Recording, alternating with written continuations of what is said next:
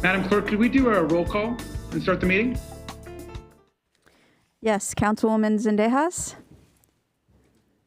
Present. Councilwoman Allen. Present. Councilwoman Price. Present. Councilman Supernaw.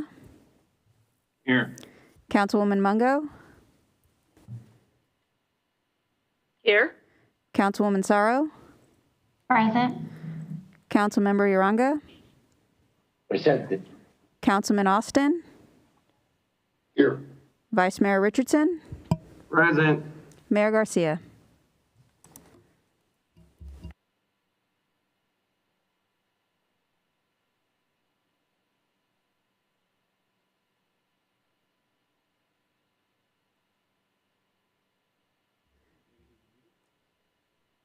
If I can ask Vice Mayor Richardson to do our Pledge of Allegiance in a moment of silence. Absolutely, I'd be honored. Please join me in a moment of silence, and we'll keep in mind all of those impacted by COVID-19, and then we'll rise and join me in saluting our nation's flag.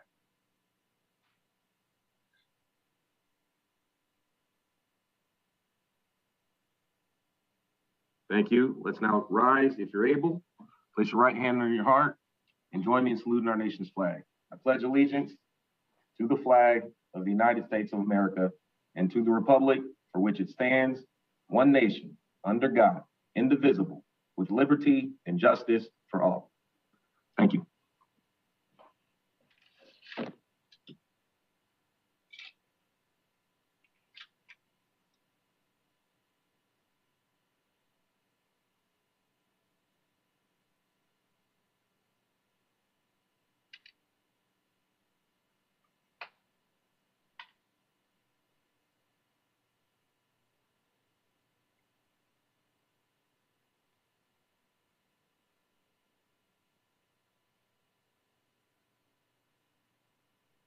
Can I have a motion?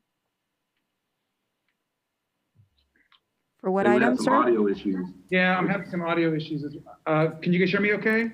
Yes. We can now. Okay. I have a motion and a second by Councilmember Uranga. Can I get a second, please, on the consent calendar? Mr. Mayor, are we pulling item 10? Yes, I announced we're pulling item 10. I'm sorry, I missed that. I just need a second on the consent minus item 10, please.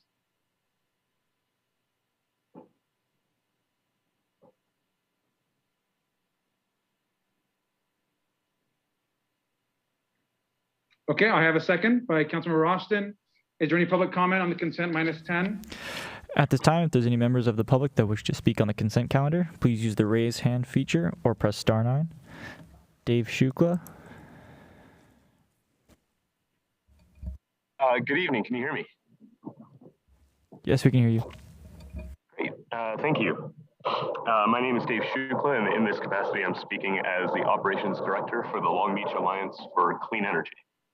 We are a climate stabilization nonprofit local group in town that founded a couple years ago to promote the transition to science-based and equitable economy for all in our fair town. Agenda item 11 today, the one on Marathon Oil.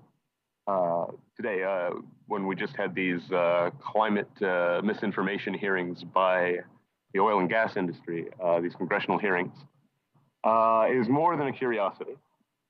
It's one that frankly should have been pulled, but every year, because of the Thumbs Islands, we can't quite get there. And these islands are, of course, the site of tremendous innovation, let's call it, but experimentation with oil drilling and recovery methods, using existing permits, not new permits for new methods, which is a bit of a problem. And Marathon Oil itself is, not without its own history of problems. So, it must be said that the Long Beach Alliance for Clean Energy is a nonpartisan organization, but I personally have been asked if I'm running for office, which in our particular context and context of this public comment is an interesting proposition. Our organization is nonpartisan by definition, but we do have members who have been elected officials before and are currently. And each of us as members do reserve the right to run for office for those offices that we're eligible for, save for mayor. I don't think any of us want that job. That said, I personally, I've never had a reason to go door to door in this city, in my hometown. But I'd be like the Shuklas of old. Put on a pair of sandals, walk the earth, not use any money at all, just run a campaign about ideas. It'd be fun. I'll consider it. Thank you. That concludes public comment. Okay, there's a motion and a second to go ahead and pass the consent calendar minus item 10. Please cast your votes on the roll call, Madam Clerk. District 1? Aye. District 2? Aye. District 3? Aye. District 4? Aye. District 5?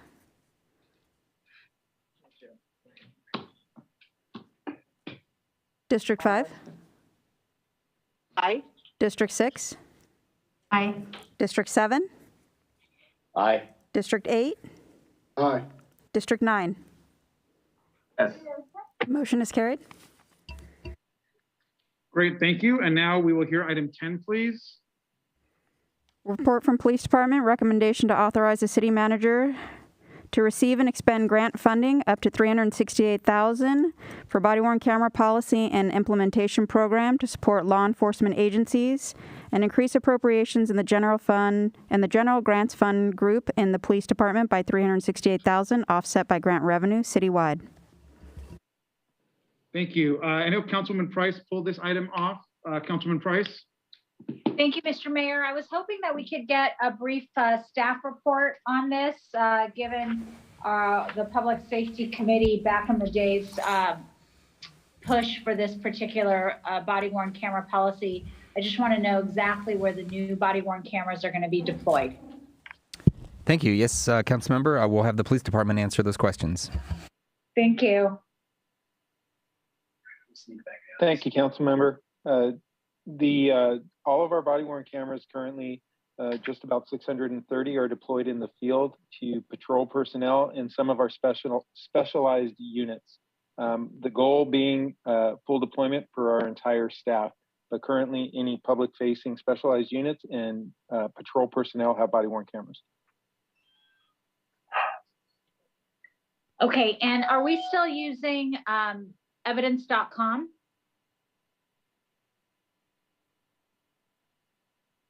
Or Yes, are we? Councilwoman. Yes, we are. Evidence.com is our storage platform. And we're still using the Axon cameras. Correct. Okay. At some point, I know it's probably not this particular item, but I would love a report back on what some of the costs have been. I know initially when we wanted to deploy body-worn cameras, we talked a little bit about the cost of responding to PRAs and things of that nature. So Chief, this will probably be a future item, but just for you to think about, now that we've been using body-worn cameras since 2016, I'd love to know what the costs, actual costs are, as opposed to what we thought they would be in terms of the cost to the city. I think that's something that's worth a report back at some point. Thank you, Councilwoman. We can definitely do that and put something together to bring back. Thank you. We'll bring an item, but thank you, Chief. I appreciate it. Thank you. I have Councilmember Austin, I think made the second. Yes, I second the motion and support the request from the maker of the motion. Thank you. And Councilwoman Allen? Yeah, my question was answered. Thank you. Thank you. Is there any public comment on this item? At this time, if there are any members from the public that wish to speak on this item, please use the raise hand function or press *9. Seeing none, that concludes public comment. Okay, roll call vote, please. District 1, Aye. District 2, Aye. District 3, Aye. District 4, Aye. District 5, Aye. District 6, Aye. District 7, Aye. District 8, Aye. District 9. Aye. Motion is carried. Thank you. Now we have our first hearing, which is item number 16, I believe, which are our general plan amendments. So let's go ahead and get right into our hearing. I'll ask the clerk to introduce the item.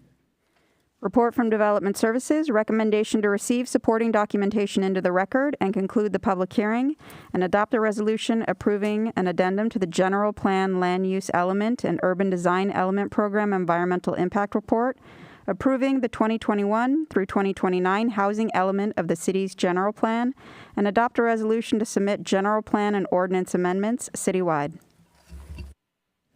I'd like Great. to. I'm going to go ahead and introduce our staff and I believe that our assistant city manager, Ms. Tatum, is going to be doing the report. Yes, Mayor and Council, I'd like to introduce Patricia Diefendorfer, who will make the staff presentation for this public hearing. Thank you.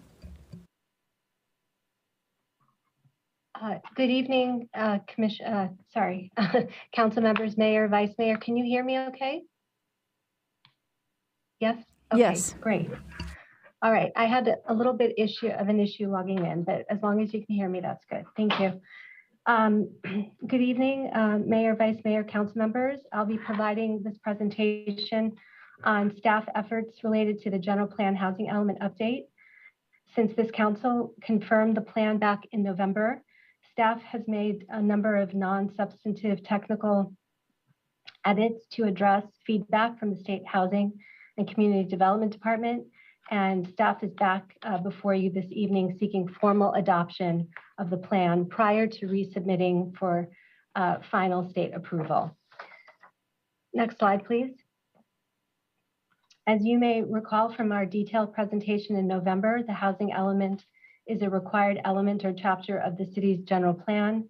It establishes a roadmap for accommodating projected housing unit demand for existing and future residents over the next 8 years. It sets citywide goals and objectives and policies for housing and shows how the city will meet the demand for housing at all income levels per state law. The plan must be updated every 8 years and submitted to the state on a prescribed schedule. The city must demonstrate that it has sufficient zoning capacity to accommodate the Regional Housing Needs Assessment, or RHNA, allocation. For Long Beach, this allocation is approximately 26,500 new units through 2029. And this number is almost 4 times larger than the city's RENA allocation for the last housing element cycle. The housing element must analyze the current and future housing needs of the community, identify housing resources and constraints to building housing, and propose a housing plan for the next 8 years with specific programs and actions on how that plan will be achieved. Next slide, please. So this slide just provides an overview of the timeline thus far. So the city has been working on the housing element update since early 2020 and released an initial draft plan in the summer of 2021. That draft plan was submitted to the state housing department, and the city did receive formal feedback on that plan from the state on September 17th, 2021. That was the initial formal feedback, which outlined the requirements, the required changes to the document prior to certification by the state. On October 7th, 2021, the Planning Commission held a public hearing and recommended that the City Council adopt the general plan housing element that's before you and approve the environmental impact report addendum that was prepared for the plan. On November 16th of 2021, the City Council considered the proposed plan, including the revisions that were made to address the state housing department feedback. At that time, City Council confirmed the proposed plan and provided direction to the Department of Development Services to finalize the plan and submit it to HCD for a second round of review. By way of just a brief background, extensive community feedback and input informed the goals and policies and programs and other facets of this draft plan, and that outreach and engagement was summarized in the November 16th City Council letter. Details were provided there on the input received and how it was incorporated into the plan. On January 18th, 2022, the Housing Department provided a second round of feedback outlining a much smaller number of issues and edits to be addressed. Most were technical in nature, as I mentioned previously.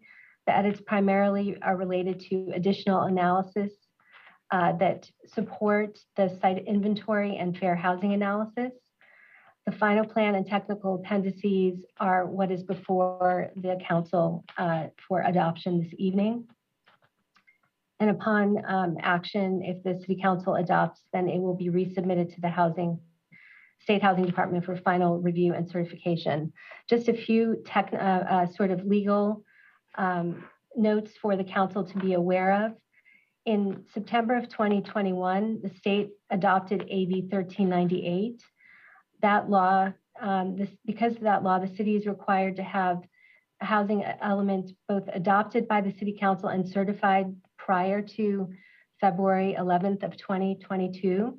That's the statutory deadline, or be subject to new requirements, including a requirement that rezoning consistent with the site inventory be accomplished within 1 year rather than 3 years.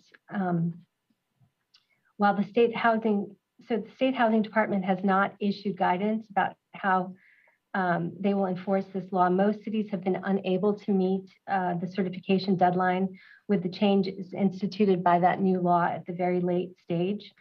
But by having council adopt this plan this evening prior to this deadline, staff hopes that the state will make a favorable interpretation and find the city's housing element to have met the statutory requirement. And staff will be working with the state to demonstrate that the city has made all best efforts to meet the changing deadlines and requirements of the new law. So after tonight, again, HCD will have 60 days to review and certify the plan after it is submitted, we submit to the state. If it is found that the city is out of compliance with the deadline, it is required to complete the rezoning of properties within 1 year by October 15, 2022, instead of the 3 years. This will create some level of hardship. This is a more stringent requirement that would pose significant challenges to staffing resources and would hamper the city's ability to conduct community outreach related to the citywide geographic rezoning program. Even though the rezoning would be consistent with the adopted general plan. Community engagement and technical analysis to tailor zoning to respective communities has been a part of the city's process thus far, but that would be made much more difficult if it was required to be done within the 1-year timeframe. And there are also challenges related to funding. Several federal, state, and regional funding programs consider housing element compliance as an eligibility criteria. And recent state law creates penalties for non-compliance. So staff will be continuing to work with the state to achieve compliance and certification. Next slide, please.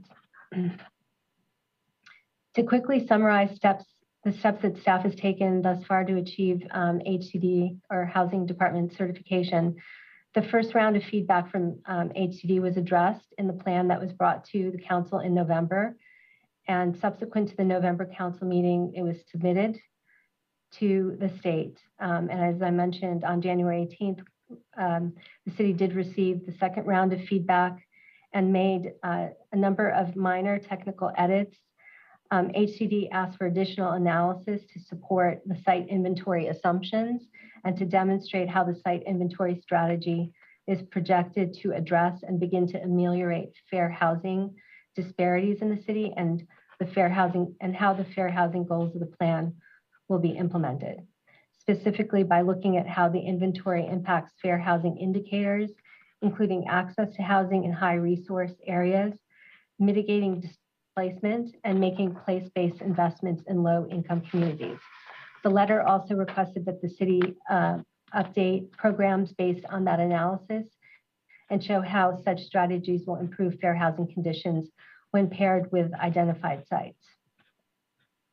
And again, all that feedback has been incorporated in the draft that is before council tonight, and I'll go over a few more of the specific changes on the following slides. Next slide, please. So most of the changes since council saw this plan last were focused on additional data and analysis, such as those listed on this slide, and include estimating the number of housing units in need of replacement based on the age of the city's housing stock, and data and analysis of how often and by how much developments do not maximize their building potential. The changes also involve clarifications on previous analysis, such as whether transitional and supportive housing is currently allowed in the updated zoning code Title 22 zones, and what the parking requirements are for things like congregate care facilities. Refinements to actions and objectives, objectives, and timeframes of certain programs to make them more quantifiable, specific, and measurable, such as the example shown on the slide here, and shown with the changes shown in blue, are representative of the types of refinements to the programs that were made and that are similar to refinements that you saw last time we presented, the staff presented the plan to you. Next slide, please. So in particular, additional analysis was focused on the site inventory and the fair housing assessment, specifically on how the site inventory is expected to improve and or exacerbate fair housing conditions, and more information will be provided on this in a little bit later in the presentation.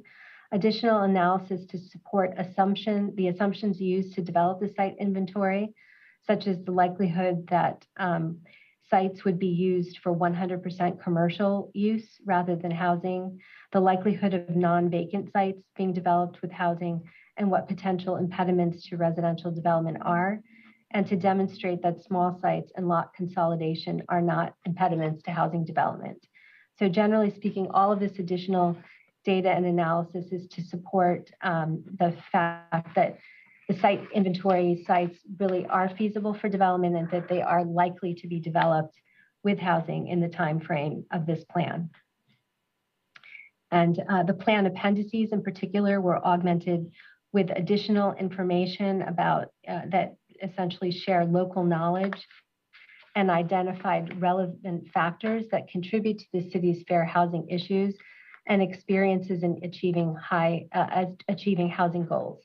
So for example, more information and community feedback was added from the framework of reconciliation, the draft race and suburbanization historic context statement, which is being prepared currently, the 2016 housing assessment of fair housing, and the city's success in the last several years in implementing the housing goals identified in the mayor's affordable and workforce housing report. Next slide, please. So the next several slides are data heavy, but they are intended to just convey what some of the quantifiable outcomes of the planned site inventory are, which are supported by the plan's policies and programs. This slide shows how the site inventory sites and anticipated units or accommodated units are distributed among state-defined high, moderate, and low resource areas, which you can see on the map on the left. That map shows what areas of the city fall in each of these categories. The high resource areas are shown in the shades of blue, moderate resource areas are shown in the darker green shades, and low resource areas are shown in the lightest green shade and yellow. The site inventory sites are shown on this map in the dark dots that you see on the map there. The data on the right represents the important strategy that the city has put forward to help address patterns of segregation by focusing new low-income units in high resource areas and more higher income units in low resource areas. You can see that the data on the right show overall a disproportionately high number of percentage of site inventory units in lower resource areas, but that is in part explained by the fact that those areas are where some of our, the highest transit access is located. And again, that there are the most moderate and above moderate or market rate units focused in low income areas as well. And conversely, there are most low income units in high resource areas. Additionally, many of the low resource or high segregation and poverty areas, like I mentioned, are near transit, and locating housing opportunities there help align with the city's climate goals of prioritizing housing near transit and reducing carbon emissions. And it also addresses or prevents future displacement by directing additional housing where residents are already living. So just to point out very quickly some notable stats from this table, which has a lot of numbers. When looking at the distribution of units as a whole, just over 50% of the units are in the high and moderate resource areas, and just under 50% of the units are in the low resource areas. But when you look more closely at the numbers, it does illustrate the mixed income strategy. 19% of the lower income units are in higher resource areas as compared to just over 9% of the market rate units. And 38.2% of lower income units are in the low resource areas, those areas that are near transit and proximate to jobs. 61%, almost 62% of lower income units are in the combined high and moderate areas, as compared to just under 40% of the above moderate or market rate. Conversely, 54% of the above market rate units are in low resource, high poverty areas, as compared to 38% of low income units. And this distribution and allocation of higher percentage of above moderate income units in low resource, high poverty areas ensures that these areas will be more mixed income in the future and addresses concerns about concentrated poverty and segregation. Next slide, please.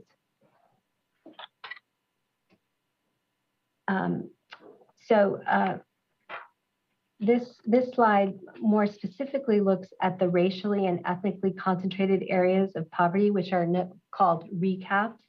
You can see the map on the left shows the site inventory with the blue dots, and it's overlaid with these recap areas that are shown in yellow. As a reminder, the map on the right-hand side shows in green, and in the circles within the green areas, the areas that are most that are transit priority areas and have the highest quality transit, in particular in the black circles, which is where the inventory is focused most. Again, the table shows how more higher income units for the site inventory are concentrated in recapped areas, and fewer number and percentage of lower income units are in those areas to help begin to reverse some of the patterns of segregation. Only 10% of the lower income units are in the recap areas, and nearly 90% are located in non-recap areas. And similarly, nearly 40% of the moderate income and market rate units are located in recap areas, helping again to make sure those areas become more mixed income in the future. Next slide, please. Finally, this is the last data slide. It shows how the site inventory units compare to total units citywide, putting the distribution of units into a sub-regional and historical context. You can see the city was broken down by zip codes into 6 subregions listed in the table. Those subregions are North, Central, East, Southeast, Downtown, and West for purposes of the data analysis and at the request of the State Housing Department. The table shows how many site inventory units and what percentage of the inventory are in each of the sub areas.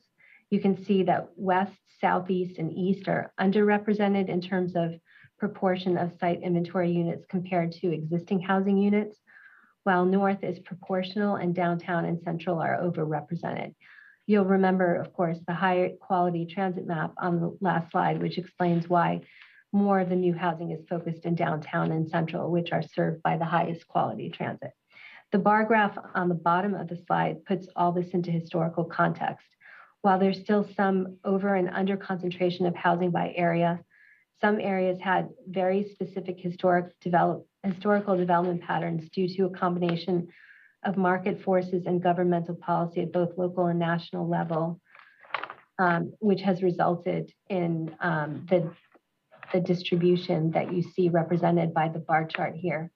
When taking a long view of the site inventory, the distribution of the site inventory is an important step in making the city's housing stock more equitably distributed among the subregions of the city. Next slide, please. So it was noted earlier that refinements were made to the programs of the plan. The most significant refinements were made to programs related to the fair housing strategies and strategies to affirmatively further fair housing. They're shown here on this slide. Specifically, additional refinements to actions, objectives, or timeframes of certain programs were made based on the additional fair housing and site inventory analysis that I just ran through, the data that was just shared. And so the changes are shown here in blue. Some specific examples for is more specificity of geographic focus, such as housing production of ADUs in high resource areas, which is shown in the first row there. Other examples are commitments to do targeted programs such as home ownership assistance and tenant right to counsel programs to ensure low-income communities of color have access to these resources and services. And those are the 2 middle rows of this table. And finally, a program was added, program 7.3, to do a midterm evaluation of the housing element implementation to assess the overall performance and progress as it relates to the fair housing goals that I talked about in detail. Next slide, please.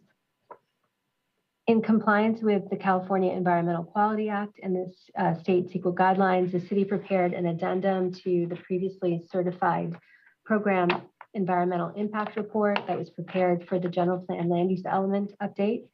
The housing element builds off of the LUE goals, policies, and strategies and provides a more detailed roadmap for creating sufficient capacity for needed housing in the city, including through the zoning code amendments and rezoning of properties that are on the site in the housing element site inventory, which will be rezoned in alignment with the LUE and will implement the LUE.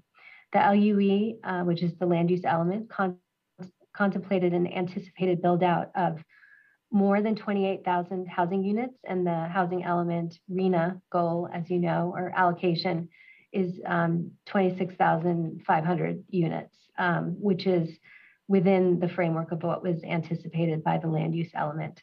The housing element update and the rezoning of specific properties do not result in any physical improvements that weren't already analyzed, and particularly because this is a planning action. These are planning actions that are consistent with the LUE and intended to comply with state law, identify a plan to meet the housing needs of the city and to implement the zone change program that is an actual program of the land use element. And it's important to note that future discretionary development facilitated by the implementation of the housing element would be subject to project level CEQA review as appropriate at the time of that the projects are proposed. Next slide, please. So this concludes my presentation. The recommendations to council are listed here on this slide. Staff recommends, consistent with the Planning Commission action, the Planning Commission recommended that the City Council approve the Environmental Impact Report Addendum, EIRA 221, and adopt the 2021-29 General Plan Housing Element. And staff will resubmit to the Housing Department for final certification by the state upon action by the council this evening. And implementation, as you know, we discussed in some detail in the November presentation, is underway and has been underway. And this slide just demonstrates some of the actions that have been taken that have implemented the housing element, even while we've been updating and preparing the update of the housing element. With that, that does conclude my presentation. Staff is available to answer any questions, and we do have our consultants on the line who have joined us and are available to answer questions as well if necessary. Thank you so much. Thank you very much. We're moving on to any public comment that we might have, Madam Clerk. If there's any members of the public that wish to speak on this item, please use the raise hand feature or press star 9. Our first speaker is Liana Libre.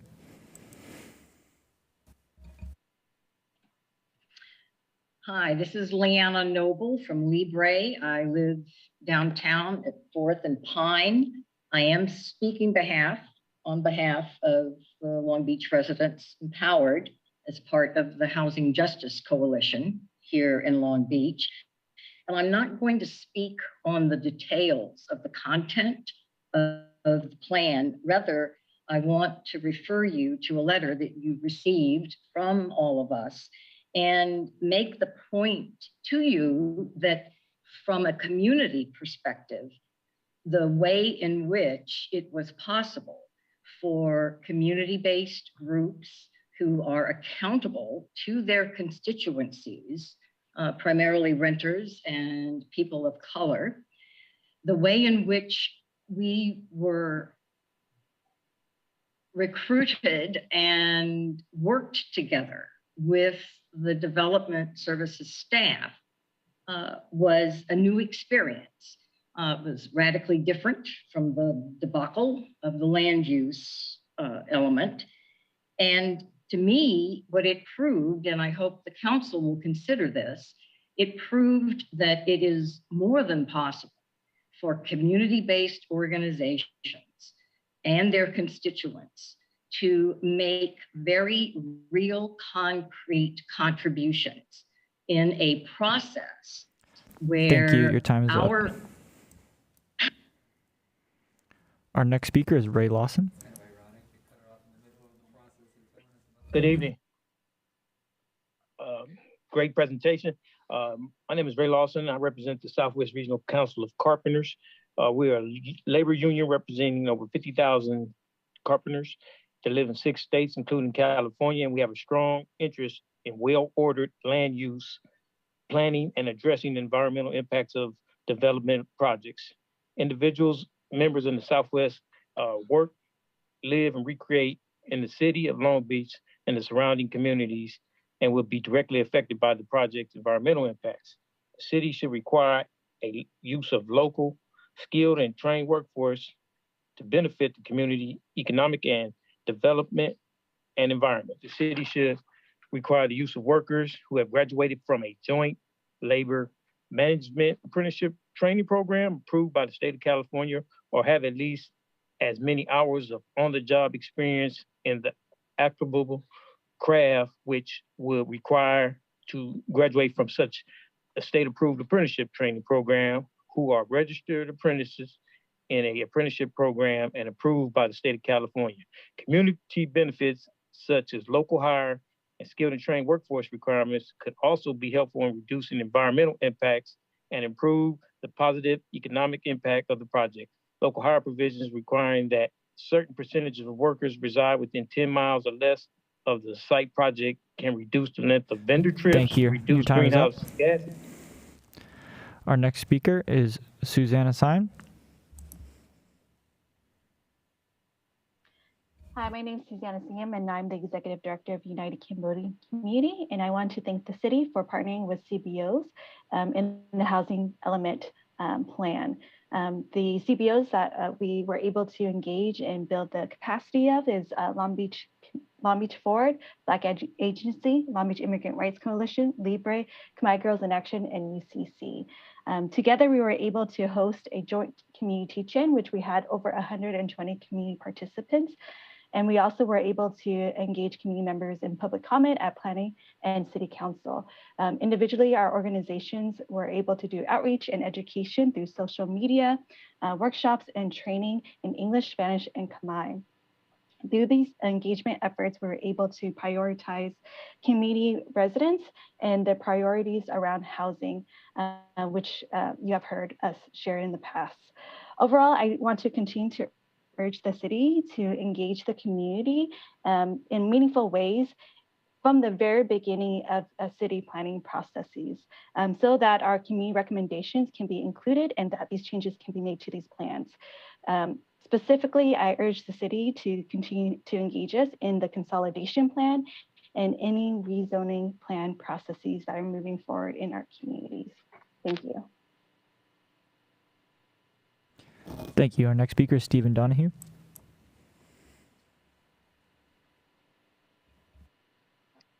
Can you hear me? Yes, we can hear you. Good evening, Mayor, Vice Mayor, and Council Member. My name is Stephen Donahue. I'm a member of the Southwest Regional Council of Carpenters, Local 562. I work and recreate in the vicinity of Long Beach. The city should require projects to be built utilizing local and skilled and trained workforces. Local hire and skilled and trained workforce requirements reduce construction-related environmental impacts while benefiting the local economy. Thank you for hearing my message. Thank you. Our next speaker is Sanai Kempe.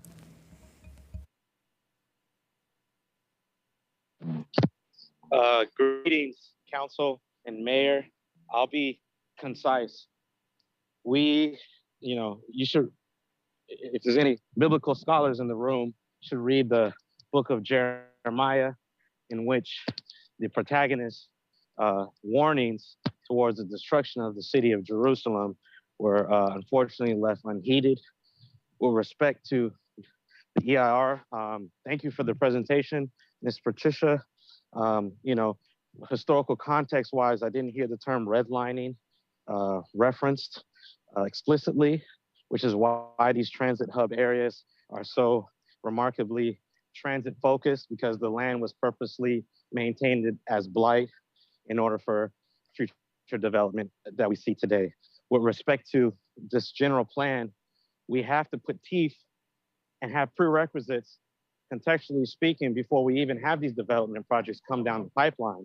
There needs to be mandated low income and affordable housing. There's an agenda item later that you guys are changing the definition of what affordable rent even looks like in the city, chapter 21.67 in the municipal code. You guys are changing that in the agenda item later.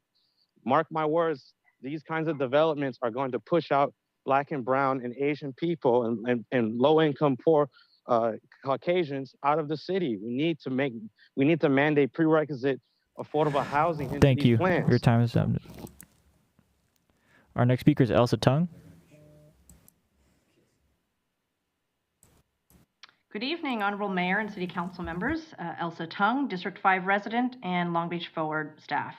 I want to start by thanking staff from the Development Services Planning Bureau, especially Patricia Diefendorfer, Allison Spindler-Ruiz, and Alejandro Sanchez-Lopez for their tremendous work and leadership over the past 2 years of the housing element process.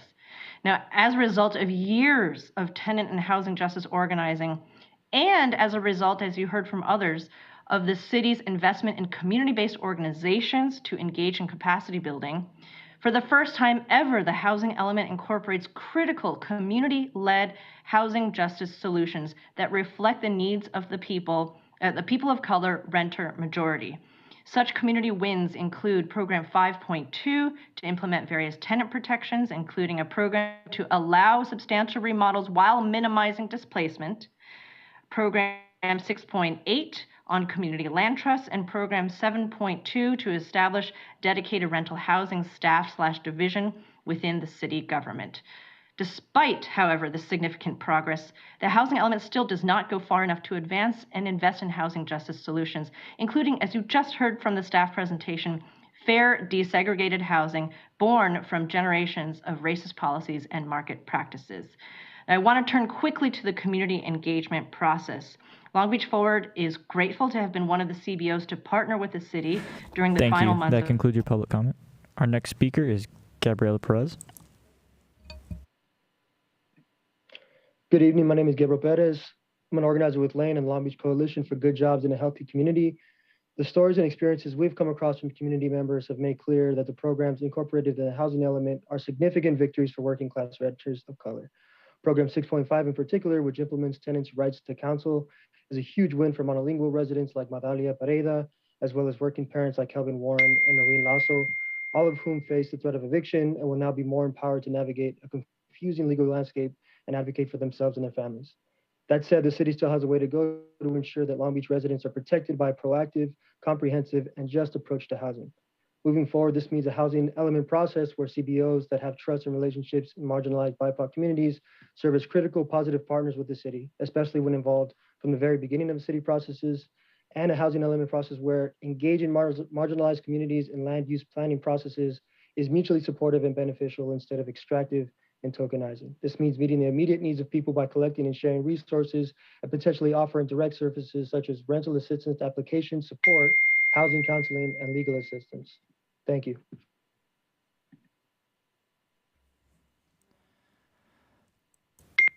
Thank you. Our next speaker is Ruben. Good evening, Mayor, Vice Mayor, Long Beach Council members. Thank you for your time. Thank you for the presentation. My name is Ruben Minhades, and I am as well a union member from the Southwest Regional Council of Carpenters. So I just come to you, the panel here today, off script, just with an open heart and a humble mind.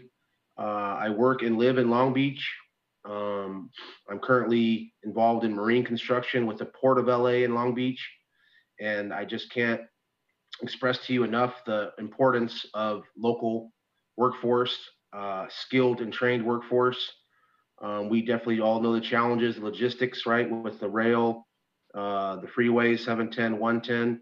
So we come to you, with numbers and just want communications, transparency, be involved, and again, can't express how important it is to having this local and trained and skilled workforce, our apprentices, our journeymen in the field, doing a safe job, doing a good work, beautiful product put out, skilled craftsmanship, and that's only going to help the logjam, like was mentioned earlier, with suppliers, just the highways and byways again, and just please take my words.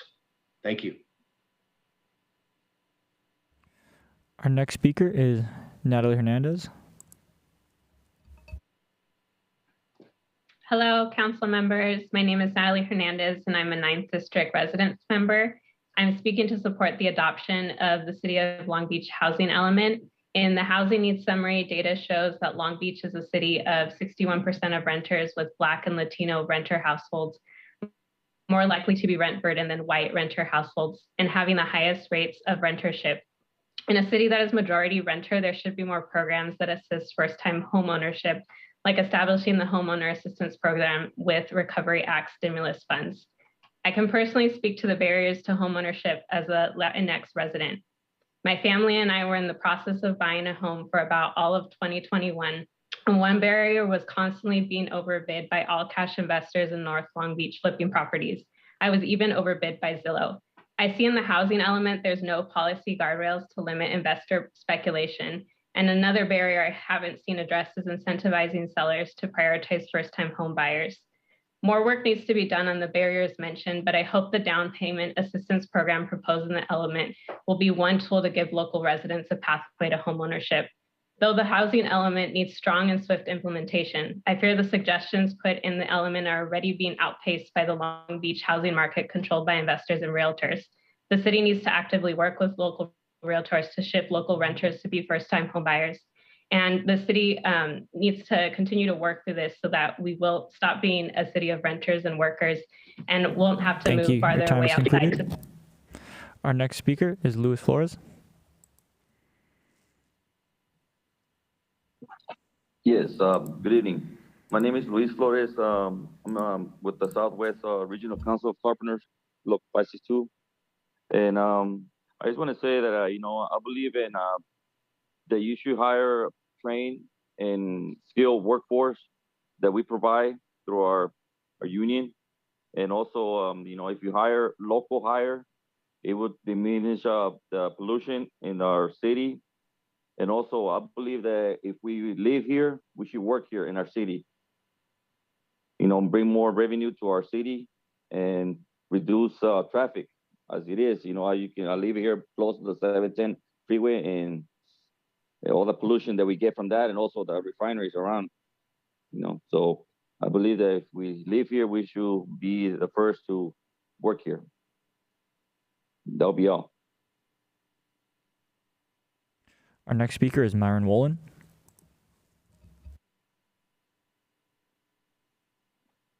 Hello, I'm Myron Wolin. I am the immediate past president of the Long Beach Great Panthers. We are advocating for seniors in Long Beach, and therefore we're concerned most about affordable housing for seniors. And we see that there are mentions of seniors and disabled, but we concerned about certain things that can be done to improve what is generally has some very good things within the plan. We find there's no provision, for example, for multi-generational housing. We see that there's nothing there about LGBTQ people. We are like very much the fact that it's mentioned no net loss. However, there's one provision one thing that's happening within the senior community that we're very concerned about in terms of loss of affordable housing for seniors.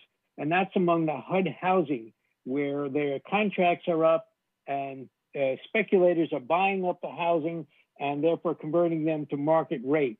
We are concerned about this issue. There would be therefore a net loss of affordable housing for seniors, and we would like the city to get involved and come up with plans to alleviate the problem of loss of senior housing, affordable housing. Please think about this as an issue and don't leave it to HUD, to the federal government. Think of an innovative Thank you. Your time is solution. concluded. Our final speaker is Melody Osuna. Good evening. My name is Melody Osuna, and I'm an attorney with the Legal Aid Foundation of Los Angeles. Through our Long Beach Community Office at 601 Pacific and clinics at the Long Beach Courthouse, LAFLA is deeply invested and committed to justice for the people of Long Beach.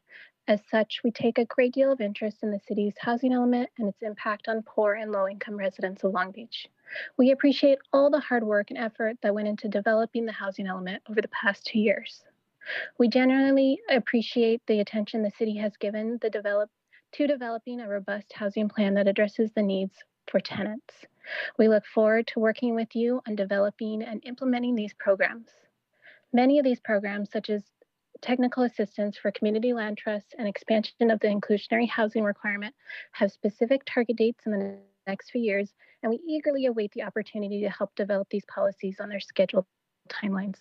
Others, such as the rental housing division, are more aspirational in nature, and we hope that the city remembers that in their housing element. And also that they remember that these legally mandated objectives and timeframes over the next 8 years, as we work together to make Long Beach a safer, healthier, and happier place for tenants of all income levels. We do have certain reservations about the assessment of fair housing and what this plan does plan to do. And we hope that the city takes more. Thank you. That concludes your public comment. That concludes public comment for this item.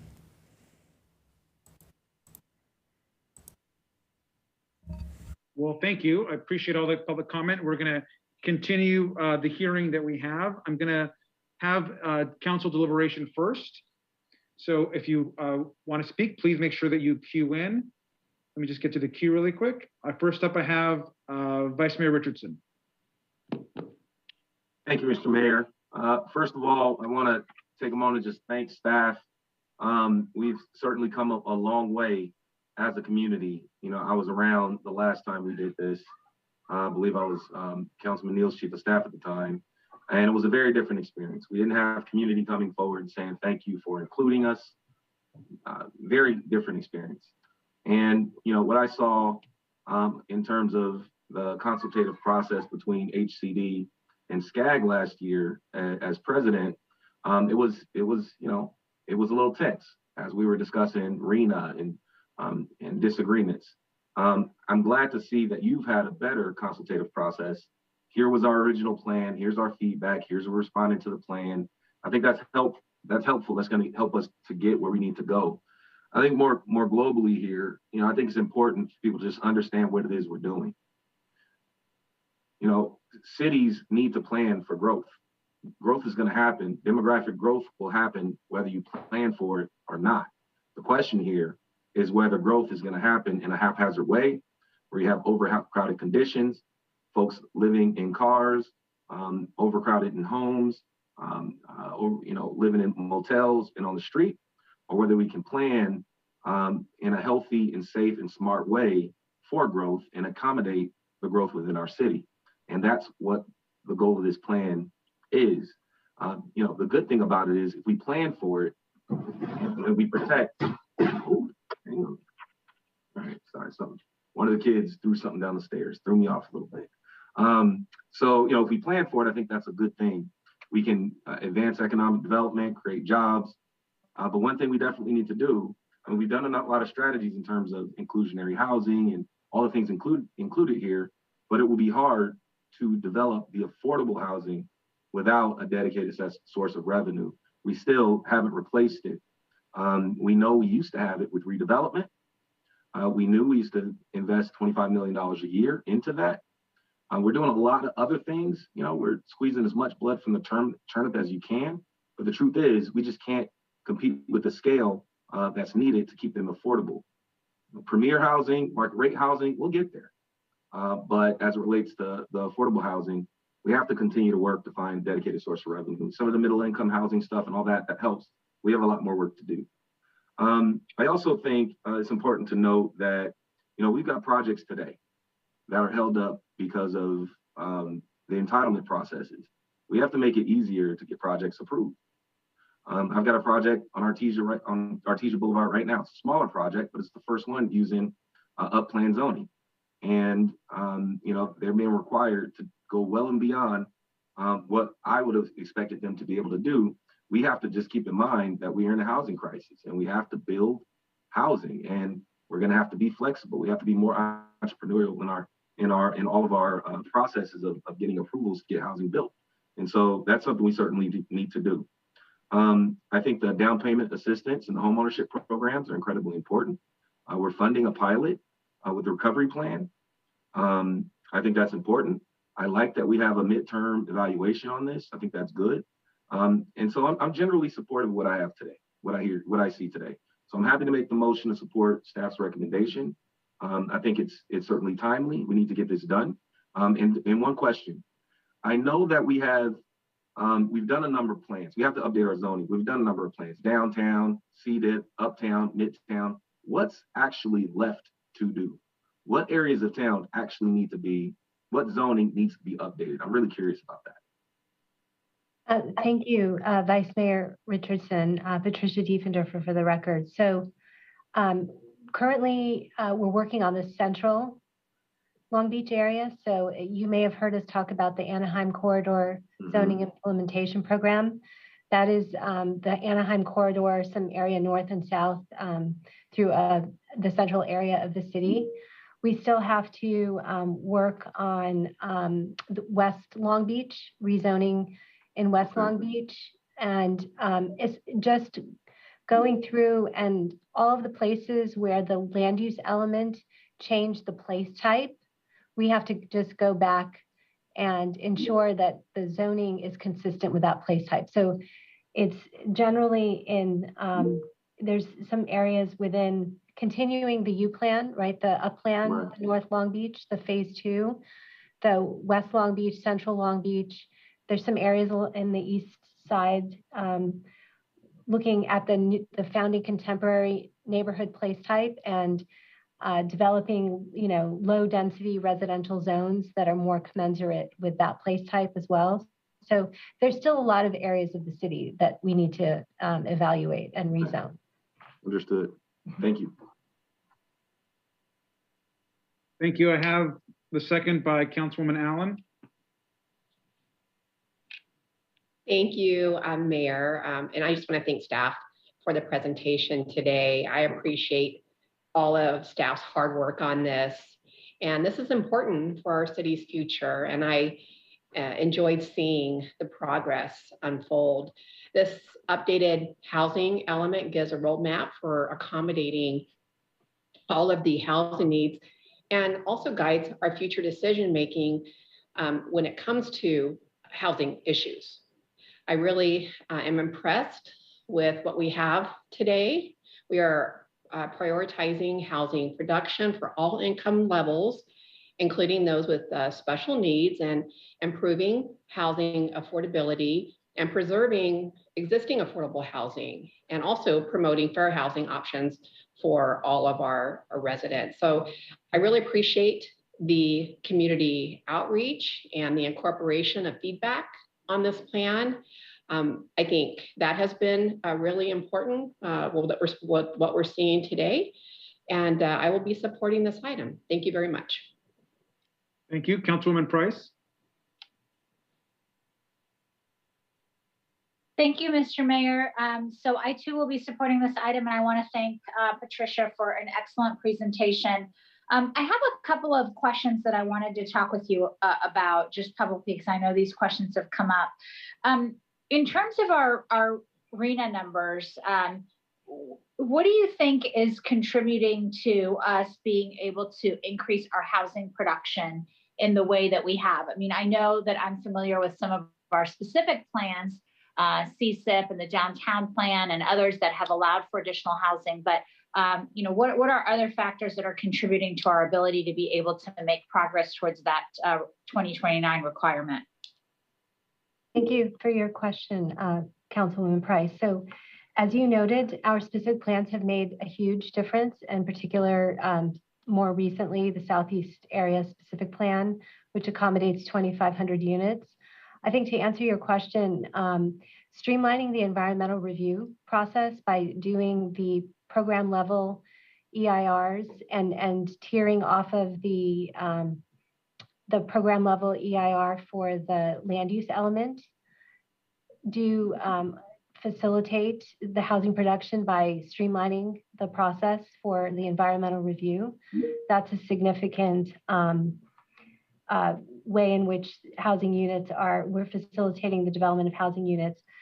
Some programs going forward are looking a little bit more at site plan review thresholds. You may have noticed some of the programs in the plan that look at both site plan review thresholds and can they be increased in order to allow more projects to go through a more administrative review process for things like design. Applying objective design standards is going to be important going forward.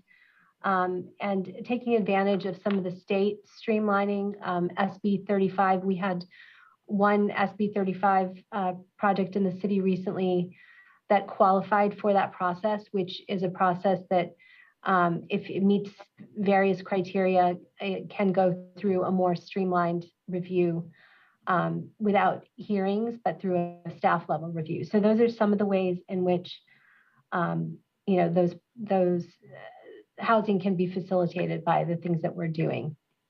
So is that the streamlined process, is that because it reduces the turnaround time or the time that a developer has to wait?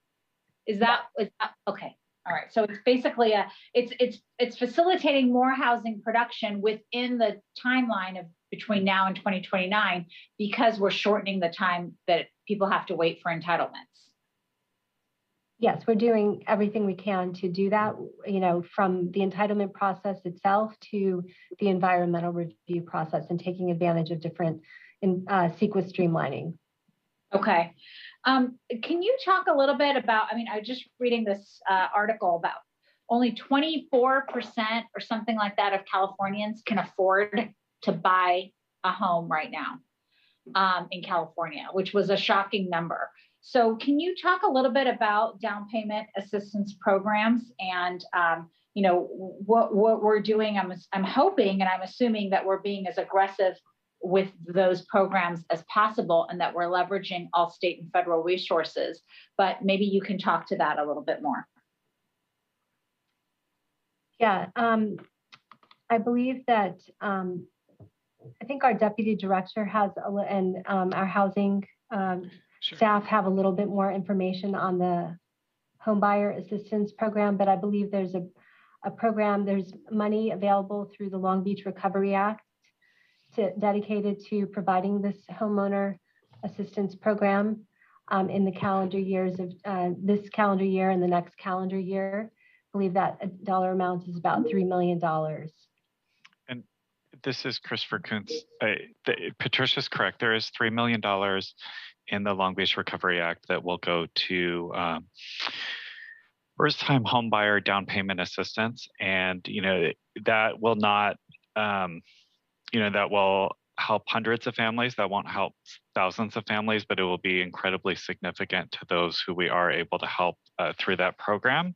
That's kind of going through the procurement process now, and families should be able to apply come January of next calendar year. We also have a state program, which is how we do programs like Habitat for Humanity, and we're looking at funding kind of, there are homeowners that may have very low incomes, but they do own homes. They bought them at a time those homes were more affordable. And we're looking at how can we help them build ADUs in their backyard, which would provide additional rental housing in the city, but also provide an additional income stream to those low income homeowners. We received a grant from HCD to do that. So where we can gather funds, like I just mentioned, we're able to intervene directly into the housing market. But the most important thing we can do in terms of home ownership is having a robust supply of housing. So that means, producing housing units in general to the degree that we can get rent increases under control. That gives people more money each month to save towards a future home purchase. And then we need to find the right mix of carrots and sticks to make sure that we're building condos in the city as well, because a single family home, and you look at the price of a single family home in this city and throughout California, that's not going to be a first purchase for most folks. But to the degree that we can build condos that maybe are smaller, or those could be available at a much lower price point, and at current interest rates at a price point that's probably commensurate with your rent. So that could provide a lot of great options for first-time home ownership. And that's all part of the overall housing strategy we have here in the city. And the housing element is one piece of that, but there's other pieces that we want to continue down that road to continue to make improvement.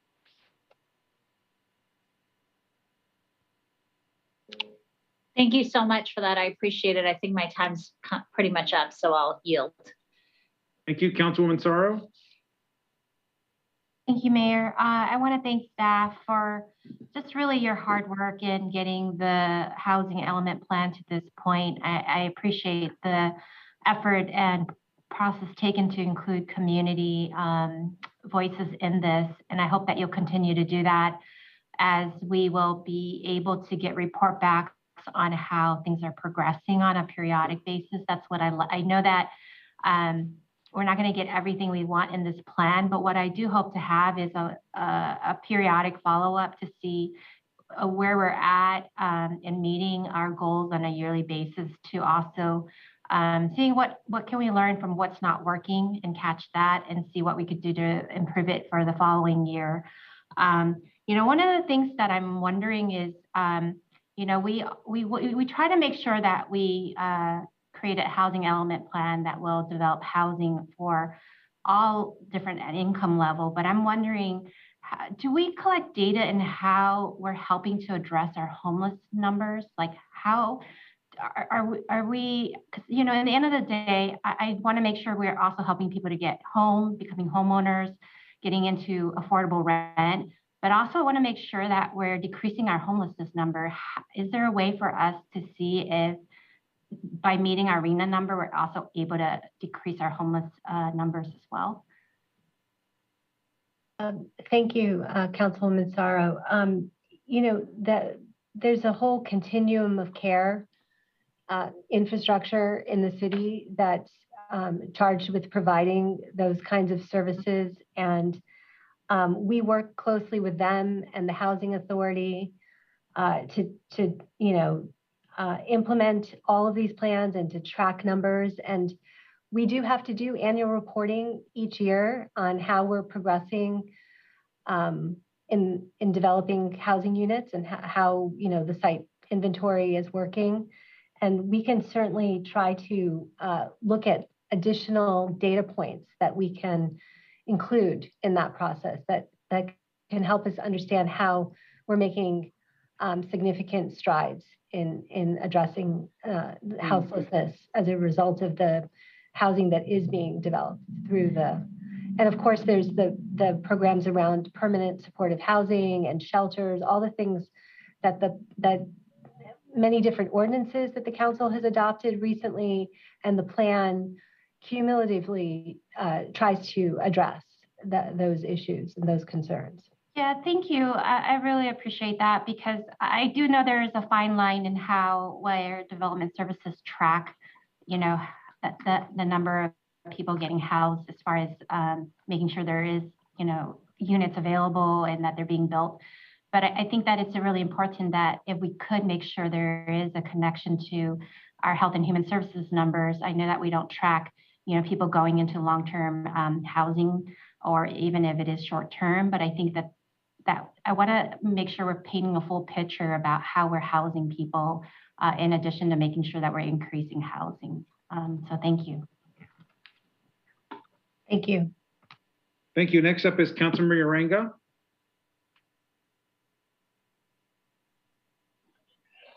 Basically very simple. I think that staff did a wonderful job in doing the analysis they've done.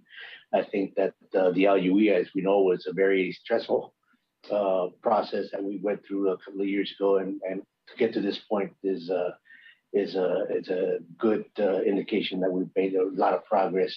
Still a lot of work to be done, obviously. I mean, our numbers have not gone down, they've gone up. And we still need to be aware that we still are challenged with our housing elements. Thank you. Thank you. Councilwoman Zendejas. Thank you, Mayor. And thank you very much to staff for all the hard work that they've done on this great presentation and throughout the time and bringing it up to us. I know it's been 8 years that seem like it's an eternity to some, but as many as you know quite well, time really flies. This is why it's critical that we act now to address immediate needs, or at the same time plant long-term solutions. What got us to the situation where we are now was culmination of the past decisions, of past agendas, of past visions and standards. What we need to build for the future is that desire, and what we deserve is a new and long way of looking at things, especially with coming together with community. I think that is amazing. Making sure that our agenda is equitable and that our visions raise humane living standards for all. That is exactly what this housing element presents us. Hope for a better tomorrow in which housing will no longer be a dream or a necessity, but actually a reality. And I have a lot of hope for that with this housing element. It is going to take a lot of work, and it's going to take an intersectional approach to getting there. But I know that here in Long Beach, we as a community know what work is all about, and we're willing to put in the work. So thank you to every single community member who showed up and participated in the process by voicing your needs and concerns and guiding the development of this housing element. I'm excited for the future of a city that thrives, and I support this item wholeheartedly. Thank you, Councilmember Austin. Thank you, Mr. Mayor, and I share most of the sentiments of my colleagues already expressed here today. Obviously, this has been a long process, one that I've been a part of from the very beginning. And I'm very proud of the document that is actually before us. Obviously, our need is great to build housing, and our goals are aspirational. We need to build 28,000 new units in the next 10 years. That's significant. And so this decision, this housing element, is a huge step forward. This housing element will help give us strategic direction and clarity for future housing development in our city.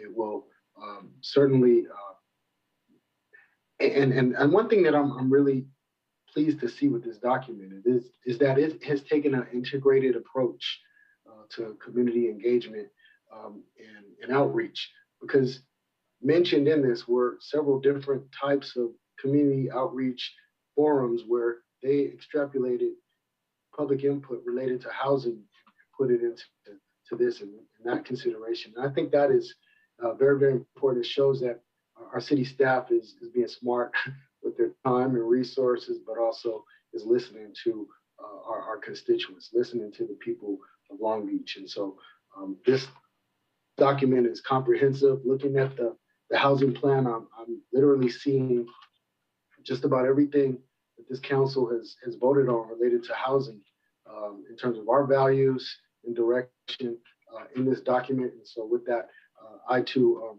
happy to support this 100%. So thank you so much.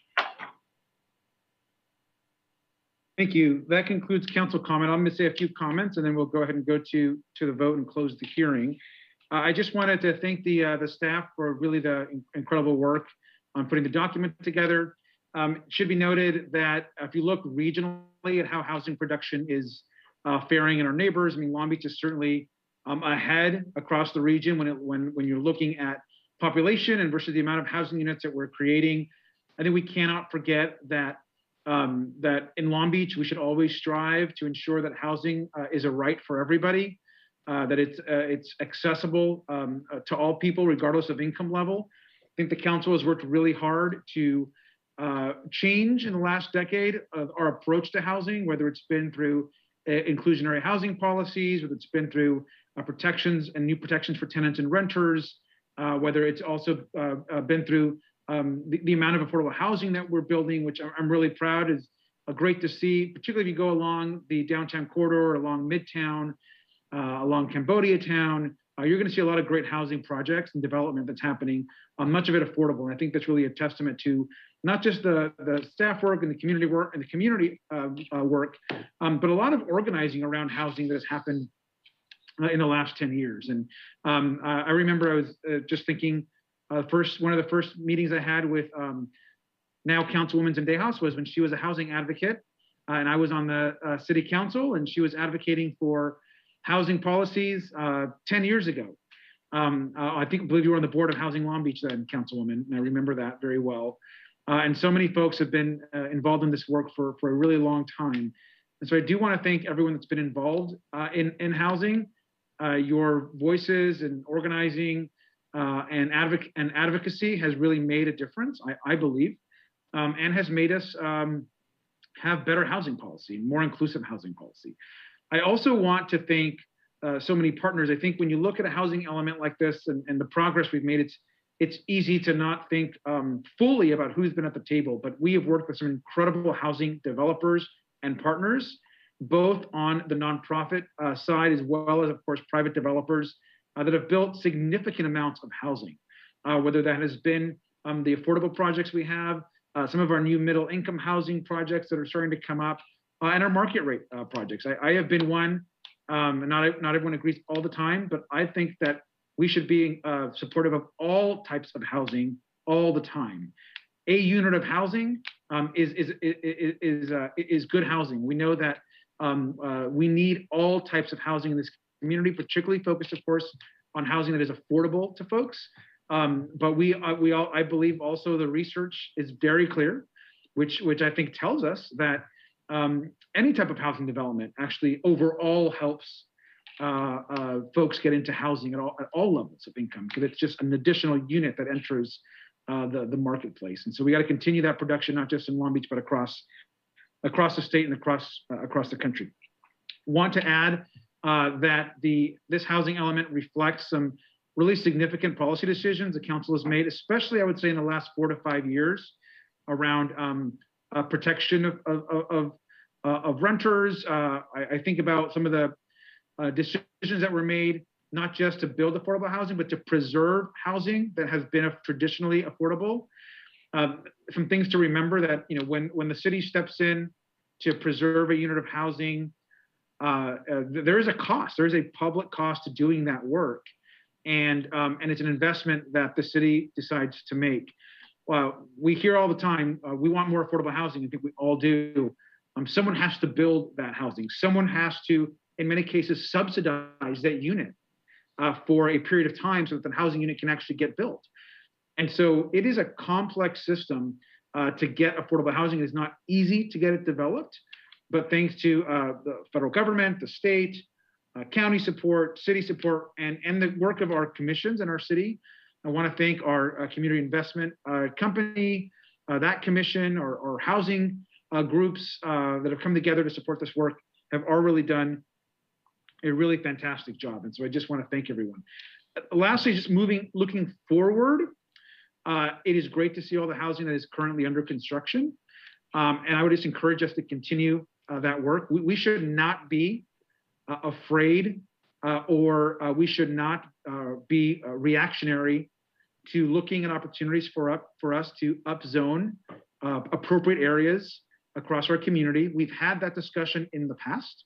It's been difficult sometimes, but we have, as a city, upzoned much of the city, whether we're talking about certainly the downtown, we have upzoned Midtown. We have done a lot of upzoning across the northern part of the city, and even in East Long Beach recently, with what we went through with our Southeast plan there was housing upzoning that we did there. And so I'm encouraged that the city has supported smart, and as they call it now, gentle density in communities where it's been appropriate. And certainly there are communities where we're built out, and we have historic neighborhoods and single family neighborhoods that folks deserve to have their neighborhoods preserved in a way that is historic and that is there for their families, and that makes sense.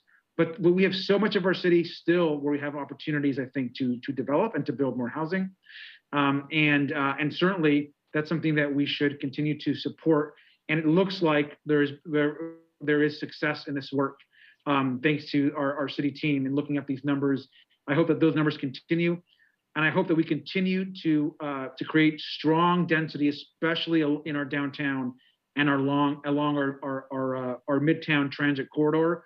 There's so much more opportunity to build really great housing. So thank you to staff for this. I know it was a long presentation, a lot of council comment, a lot of community comment, but it's a really important topic as it relates to housing. And so thank you for all the great work. And there is a motion and a second by Vice Mayor Richardson and Councilwoman Allen to approve and close this hearing and move forward. So I will do a roll call vote when the clerk is ready. District 1? Aye. District 2? Aye. District 3? Aye. District 4? Aye. District 5? Aye. District 6? Aye. District 7? Aye. District 8? Aye. District 9? Aye. Motion is carried.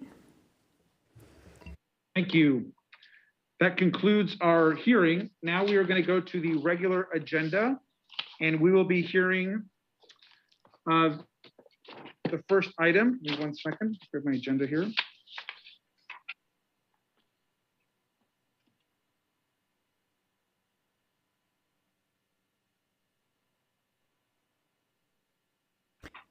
Okay, we will be hearing our first item, which is going to be item 17, please. Communication from Mayor Garcia, Councilwoman Allen, Councilwoman Price, Councilwoman Sorrow. Recommendation to request City Manager and Long Beach Health and Human Services, in coordination with Planned Parenthood and other reproductive health care advocates, meet and develop written recommendations on how Long Beach can partner with Los Angeles County to respond to Roe versus Wade, be overturned, and report back within 45 days. Well, thank you. And I do want to thank first just the incredible group of women's health organizations, particularly Planned Parenthood, that I know have worked really hard on this issue. We've also been having some conversations with the county about the seriousness of where this actual really health conversation is at this moment in time.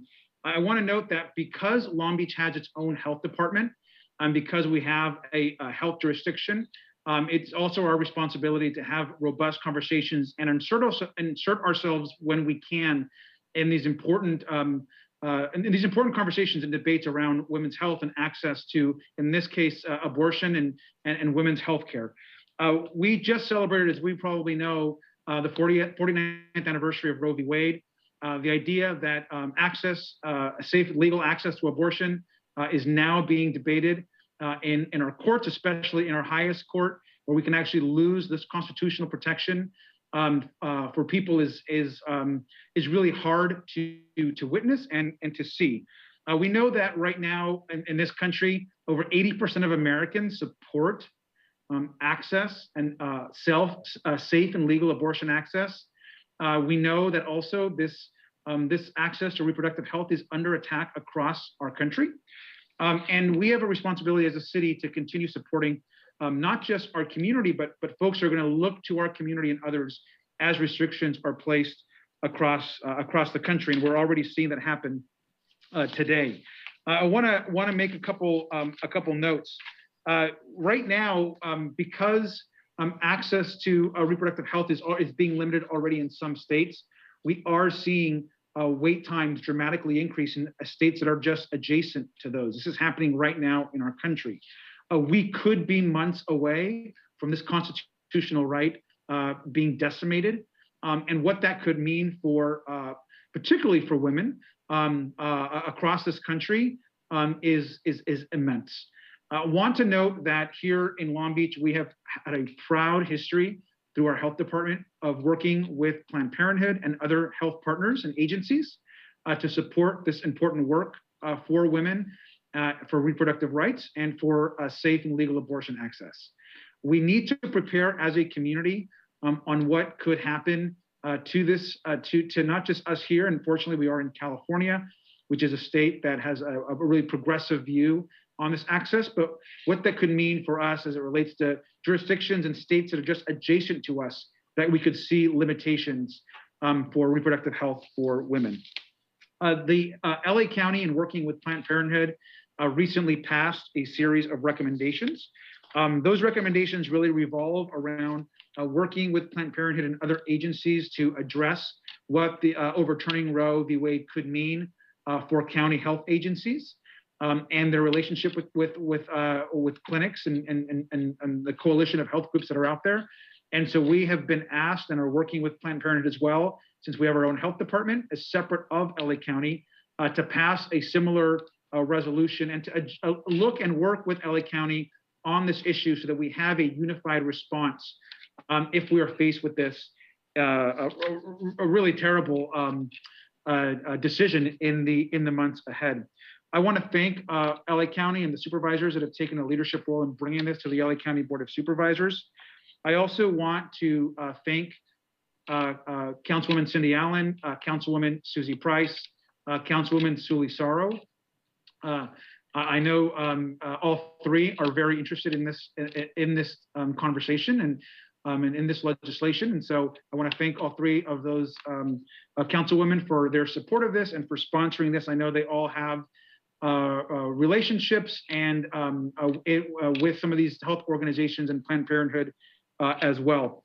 Let me also just finally add that California right now is in the process of becoming a reproductive freedom state and is willing to step forward and provide these critical services for women that may be in need from across the country. And I think it's important for us in Long Beach to be prepared to also open our doors as a community and be a part of that network of spaces where if women need these critical services, they can look to us to help provide those. And so with that, the recommendation that everyone has in front of them, ask our city management team to come back to this council in about 45 days after talking to LA County and looking for opportunities to expand reproductive health care, opportunities to address some of these health disparities that could arise, and other issues that have been brought forward at the county level as well. I want to thank the team at Planned Parenthood and our health agencies for their incredible work in preparation of this really, I think, really dangerous and dark time in our history as it relates to reproductive health. And so with that, I'm going to ask that we get a motion on this, and then I will pass this off to the co-agendizers of this item. I see Councilwoman Allen has made the motion, and I have Councilwoman Saro and Councilwoman Price all queued up. So let me turn this first over to Councilwoman Allen. I just want to say thank you, Mayor Garcia, for leading on this and for coordinating this item. What we face is a potentially dangerous Supreme Court ruling against women's health and against women, period. And I'm scared. I'm worried about women, all across this country that are scared too. I think, as you mentioned, as a city that owns its own health agency and a city that values women, it is our duty to protect anyone made vulnerable if the Supreme Court strips away a woman's right to choose. There are so many low-income women in our community who rely on public health services for care, and we must be ready to provide these services. I'm going to share just a little bit of a shocking story. So I would ask anyone who's sensitive to this topic just to turn off your volume for a couple seconds. In a recent trip to Kentucky, I stayed in a motel room where a woman had an underground abortion performed on her because she had nowhere else to go. An abortion in a hotel room. This is unbelievable and it's dangerous. And I'm not going to give you any more details because it's too hard to hear or even believe. This is 2022 and women are being driven to these dangerous and harmful extremes. And many more women will be forced to make these drastic measures like this woman in this motel room. This is unacceptable. We must provide support for women who would otherwise be forced to consider dangerous procedures. I wish that we could protect women all over the country. I'm so glad to hear the mayor talk about how California is going to reach out to women, but we start right here in our backyard, and I will be completely supporting this item today. Thank you, Mayor. Thank you, Councilwoman. Councilwoman Sorrow. Thank you, Mayor, for your leadership in bringing this item forward. It's unfortunate that we have to prepare for the worst. You know, the attack against women's reproductive rights have happened ever since Roe versus Wade has passed. There's so many efforts taken to chip away at not just, you know, older women, but young women, minors' rights to be able to make the decision over their body and their access to healthcare, especially marginalized young women of color. There's been already enough shaming about women's body, and there's already a layered challenge for them to be able to access care, much less have these legal right and affordable access to care provided to them. And I definitely stand with our county and our state being a reproductive freedom state and becoming a reproductive freedom city to make sure that regardless of your status, regardless of your income level, and regardless of your background, we want to make sure that women feel safe in the decision they make, not just for themselves, but their partner. So it's a reproductive justice issue, it's a gender justice issue, that this attack is targeting women, but also it impacts men and the families of these women for the fact that if they're taking desperate measure, they could potentially lose a daughter, a sister. And so it's really a family, it's a community issue at the end of the day, because we want to make sure that women, regardless, have access to care and feel comfortable being able to get them. So for that, I stand, you know, in preparing for, unfortunately, the worst should the right for access to abortion and care is taken away, that we look in every way possible to put measures in place and resource in place to continue to tell young women and all women that we stand with you. And we will fight this. And if we can't, we're going to make sure we protect you. Thank you. Thank you, Councilwoman. Councilwoman Price. Thank you, Mr. Mayor, and thank you to my colleagues for their comments, especially Councilwoman Allen, with sharing that story. That's just a reality that I think we don't talk about very often, and it's obviously happening. And I appreciate you sharing that story. And it's a horrific thing to even imagine. Thank you to our mayor for bringing this item and for asking us as females to sign on to this item. I think it's very, very important that we highlight the importance of women's rights to reproductive health care through this item and beyond. In recent years, we have seen the courts move closer and closer to overturning a landmark decision that protects women's rights, fundamental women's rights. It is this legal decision that has changed and caused a lot of anxiety for people around this nation. And if this decision changes, it will change the rights of millions of women across America, and their fundamental rights will be impacted in a detrimental way. It's important for us as a local government with a health department. We often talk about our health department. Our health department protects everyone and should protect everyone, especially women in this scenario. And we need to work with our federal partners, our state and local partners to make sure that we take a stand together and are prepared to work together to protect the rights of women and to protect the women should the laws change in the future. We need to stand together to protect them. This is a fundamental right for all women. And I thank you for bringing this item forward. Thank you, Councilwoman. Councilman Zendejas.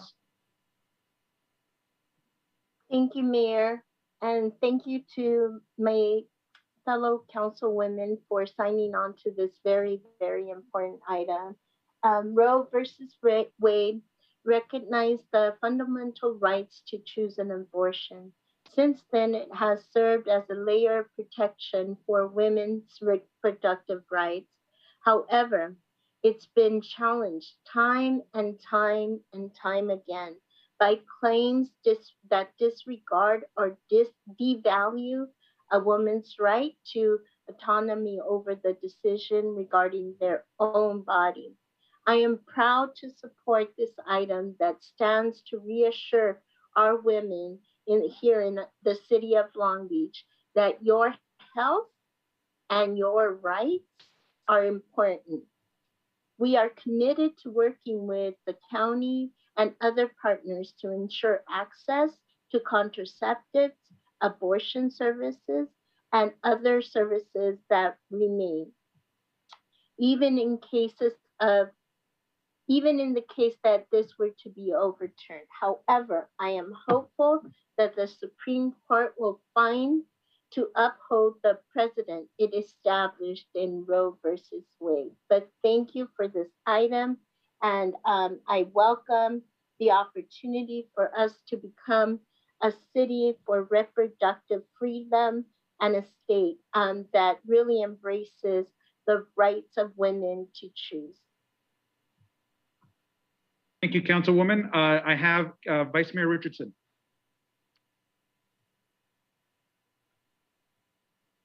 Thank you, Mr. Mayor, for bringing this forward. Thank you to my council colleagues, Allen, Price, Sorrow, for your comments.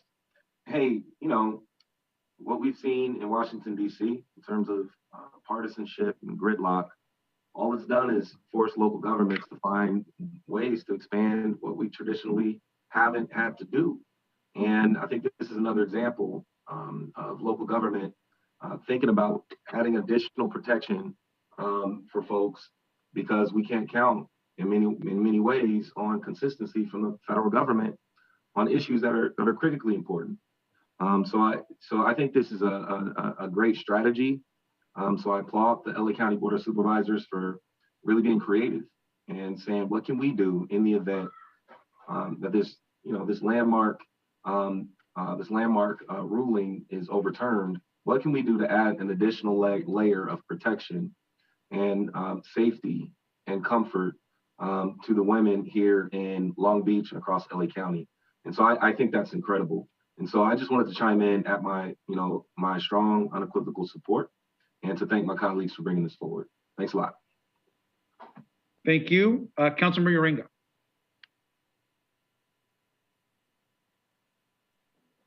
Thank you, Mayor, and to my council colleagues for bringing this forward. I totally agree with all the comments that are there. We are in dangerous times, and if we don't do something now to prepare ourselves, we'll be in a very bad spot once this thing goes forward. Hopefully it won't, but we have to be prepared. And I sit in solidarity with my council colleagues. Thank you. Thank you, Councilmember Austin. Thank you so much. This is just a reminder that elections matter. Political ideology matters. Supreme Court justices, those decisions, who sits on the bench matter. This is an issue that has been landmarked, and we thought it was settled, many years ago, but it has served as a litmus test and a very divisive issue for many years. I wasn't going to say anything this evening because this is a matter of women's reproductive rights, and I wanted to yield to those, my colleagues, who I have a great deal of respect for. The majority of our city council today are women. And so absolutely, I stand with the women, I stand with my wife, I stand with the women in our country who are standing up for our reproductive rights. And I certainly will support this item. I think we have to be very, very strategic, just like we were with the immigration reforms that were coming down and the draconian kind of efforts that were coming from Washington, D.C., from the administration just a few years ago. We designated ourselves as a sanctuary city. In this regards, we are going to stand strong and show as a city that we stand up for women's reproductive rights. And so I'm happy to support. Thank you, Councilmember Superno. Thank you, Mayor Garcia. I'd also like to thank the councilman who brought this item forward. And I'd just like to state that as the father of a daughter and the grandfather of 2 granddaughters, I stand in support of this item. Thank you. Thank you, Councilman. Let me go ahead and I'm not sure if there's public comment, and if there is, we'll go to that right now. But I just want to add one thing, Mr. Modica, as we developed the motion, that certainly when the report comes back, it'll also be great to hear from the health department as to how we're preparing as far as these partnerships and what we're currently doing as it relates to reproductive health and what our partnerships look like. We obviously have a Planned Parenthood clinic in the city and services and other agencies as well. And so it'd be great to get that as well. Is there any public comment on this, Madam Clerk? If any members of the public would like to speak on this item, please use the raise hand feature or press star 9. Our first speaker is Tiffany Simone Davey. Thank you, Tiffany Seymour Davey, 4th District resident. I just want to speak in support of this item. I think, just when, women haven't gone through enough, there's always more to overcome. Sisyphean feat, they'd say. Looking forward to seeing this item again when it returns, being able to read that memo that will be issued in support, and really hope to see perhaps, a detailed guide for residents of the city, this year, possibly from the Public Health Department, for those residents already residing here, and thus something to make it easier. I know there are, I believe if you use 2 of the most popular abortion, search sites, they're really only showing 2 clinics, although I know there are other private offices as well as those in the area. So just looking forward to, again, seeing, collaboration between the Black Health Equity Collaborative as well. And really glad to see, former 1st Council District, now current Senator, supporting SB 245, which just made it through its 3rd reading. I'm going to go ahead and resign this comment with saying, also hope the city can draft a similar memo to support the passing of the ERA. Thank you. Our next speaker is Celinda Vasquez.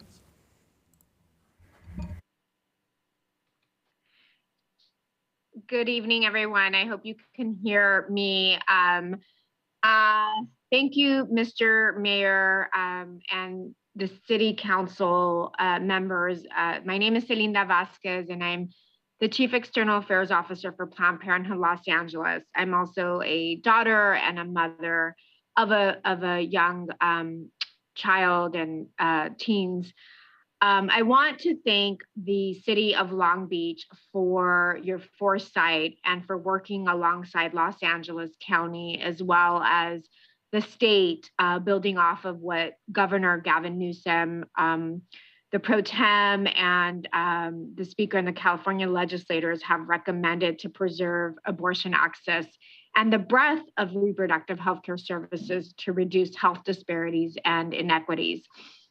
This item could not be happening at a more critical time. You do have the health department in your jurisdiction. Planned Parenthood Los Angeles does have a very robust presence in the city of Long Beach, and we see hundreds and thousands of patients every year at the Long Beach Health Center. As a result of the end of this federal right to abortion access, we have been preparing, and we are already seeing patients from Texas and other states. We know that more people will travel here, and we have to be prepared to ensure and increase access to abortion. Last month, we marked the 49th anniversary of Roe v. Wade, and we're sobered and really understanding that this moment could be her last birthday. We just want to thank you again for your leadership, your fierce commitment to ensuring access and to ensure that wherever a person comes from, whether it is in the city of Long Beach, the county, Texas, we will make sure that access is protected regardless of what the Supreme Court will do, regardless of what the courts are doing. So, Mr. Mayor, and council members that are in support and that have spoken up and have shared their perspectives, you speak on behalf of all of the patients that we serve in your city, that we serve in the county, and that we serve in this great state of California, the reproductive freedom state. Mil gracias. Thank you. That concludes public comment for this item. Thank you, and thank you to Celinda Vasquez, a great partner here in Long Beach. And as a reminder to the community and to the council, I would recommend, if you haven't had a chance to visit the incredible facility that Planned Parenthood has that serves these tens of thousands of patients on a regular basis. I think you heard the numbers from Ms. Vasquez right now. I would recommend that you do so. It's a really incredible facility here in our community.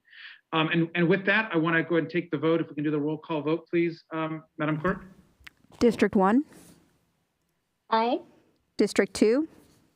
Aye. District 3. Aye. District 4. Aye. District 5.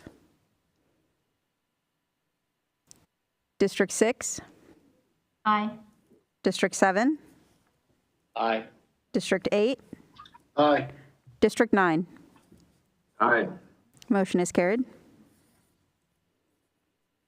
Thank you, City Council. We will be moving on to I think we have actually one item of unfinished business, I think, which was 28, and then we'll do general public comment and then go to the regular agenda. Item 28, report from Development Services. Recommendation to adopt a resolution declaring the Long Beach Community Investment Company owned property located at 4151 East Fountain Street as exempt surplus land, District 3.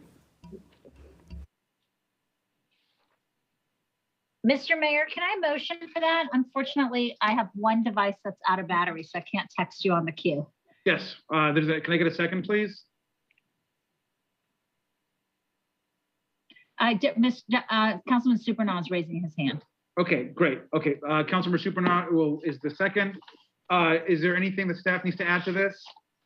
Yes, I would like staff to just briefly talk about the limitations of the use of this particular parcel. I realize that we're only voting tonight to declare it surplus land, but assuming that declaration happens this evening, if staff can talk about the limitations of the use of this particular plot of land. Thank you, Council Member. This is Oscar Orsi. Just wanted to let you know that the city acquired this property with housing successor funds, the LBCIC. Those funds are earmarked for the development of affordable housing.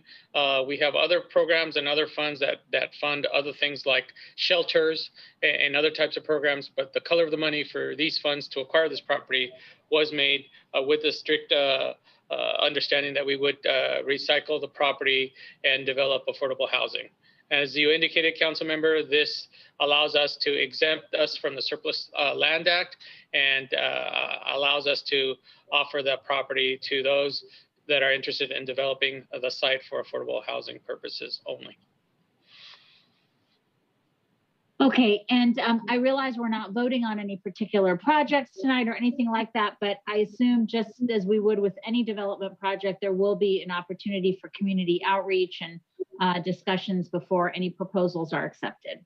That is correct, Council Member. We will follow our customary process at offering this property to those companies and groups that are interested in again, developing the site for affordable housing. And will this be by way of an RFP process once it's ready for that next phase? Yes, we typically offer the property for those that are interested. Megan Sorensen can provide you greater details. Okay, I think I'm good. Thank you. Thank you. Is there, Councilmember Supernaw, do you have anything or? No, I'm fine. I just stand in support. Okay, great. There is a motion and a second then. Is there any public comment on this? If any members of the public would like to speak on this item, please use the raise hand feature or press *9. Dave Shukla, your time begins now. Good evening. Thank you. I support this motion as well. I'd like to thank the council members who brought it forward, as well as the questions that were asked just now. Clearly, we've heard earlier this evening that we need more affordable housing construction, as well as siting.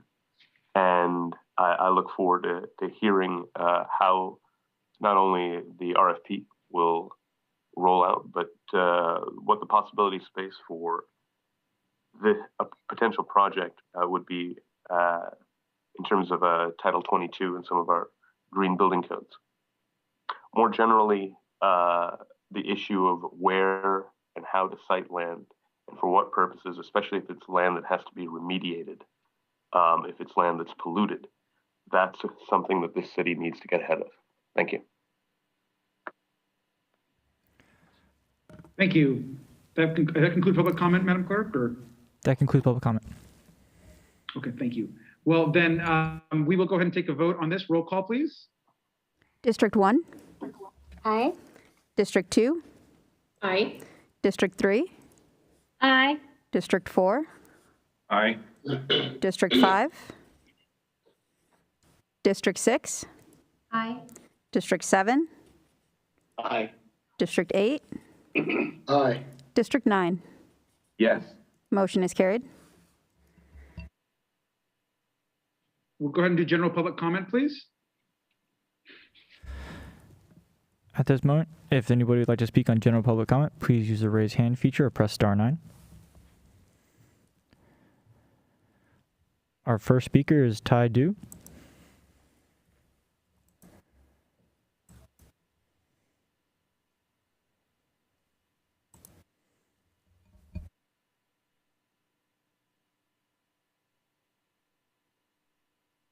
Tai, your time begins now.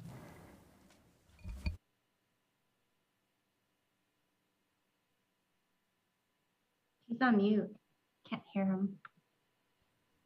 I apologize. Can you hear me now? Yes, we can hear you. Okay, my name is Tai Du. I'm the one that forced the city of Long Beach to stop illegally charging people with disabilities in your beach parking lots. In fact, you previously had signs up that said patrons parking in this spot must pay.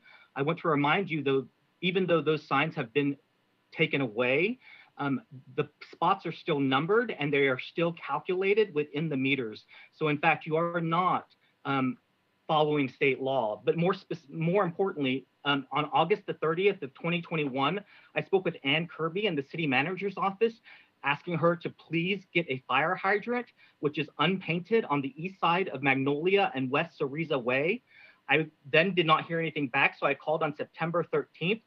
I was then directed to Linda Lee. Linda Lee told me that they had 90 days, but given my concern in public health with regard to fire emergencies, that they would try to complete it within 30 days. It has now been over 150 days. I have received threats. I have contacted the police. They have literally gone out here and basically minimized concerns that I'd have. I literally fall asleep to bullets or fireworks being thrown outside my window while that fire hydrant is still unpainted. Additionally, on 5th and Magnolia, where I live is Beechwood Apartments, on the northeast side of 5th, at the corner of Magnolia there is a fire hydrant that is always parked on in the evening.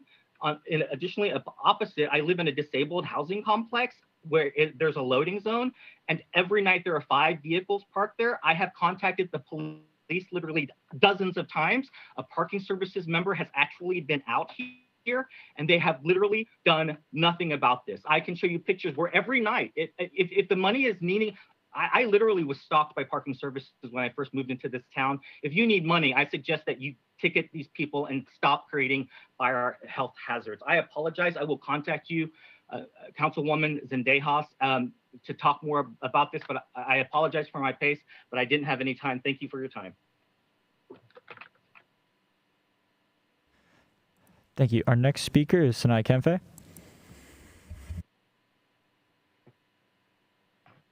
Hi. Yes.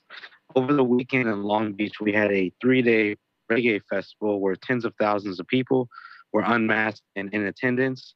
And yet, for the second year in a row, we have had our annual Martin Luther King's Day parade canceled due to COVID concerns. For many of us in the Black community here, the parade is a celebration of our historic presence in the city and an economic boon to the many Black businesses and vendors that thousands across Southern California have had access to at Kings Park over the last 30 plus years.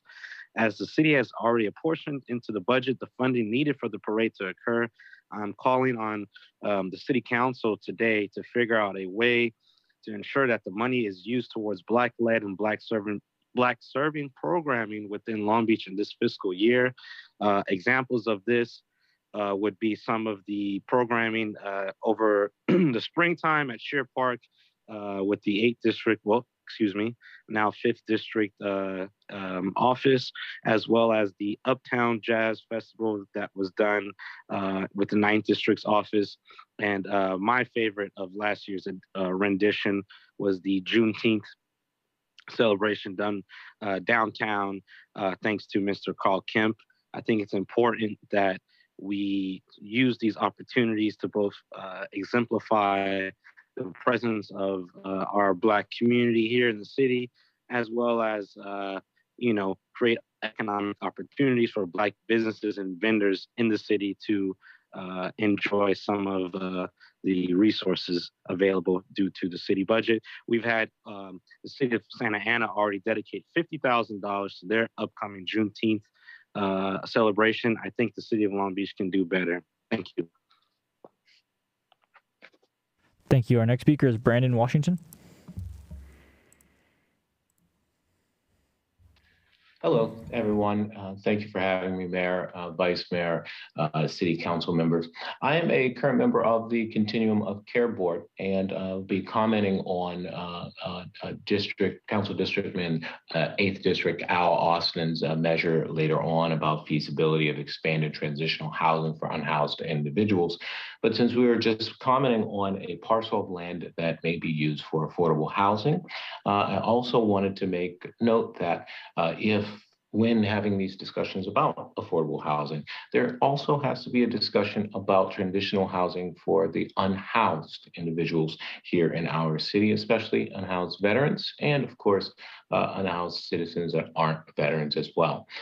With the feasibility studies that may be happening with that unused parcel of land, in thinking of what can be used there and what could also go there in addition to affordable housing. I just want to point to the idea that that these expanded transitional housing, meaning tiny homes, could be utilized in that spot as well. And of course, I'll speak more about this when the other motion is brought forward. But I also wanted to make a formal invitation to the city council members to visit the West Los Angeles campus that I could facilitate to see our tiny village that we've created for our veterans there. There's approximately 40 there now, and I'll be talking a bit more about how that was created. Also, the Continuum of Care Board is doing some amazing homelessness reduction and unhoused to house our unhoused population here in Long Beach. And we would love to be able to share more information about just how we are doing that, in addition to programs like Project Room Key and Home Key, in addition to some of the other expanding programs that we're doing at the Continuum of Care, led by our current leader, Steve Bicott. Thank you, folks. Thank you. Our next speaker is Mary Simmons. Good evening. My name is Mary Simmons. I'm with AOC 7 Neighborhood Group, and I'm also a volunteer with Project Dignity. Project Dignity is a newly formed coalition of neighbors and community organizations whose goal is to provide dignity and support for our unhoused neighbors. Today, I would like to ask the City Council to expand the Showers of Hope program to MacArthur Park. Showers of Hope is a mobile hygiene operation that brings showers, clothing, hygiene items, and other resources directly to our unhoused neighbors. Sometimes a simple shower and clean change of clothes can provide not only health benefits, but also dignity. Showers of Hope also has a contract with the City of Long Beach to provide services 4 nights a week at the winter shelter on Orange Avenue. But we would like to ask the council to approve funding to expand the program to MacArthur Park. MacArthur Park is at 1321 East Anaheim Street in Long Beach. It's a central location for many of our unhoused residents. Project Dignity is planning several events at the park to serve our unhoused neighbors, and we hope the city council will help us include Showers of Hope at this location as well. Thank you very much. Thank you. Our next speaker is Rocio.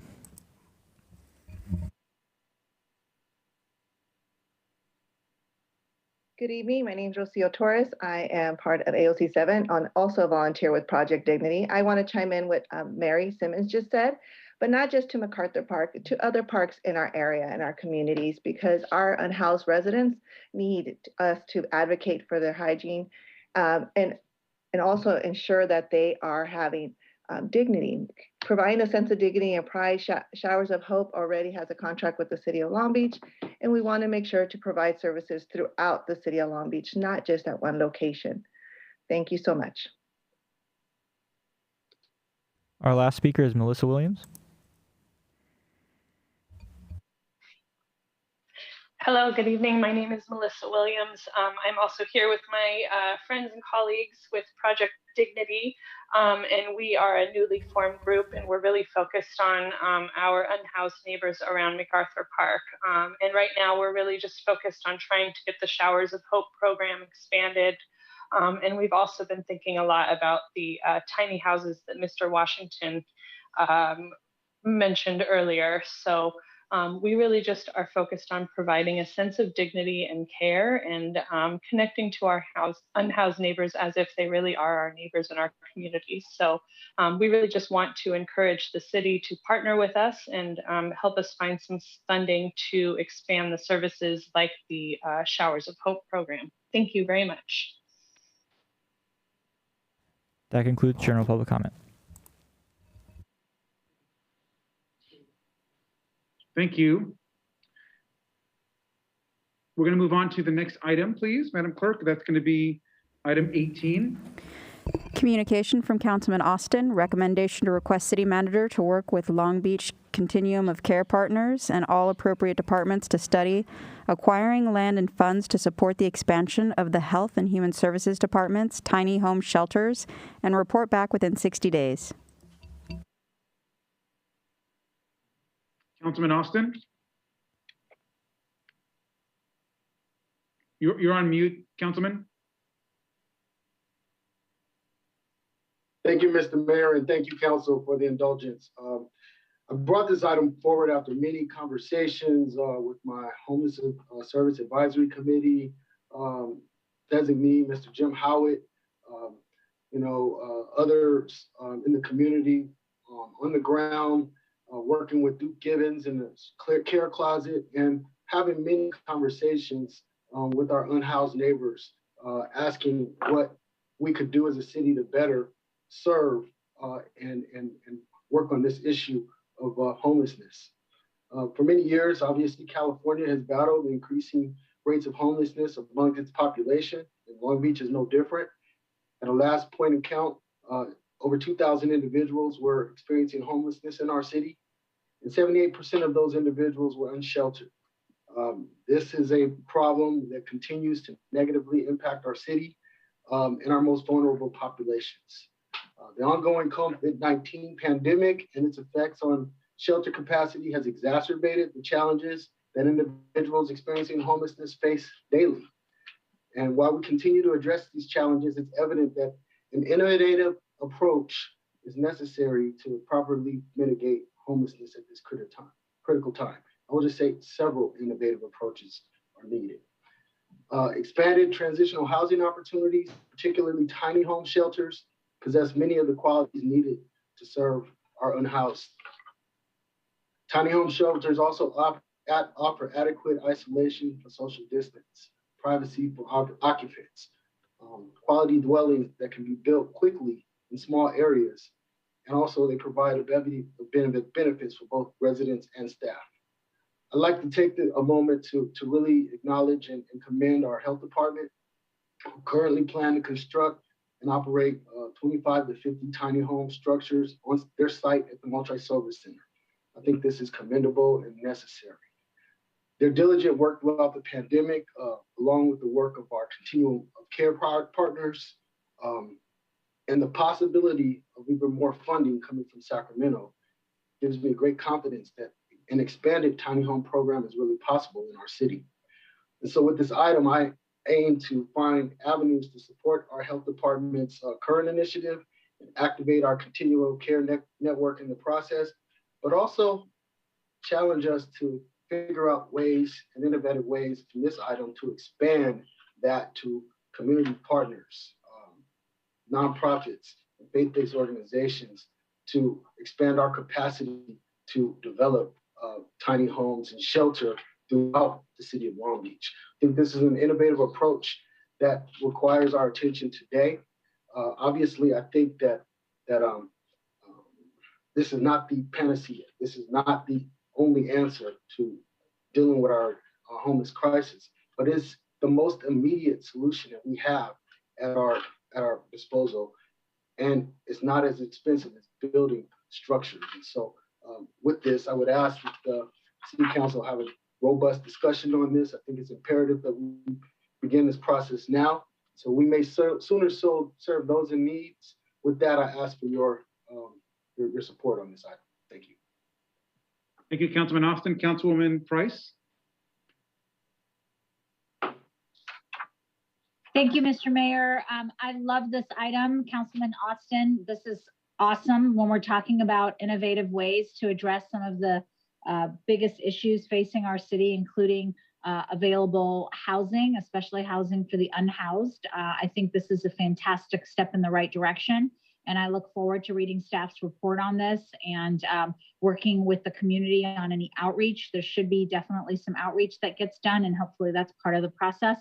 But at a high level, this is a fantastic idea and a great item. So I'm proud to support it tonight. Thank you. Councilwoman Zendejas. Thank you, Mayor, and huge thanks to Councilmember Austin for bringing this item forward. This is a very important, especially right now while we're dealing with our unhoused crisis that we're in. When we talk about housing or shelter, it is critical that we emphasize that we are talking about habitable and humane conditions of living. This item brings into conversation the need to discuss and address the conditions of the shelters we as a city offer our individuals experiencing homelessness. Tiny home shelters are easier and quicker to build and provide a level of space and privacy that is needed during health emergencies such as the one that we're living today. In LA, what these tiny houses, shelters have provided is not only immediate shelter, but also a safe community for people experiencing homelessness with connections to case management that help them get document ready so that they have all the paperwork that they need when they apply to programs and jobs, which is very, very important to feel supported and to feel like somebody's actually cheering for you to succeed. I am hoping that the report will provide more details on how many tiny houses we would be able to build in Long Beach and where, as well as how often would they need to be remodeled or replaced. In addition, I look forward to receiving more information on what the process for qualifying for a tiny home house would potentially look like, and the effects of the already existing tiny houses project in cities like LA. There are so many more questions, right? But I am certainly motivated by this innovative approach to addressing homelessness. And I'm very much looking forward to receiving this report back and seeing what the feasibility would be of expanding such a program here into the city of Long Beach. Again, thank you, Councilmember Austin, for bringing this very important item forward. Thank you. Next up is Councilmember Austin again. Thank you. I have other council members that are queued up. Did you want to go now or at the end? It's okay. I'll yield. Okay. Let me just go to the other members that are queued up. I have Vice Mayor Richardson and Councilwoman Allen. Thank you. Thank you to my colleagues, Councilman Austin, bringing this forward. We've talked about tiny homes for some time. Just a couple questions for staff. I thought there was a proposal at Willow Springs at some point to explore. Did we evaluate something at Willow Springs for tiny homes?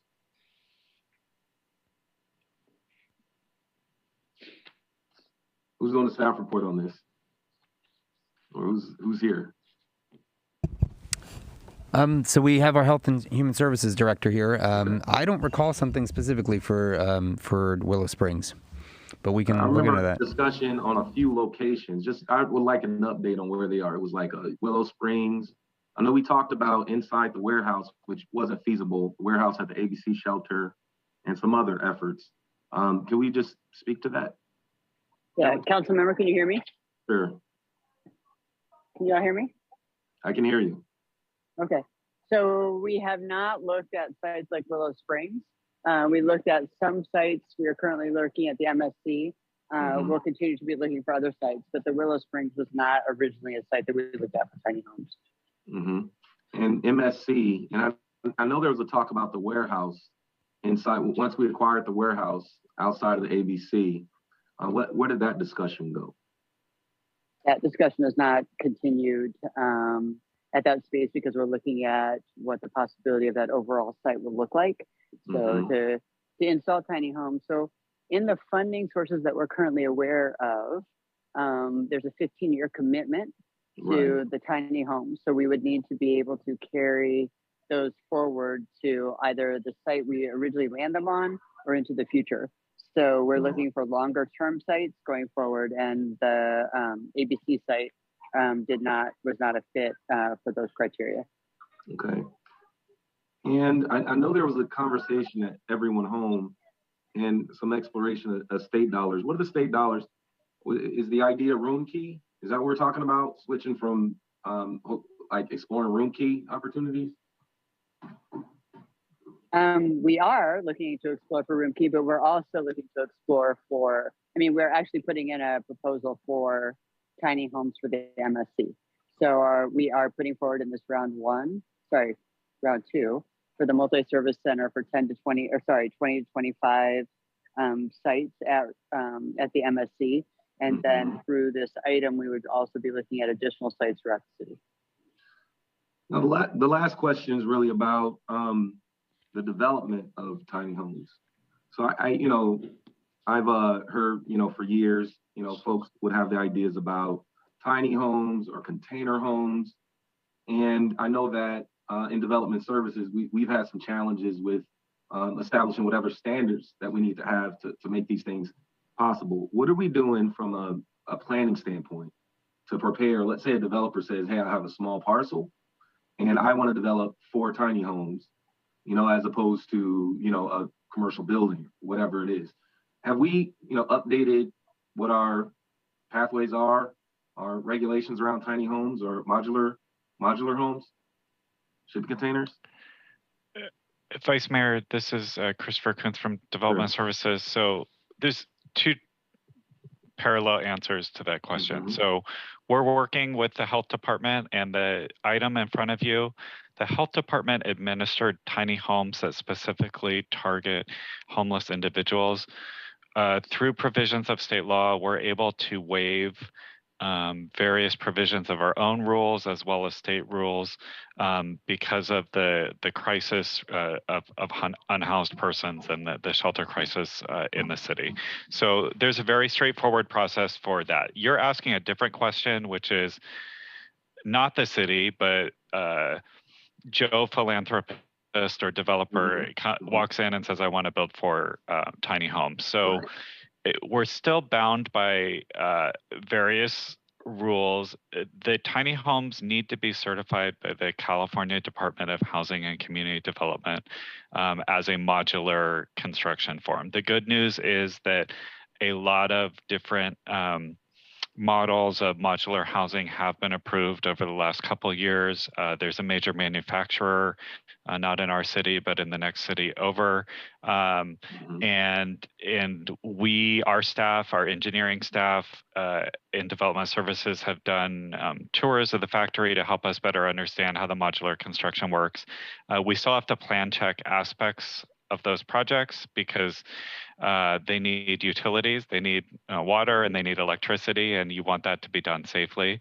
So we have a process. We haven't seen a lot of interest from the development community in terms of tiny homes, which if you're thinking of what you see on HGTV and this cute thing on wheels, but what we do see a lot of interest in is more modular type construction, whether that's in the form of an ADU in a backyard or a larger construction of an apartment building, if you think of it being put together in pieces like a Lego set. So that technology has come a long ways, and we do permit those structures, but we're just starting to see them today. So we don't have a lot of examples yet, but when we talk in a year, we'll probably have more to report back.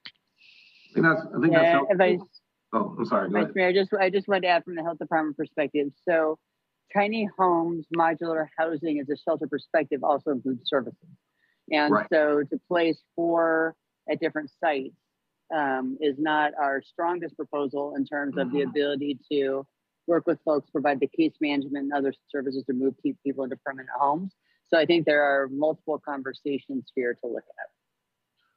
Look, I think we have to be as creative as we can. I certainly like making sure we pair services. But if there's a private model out there, because I'm hearing about things around tiny homes and services, we just have to be open to it, make sure that, whatever policies we have locally, we're able to explore it. But I think this is certainly a step in the right direction. Look forward to the report. Thank you. Councilwoman Allen. Thank you, Mayor. I also want to thank Council Member Austin for bringing this forward. I think it's an interesting and promising item, especially since there is state funding to support expanding shelter beds. So I'm happy to support more housing to get folks off the street and connected with coordinated services. Thank you. Councilman Austin? Mr. Mayor, I want to defer to public comment at this point. Great. Let's go ahead and go to public comment, and then we'll come back. I'll have some comments, and then Councilman Austin will wrap up. If any members of the public would like to speak on this item, please press *9 or use the raise hand feature. Our first speaker is Lee Charlie. Thank you, Councilmember Austin. Today, I spent 3 hours and got a self-guided tour at the West LAVA. They actually have 32 tiny homes that are in operation as of 3 or 4 hours ago. I learned a whole lot, and I hope that maybe we could expand and improve on what I saw this afternoon and be a little bit more forward. First of all, accessibility and location is key. They must be near transportation where they can either get a bus line or a train. The whole goal and intent of a tiny home is to get permanent housing and get employment. So I think the report really should look at how close and how feasible the accessibility. To the cost, I would encourage the city to look at Rusty's Echo Cubes Ranch, which have solar panels, pet-friendly, and have a mini garden. Unfortunately, many tiny shelters and tiny homes do not accept pets. Also, there's a lot of unhoused in Long Beach that I speak to almost daily that are couples, married, and the tiny homes only, the ones I saw, only have one. So please think about that as well. Also, we need to have some kind of wraparound service, 24-hour emergency hospital or emergency service if there was a medical emergency.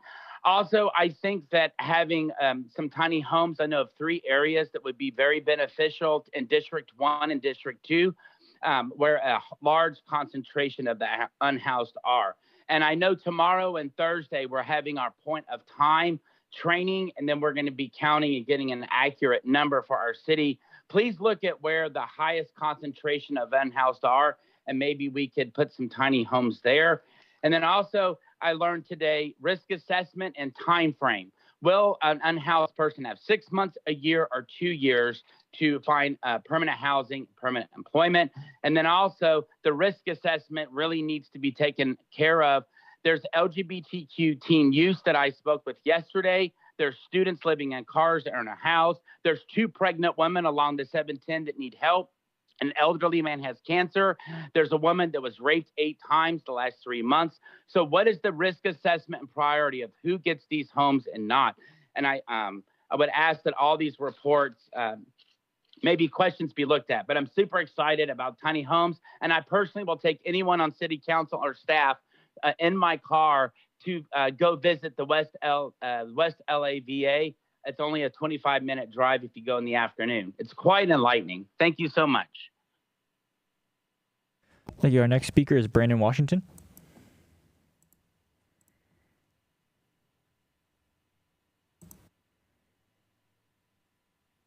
Sorry about that, folks. I want to thank you for having me again. Thank you, Mayor. Thank you, Vice Mayor. Thank you, City Council members. Again, my name is Brandon Washington. I am a board member with the Long Beach Continuum of Care Board. I am the board member with lived experience of homelessness. So this issue is of particular note to me. Folks, there are a lot of questions around tiny homes, and I really want to thank Mr. Charlie. You kind of stole my thunder here. I am a licensed clinical social worker other than my board role at the West Los Angeles VA. And the tiny home project that he was referring to is called CTRS. In CTRS, what we do is we combine these tiny homes with treatment and rehabilitative services. It is a low barrier to entry outreach program. And what we do is we provide homeless veterans or unhoused veterans with a clean living area, regular access to medical care, and of course, behavioral health services. And like you mentioned, they are close to transportation. The same project could be undertaken here in Long Beach, and we could be using a model similar to what is being used in West LA, since we have our own health and human services as well as a VA hospital here. The project could start as a veteran-based project and be expanded from that veteran-based project to a all-citizen-wide project. Let me make sure that you are aware that these aren't just thrown together projects. When I initially heard things about tiny homes, I thought it was just a way to divert funds away from traditional brick and mortar buildings. However, these shelters have an added benefit that people haven't really played into, and that is the social component of creating these very small communities. Those small communities actually help these folks, along with those supportive services that they're receiving, to lower the rate of recidivism into homelessness. Now, these tiny shelters come fully equipped with beds, mattresses. They're fire-lined with safety equipment, air conditioning, heating, and of course, these shelters provide additional privacy and protection from the elements, making the participants more comfortable as they work with their case managers, licensed clinical social workers, and MSWs, just like we have here in Long Beach, and especially with our wonderful, wonderful teaching and training institutions like Cal State that have a massive amount of social workers who could be utilizing the service, offering their services via practicum, where they would be learning and helping our homeless population here in Long Beach. Now, there are also several organizations that have lots of that concludes space your time. can.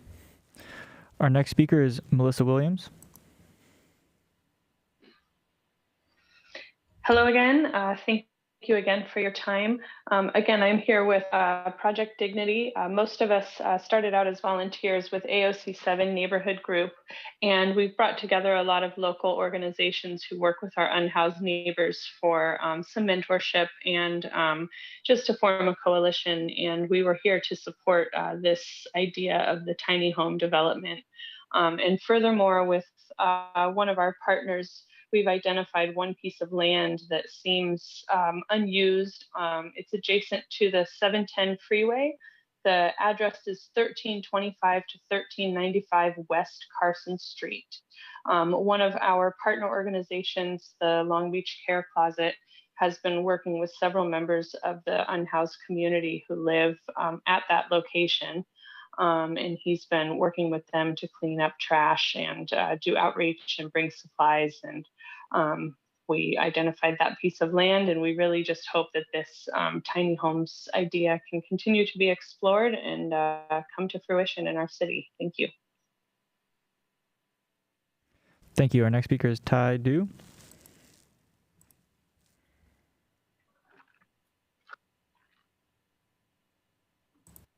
Hi, I appreciate the opportunity to speak to you at a normal pace. I want to reiterate Melissa Williams's comments, but specifically with her Project Dignity. You know, I live in a housing project. It's called Beachwood Apartments. It's off of 5th and Magnolia. There, in my lobby, there is the size of a 32-inch television plaque applauding the city of Long Beach, the mayor, former councilwoman Lena Gonzalez, as well as former city manager Patrick West, for creating low and affordable housing. You know, put yourself in the position of the person living here. Do you want, literally every guest that comes to my home knows that I'm poor. If you don't think about these items in construction, then you cannot dignify people and lift them up to employment. I'm sorry, but literally things like that suggest that the city does not understand what it means to have dignity and to move from low income to high income. So I specifically with item 11, as well as these tiny home projects, please assure me that any plaques that you may erect to applaud yourself for, and I think you should be applauded, right? But I think those things should be in resource rooms and not be available for public view for every guest that comes by. Thank you. Our next speaker is Mary Simmons. Good evening again, Mary Simmons with Project Dignity. I really want to encourage the council to support the expansion of the Health and Human Services tiny home shelters for individuals experiencing homelessness. Furthermore, our coalition has identified a property we feel that the city should consider for acquisition and development of tiny homes. The property is a large lot adjacent to the 710 freeway, 1325-1395 West Carson Street. One of our Project Dignity partner organizations has worked with a large community of unhoused individuals near the location. We had a chance to visit that location on Sunday. Tiny homes are an important transitional resource for unhoused individuals who may not be able to go to traditional shelters. Tiny homes paired with crucial basic needs and resources can help provide unhoused neighbors with dignity and support, as well as work towards stability. So I live near the Anaheim Street corridor, and I see the daily struggles and challenges, and it's just heartbreaking. So I'm hoping that, I thank Councilman Austin for bringing this forward, and thank you, Kelly and Christopher, for bringing the information, the data. It's important, and thank you, Brandon, for sharing your experience as well. Thank you very much. Our next speaker is Tariq Fawz.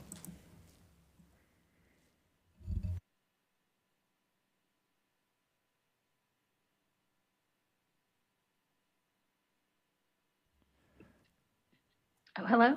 I'm sorry. I was changing my name on there. It's actually Pam Chadaswati. Logged into a wrong Zoom account. Sorry about that. Good evening, and thank you for your time tonight. My name is Pam Chadaswati. Like I said, I'm a 20-year resident here in Long Beach.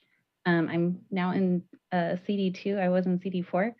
I am a volunteer with AOC 7 and with Project Dignity, and I just want to support my fellow community organizers here that have already spoke, and just say how crucial this project is needed for our unhoused neighbors, and really pairing these tiny homes in a place, a clean place, with basic needs such as, basic mental health care and medical care is very, very important. And as my colleagues also mentioned, the place where we went, that care closet took us to, they were saying that there was trash there for 9 years, like that had been built up for that long. And it just makes me sad to think that it took organizing of people that were unhoused to actually do that work. I just put that into your perspective. Thank you again, Councilmember Austin, for bringing this forward. And I really hope that we start seeing some action on this item. Thank you again. I think our next speaker is Rocio. Good evening again. My name is Rocio Torres, and I'm also part of Project Dignity. Like the speakers before me have mentioned, we did go and have a tour this Sunday, and what was very insightful. The property that we are is a large lot adjacent to the 710 freeway. The address is 1325 through 1395 West Carson. Our partner in Project Dignity Care Closet Long Beach has been working with the large community of unhoused individuals near that location, giving them a sense of purpose. It's really important for all of us to not just think about our unhoused neighbors as a burden, but also they are our neighbors. So let's think of them as human beings, and let's not wait a year or more to bring housing, more tiny home housing in Long Beach. Well, tiny homes can be found throughout LA County. Let's bring tiny homes to Long Beach sooner than later. Homeless residents can't wait. And with those tiny homes, we bring critical resources, everything in one location to uplift our neighborhoods. Thank you. Our next speaker is Sanai Kenfe.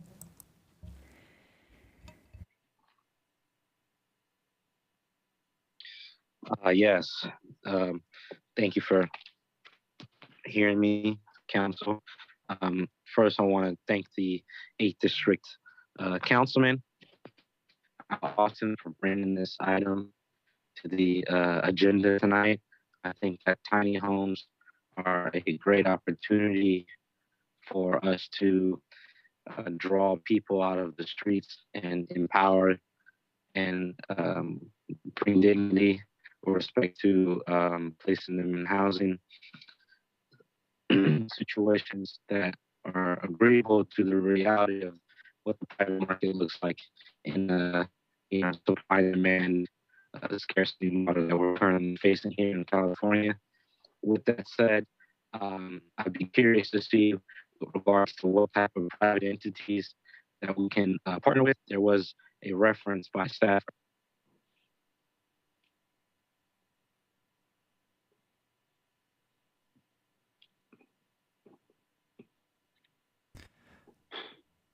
Our next speaker is Jim Howitt.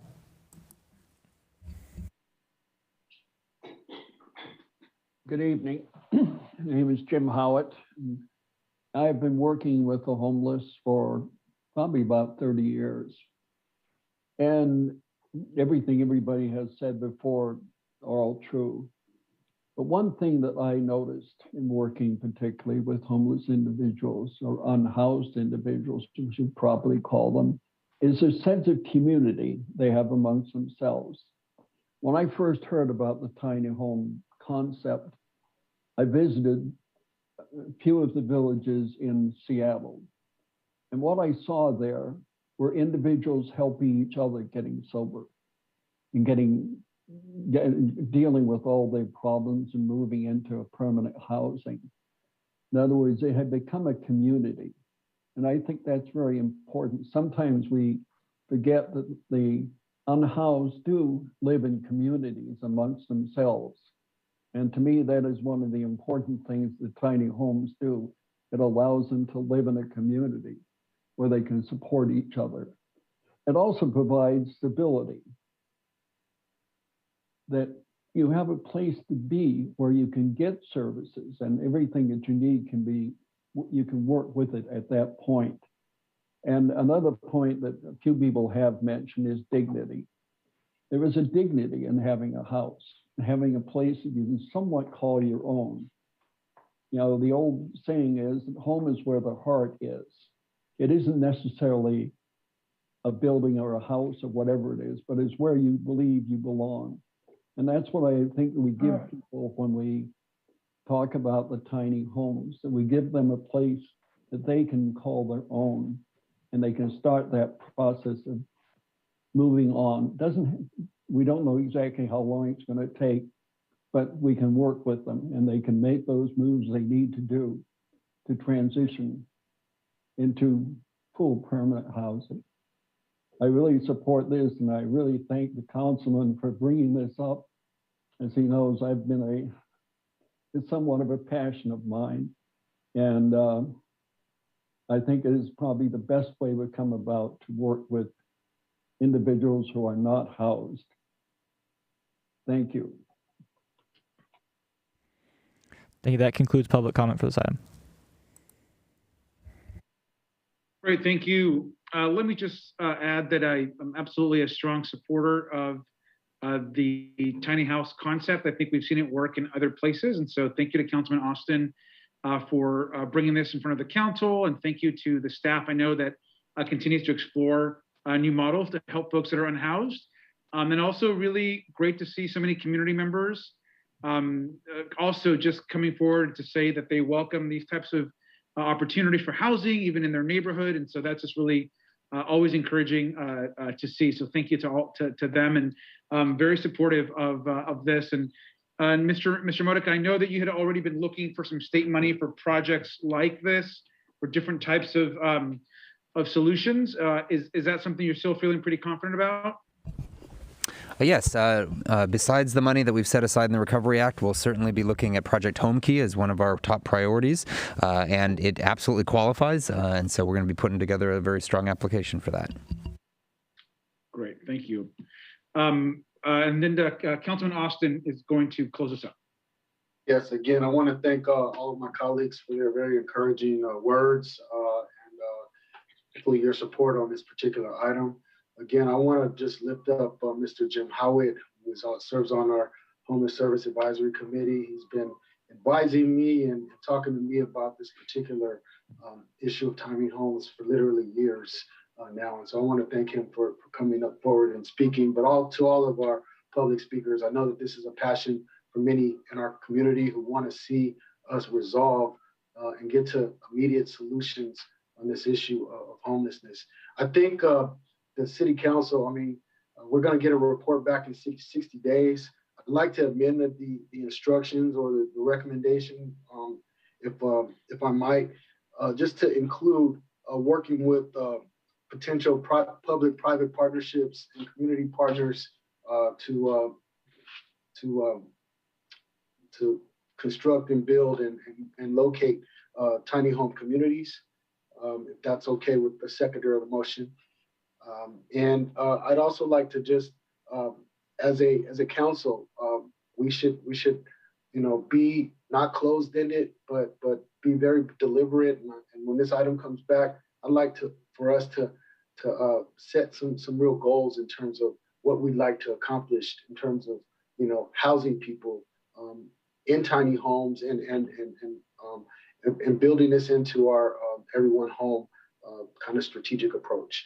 And so with that, I would love to have your vote and support on this. Thank you so much, everyone. Roll call vote, please. District 1. Received. District 2. Aye. District 3. Aye. District 4. Aye. District 5. District 6. Aye. District 7. Aye. District 8. Aye. District 9. Aye. Motion is carried 8-0. Thank you. take the next item, please, Madam Clerk, which I believe is the aquarium presentation, item 8, is that 19? Yeah, 19. Report from City Manager. Recommendation to receive and file a presentation by the City Manager's Office on the status of recent initiatives by the Aquarium of the Pacific, citywide.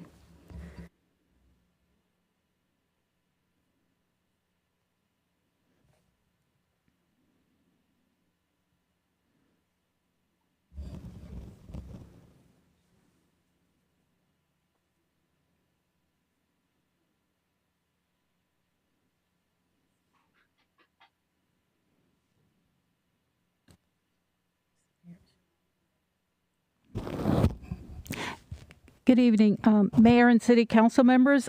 This is a presentation from the Aquarium of the Pacific. That facility is one of the city's most valued and recognized assets. It attracts millions of visitors to the city each year. And the city has maintained a strong partnership with the board of directors and the executive staff at the aquarium, who operate and manage it on a day-to-day basis. Consistent with this partnership, the aquarium team periodically provides an update on their program initiatives and their overall financial status to this body. And tonight, that's the nature of this presentation. So I would like to introduce Peter Carava. He is the aquarium CEO, and he will kick off this presentation. Thank you. Peter?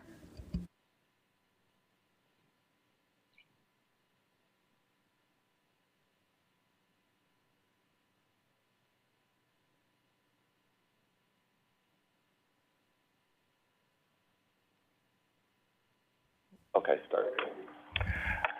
Honorable Mayor and Vice Mayor and distinguished council members, thank you for the opportunity to speak with you this evening. My name is Peter Carriba, and I'm the CEO and President of the Aquarium of Pacific. Present with me this evening is Ed Field, the Aquarium of Pacic's Board Chair, and Anthony Brown, the Aquarium's Chief Financial Officer. We come before you to thank the city for its ongoing support. Your support uplifted our staff. Your support enabled us to not only survive the last 2 pandemic years, it allowed us to thrive. And so, in addition to thanking you, we want to share some of our new programs, and we want to share our financial results. Next slide, please. Starting with the programs. When the pandemic hit, suddenly there were no more yellow school buses parked outside the aquarium. Nonetheless, we found ways to connect with our youth. We developed online education programs that reached over 200,000 students who were stuck at home. We mastered that new short form of communication, TikTok, and built a global following of 2.5 million. Yes, 2.5 million TikTok followers learning about our otters, learning about our sharks, our penguins, and so much more. Next slide. This next new program is my personal favorite. And let's hear from Anthony Brown as he describes it. Thank you, Peter. In 2020, we developed the idea of an African-American Scholar Program. After sourcing over $100,000 in early 2021, we awarded scholarships to 10 college students with studies in the areas related to the field of aquarium. Each scholar received $10,000 and ongoing engagement with the aquarium. And I'm pleased to announce that our second cohort of 11 students have been identified. Our scholarship committee has identified these students, and we will acknowledge them as the newest class of scholars at our African American Festival on February 26th. While the monetary award has certainly been meaningful to these scholars, these students have communicated that the community building, the networking, the support by the aquarium has been invaluable towards their future. Next slide. Picking up from Anthony, in the last few months, we have created an American Indian Fellowship. It may be one of the only ones in the nation, and a Hispanic Fellowship Program. These programs bring young people to the aquarium to participate in meaningful mission-related work and to learn important professional skills. Finally, another new initiative we are introducing is the opportunity for students to gain transferable college credit courses in marine conservation and science from our facility. This is free to high school students and can be a gateway to STEM fields Next slide. Then there is conservation. During the pandemic, our specially trained staff have been out along our shoreline rescuing and recovering our precious wildlife. You see some of them here in protective gear. Sea turtles, elegant terns, and oiled seabirds. We are also developing a sea otter surrogacy program that will foster baby otters to release back into the wild. We are becoming a leader in California conservation. Next slide. And I'd like to turn it over to Anthony. Thank you again, Peter. So the Aquarium of the Pacific operates and runs its financials on a calendar fiscal year. And what I have here is an illustration of the last 3 years. In 2019, pre-pandemic, the aquarium enjoyed its best year ever with its major expansion complete and total operating revenue reaching a historical high of $41 million. Of course, in 2020 with the pandemic and the aquarium was only fully open for 91 days, we were fully closed for more than 2 months and partially open with outdoor-only access for the majority of the year. We suffered tremendously. You can see a net loss of nearly $13 million in earnings. I'm pleased to report, though, in 2021, with pent-up visitor demand and record-level spending in retail and annual memberships, we achieved $43 million in total operating revenues. Operating expenses were offset significantly by a $10 million federal grant that the aquarium was able to get awarded. And so favorable revenue and expenses resulted in a net earnings finishing at a historic high of $22 million. Next slide, please. This allowed the aquarium to focus on recovery and growth. We worked together with city leaders in Treasury, Financial Management, and the city manager's office to achieve the following results. We reestablished our operating reserve account. We created with the city a financial model that uses the surplus that I talked about to secure rent obligation of $2.2 million per year that we pay for more than 4 years. And also it allocates the same amount, $2.2 million a year for 4+ years towards a capital account to improve the city's facility. During the pandemic, the city allowed the aquarium to pay off our $10 million loan early. This loan was granted in 2017 by the city to help the aquarium with the timing of construction payments versus the contributions for our capital campaign. And most notably, our 20 and 21 financial results were achieved without the need to exercise the option to use the 2 loans that City Council had previously approved. The $2.2 million in 2020, we thought we might need to fulfill our rent covenant. And then also in early 2021, we had asked for a $5 million loan option to pay for rent and to cover operating expenses if we remain closed. We never needed to exercise those loans, and so the results that you saw on the earlier slide reflect the hard work and commitment of the staff here. And now I would like to introduce our newly elected board chair, Ed Vio, who will conclude this presentation. Thank you, Anthony. Next slide, please.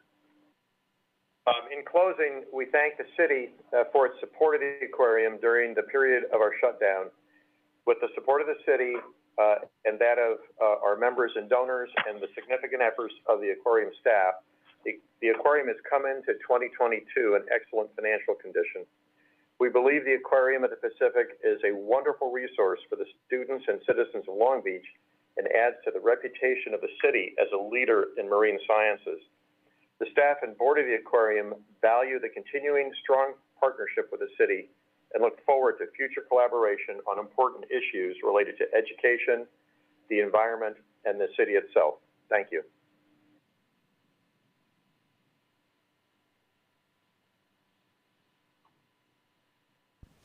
So that concludes the presentation by the aquarium. Staff is available to answer any questions you might have. Thank you. Let me go to Councilwoman Zendejas. Thank you. Thank you, Mayor. I motion to accept this presentation. Thank you very much. I just want to say thank you to the aquarium for being such fantastic partners. I think it's amazing all the things that you are doing for so many of us here in here in Long Beach. I've fallen in love with the Aquarium of the Pacific since before it was built, which was a long, long, long time ago. And you have just come through over and over again. So I'm very, very thankful to have you. You're one of our true gems here in the city. Thank you for providing this presentation, and thank you for truly highlighting the beauty of our amazing aquarium. It is mesmerizing to learn all about the work that you continue to do in our aquarium, even though times have been difficult. You still seem to push through and push forward. And to gain that many TikTok followers, that is amazing. To be in an aquarium and actually, be able to just capture that big of an audience. I know I love watching your TikToks on Facebook, and you guys are, your TikToks on TikTok. You guys are pretty creative. So just have to give you an applause for that.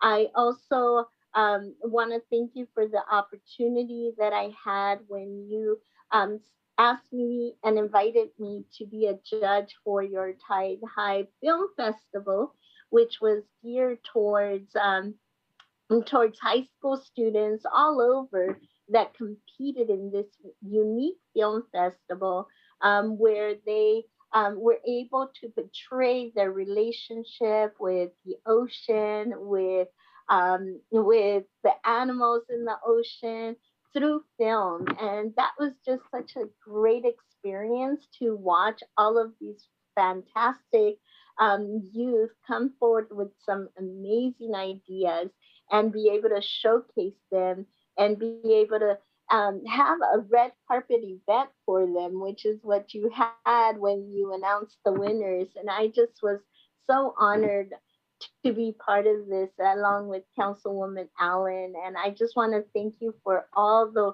wonderful and work that you do. And I just want to remind you what a valuable asset you are here to our city of Long Beach. And thank you for all you do for not only our community, but especially our children. You always have programs that focus on them. And I just want you to know that I will keep supporting you in any way that I can. And also thank you again for also hosting the Human Abilities Festival that happens every year. That was back this year.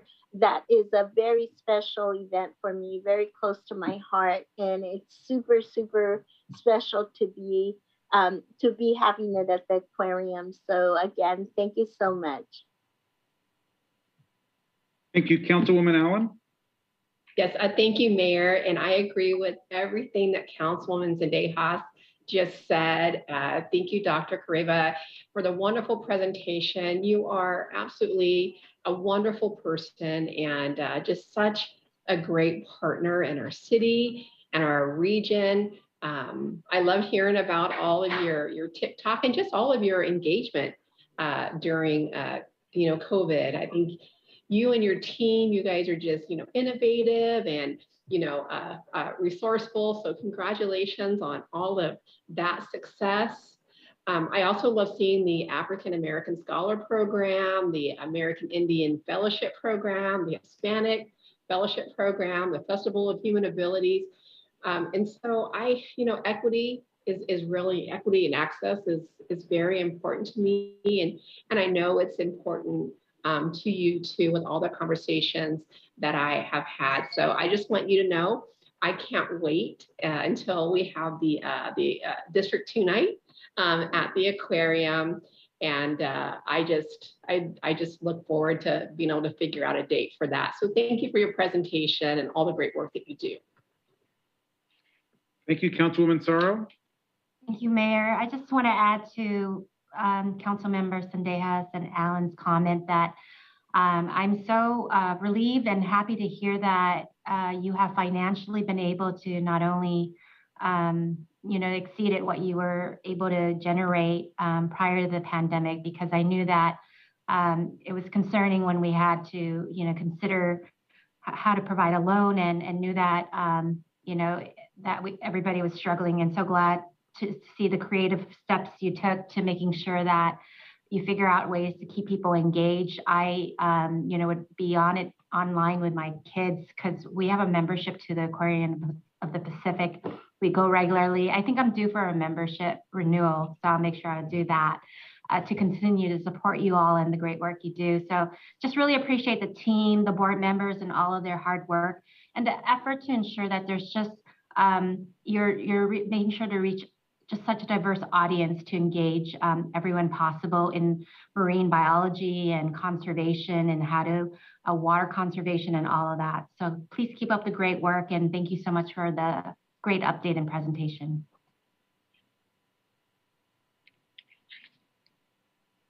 Councilwoman Mungo, please. Thank you, Councilman Sorrow. Thank you. I've been looking forward to this presentation for quite some time. I'm a big fan. My whole family is a big fan of the aquarium, and every time we have out-of-town guests, of course, it's one of our top priorities, the places we take people.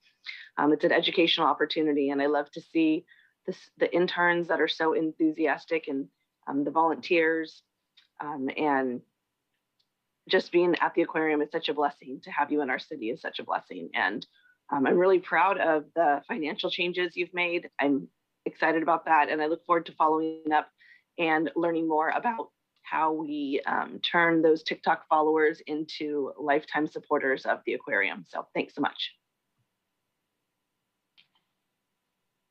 Councilwoman Price.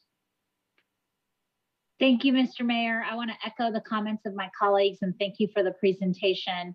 Really, really positive presentation. Great to see that the city asset is thriving and continues to bounce back in really impressive ways after the pandemic. So I really appreciate the presentation. I tell everyone that I talk to about the aquarium that the aquarium has a really special place in our family's heart because we were members when the kids were, babies. I think our little one wasn't even lifting his head up yet. We had him in a baby Bjorn going to the aquarium, and that was just an activity that we really all enjoyed doing as a family. And now he's 5'11" and much different than those days. But our very first fundraiser for the school was that we purchased tickets to a sleepover at the aquarium. So we took our sleeping bags and we spent the night in one of the exhibit rooms with a lot of other families. And it was just the coolest thing. So I always feel like we have a special connection to the aquarium because of that, and always am rooting for its success and to do well. So thank you for the presentation, and thank you for giving us something so positive to tell our guests and our friends and our families about as this wonderful city asset. It really does make us proud, and it's one of those city assets I think that's worth the investment because of the work of the board to ensure that we're not taking risks that are not measured in regards to this city asset. And in fact, the investment that we're putting into this asset is being rewarded in many ways back to us. So thank you very much. Thank you. Actually, that was all of the council members. Did we have any public comment on this? At this time, if there's any members of the public that wish to speak on this item, please use the raise hand feature or press star 9. Our first speaker is Tai Du.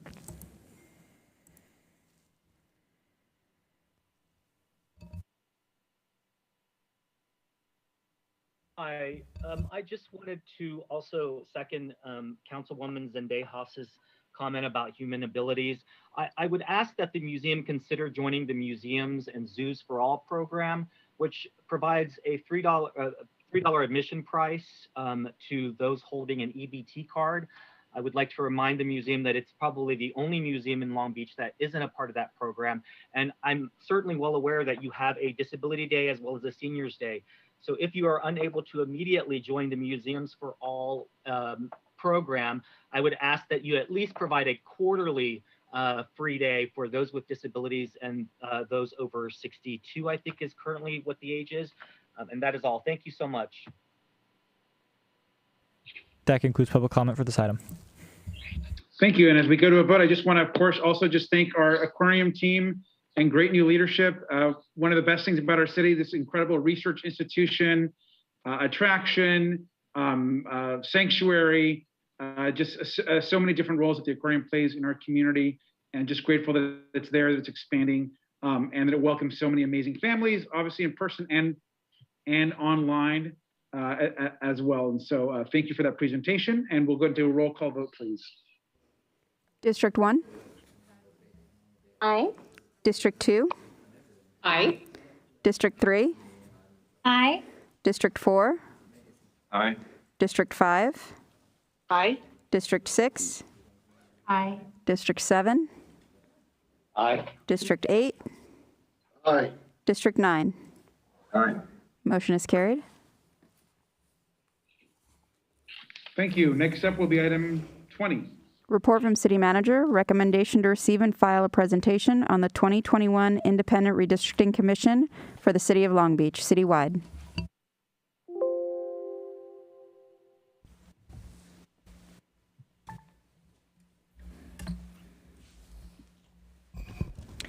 Okay, Mayor, I'd just like to acknowledge that the work of the Independent Redistricting Commission is completed, and their final report has been shared with the City Council, and it's been posted on the city's website. Bradley Bounds will provide an overview of the Commission's work, and as well as a summary of their final report and the recommendations for the city's next redistricting effort. I want to take this time to acknowledge and thank the collaborative effort by multiple city departments to complete this effort. So thank you to the city clerk's office, to the city manager's office, as well as the city attorney's office. It was a challenging, but it was a very positive experience, and we are at the conclusion, and I will turn it over to Bradley to make a brief summary of the work of the commission. Bradley? Thank you. So as a brief overview of the process, as everyone here knows, that there was an outreach process that happened from August 2019 to 2020, and that application period for the commission selection was April 2020 to June 2020, and there was 400 applicants, and the Ethics Commission created that subpool of 20 to 30 qualified applicants, randomly selected the 9, and the remaining 4 and 2 members were selected by those 9 that were selected. So this is the IRC. These are the acting commissioners for the Independent Redistricting Commission. The chair is the Alejandra Gutierrez, and the vice chair is Sharon Dix-Jackson.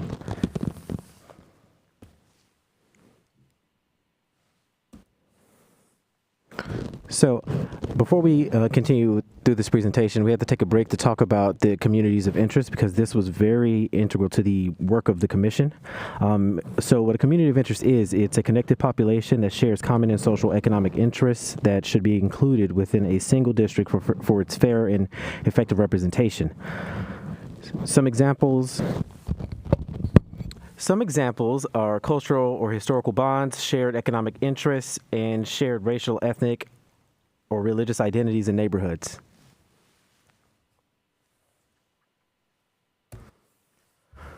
So the work of the commission, they held 17 training and business meetings. Those meetings were designed to train them into being a commissioner, also providing them information on redistricting fundamentals, the demographics of the city, some public mapping tool training, and a team building meeting.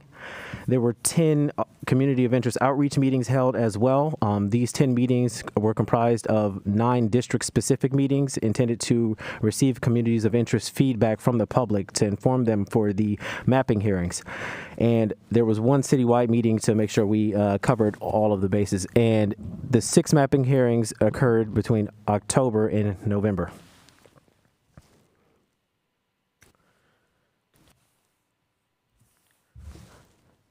So how we got the word out on this project, we had a 3-phase engagement plan: education, motivation, and activation. Through these phases, we kept equity in mind by promoting digital and print advertisements that were translated into Khmer, Spanish, and Tagalog.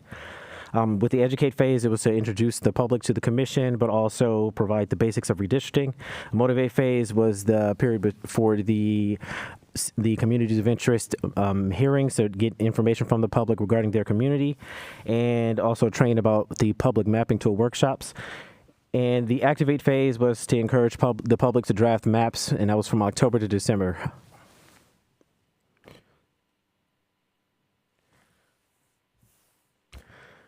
So with all the work that the commission and staff put in regarding communities of interest testimony, there was 772 communities of interest form submissions, 16 total hours of public comment heard, over 1,000 pages of emails submitted from the community, and 90 COI mapping tool submissions, and 110 partial and full district plan submissions by the public.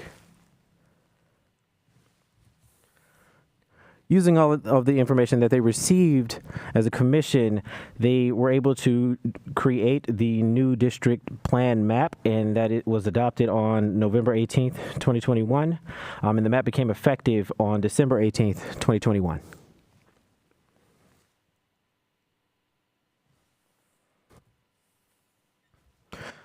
So, as a final act of the commission, they transmitted a report with recommendations for future commissions. The first recommendation was regarding application and recruitment.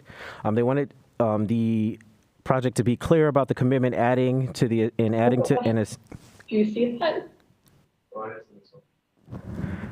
They wanted to be clear at the beginning about the time commitment and the limitations on political participation during the term of appointment, and the assessment of analytical skills of applicants. In addition, the Ethics Commission is also planning to form a separate report highlighting their recommendations regarding the Ethics Commission involvement in the recruitment and selection process for future independent redistricting commissions.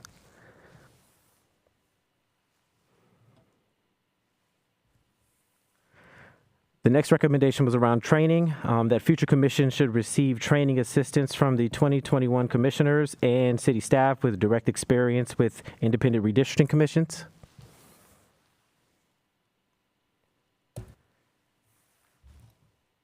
Regarding staffing, the commission involvement should be in the budget and spending. The commission should also be able to select the demographer, and also work directly with independent legal counsel and develop rules around commissioner outreach activities.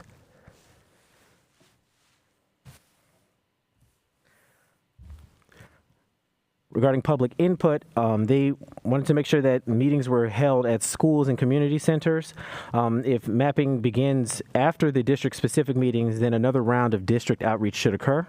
And to avoid skewing towards a political outcome, incumbents, their staff, consultants, candidates, or city lobbyists should be discouraged from participating, and provide the commission with a list of registered lobbyists.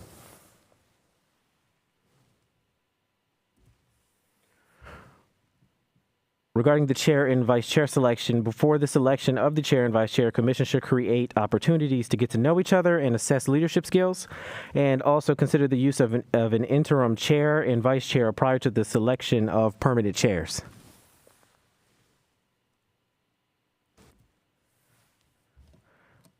During the mapping stage, the next commission should start with public drawn and consultant drawn maps to avoid starting with the blank map, and transition to public live line drawing to increase transparency and allow the public and commissioners to understand the intent behind every line change.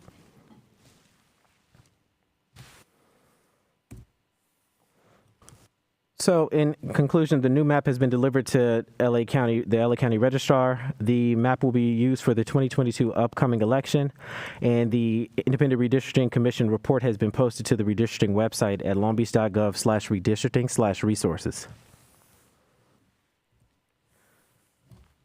So, just as a reminder, this is a receive and file on a presentation for the 2021 Independent Redistricting Commission for the City of Long Beach. Thank you. That concludes the staff report, just acknowledging that the commission came up with a variety of recommendations, and in the coming weeks and months, staff will be reviewing and assessing those recommendations. We will be holding on to those, and the whole idea behind those is to make sure that the next redistricting process is more efficient and a more positive process, and we will be forwarding those recommendations to the next commission. Thank you. Staff is available for any questions or feedback. Thank you. Let me first, I have a motion to approve the report by Councilmember Uranga. Let me start with Councilmember Uranga, and then I have some cues, and then I'll go through all the cues, and then I will speak as well. Thank you, Mayor, for recognizing me. Basically, I want to just thank the Independent Redistricting Commission for all the work that they did, and of course, to staff for all the support that they provided the commission. I think that this report is very thorough. It provides a lot of good ideas for the future commission. We're only 8 years away again. I mean, it's not that far when the next census comes up, and we're going to be doing this again. The recommendation to have a future commission talk to those who already participated in this one, I think is an excellent one. It's something that they can provide their knowledge and their expertise and experience and working in this commission, and how that can work next time around.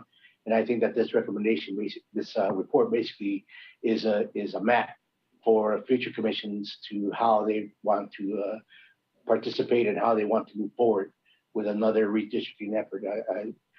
Kudos to the commission as a whole. They maintain their integrity, maintain their professionalism, their competence. They certainly show that in regards to the whole process, and really maintain their patience, if nothing else. I mean, they were there. I was looking at it many times. It ended at 12:30, 1 o'clock in the morning. And it was very grueling, I'm sure, for not only the commissioners themselves, but for their families. So thank you, Mayor, and I wholeheartedly move this report forward as a receive and file. Thank you. I think there's a second to receive and file, and also with some possible comments or questions, Councilman Alston. Yes, I'd like to just, first of all, commend the commission and staff who spent many long hours working on this exhaustive process. This was mentally exhausting to watch, and so to be in the seat to be the decision makers, I know it was not an easy process. So those citizens who were selected for this inaugural independent redistricting commission should be really commended for their endurance, but also their efforts to create what and listen to the community, because I think there was many hours of public comment and input from the community. I think many lessons were learned in this process, and so I do appreciate the report. I'd love to see these maps once they can be displayed from the county registrar's office, and you can print them out and really kind of understand them. I think there's been some delays and some lags in terms of efficiencies with the process, and obviously there were challenges up front with getting the data, which could have been made for a better process overall. And so again, I wanted to lend my kudos and salute the commissioners for their efforts, their work. Not everybody's happy with the outcomes, but that I don't know that this council would have been able to draw maps that would have made everybody happy with the outcomes.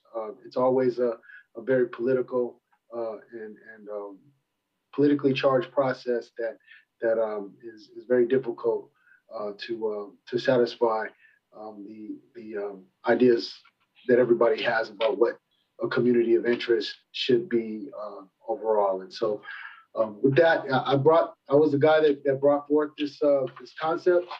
It became a ballot initiative. It became reality. Impacts were made as a result of this independent redistricting commission. I think one way or another, like it or not, the imprint the commission has made Long Beach change for the next 10 years. And so, again, I want to thank them for their service. Thank you, Councilwoman Mungo. Thank you. I appreciate the work of the commission. I did have a question on one of the earlier slides. It talked about the amount of participation. And one of the things that has been brought to my attention by some constituents was that they felt as though to really participate, you couldn't just submit a map. You actually had to go to all the meetings, stay till midnight, and really for your voice to be heard, you had to continue to raise your voice over and over again. So I guess I would just like to add that I would love to find a way where our very vocal advocates who spend considerable hours submitting multiple options and comments, etc., could be balanced against those that are senior citizens that worked hard and went to the library and submitted one comment or one map. And I think that that's something that's interesting about becoming a council member. When we have our regulars that we listen to and we hear their input and their feedback, we also take a lot of time to spend on individuals who make a comment or a question or a concern about just one agenda item or something that's just important to them. And maybe they're not a regular, but we learn their names and we learn the things that are important to them. And I know that that's a process of when you become a new council member, you're overwhelmed at first with the high touch constituents that call every day. But over time, you work with them to make sure that their issues are addressed, but that they're not more important than the constituent that calls just once. So I would love to know, based on your first slide, I'd love to get a follow-up report on how many people was that? If there were 70 maps submitted or 700 maps submitted, did 5 people submit 500 of them? I mean, there were people who submitted dozens and dozens of maps, and I'd be interested in knowing what the total person interaction was.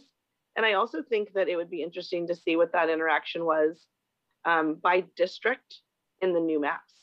Because I think that if you did it by district of the new or old maps, you would find that individuals who were really invested in the way things were didn't participate as much.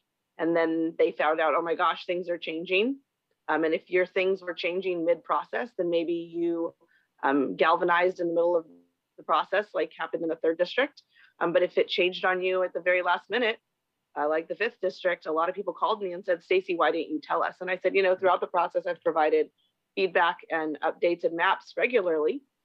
But it's really up to the commission and in supporting the initial agenda item proposed by Councilmember Austin, I felt as though council members shouldn't be in attendance and supporting and doing those things in the volume and in reading the pink that came from Charlie Parkin. And I know that we all followed the rules and that those rules were supported by our city attorney, but it was just a very, very different process for different parts of the city. And so I'd like us to work on that next time. Thank you. Thank you. Councilmember Supernaw?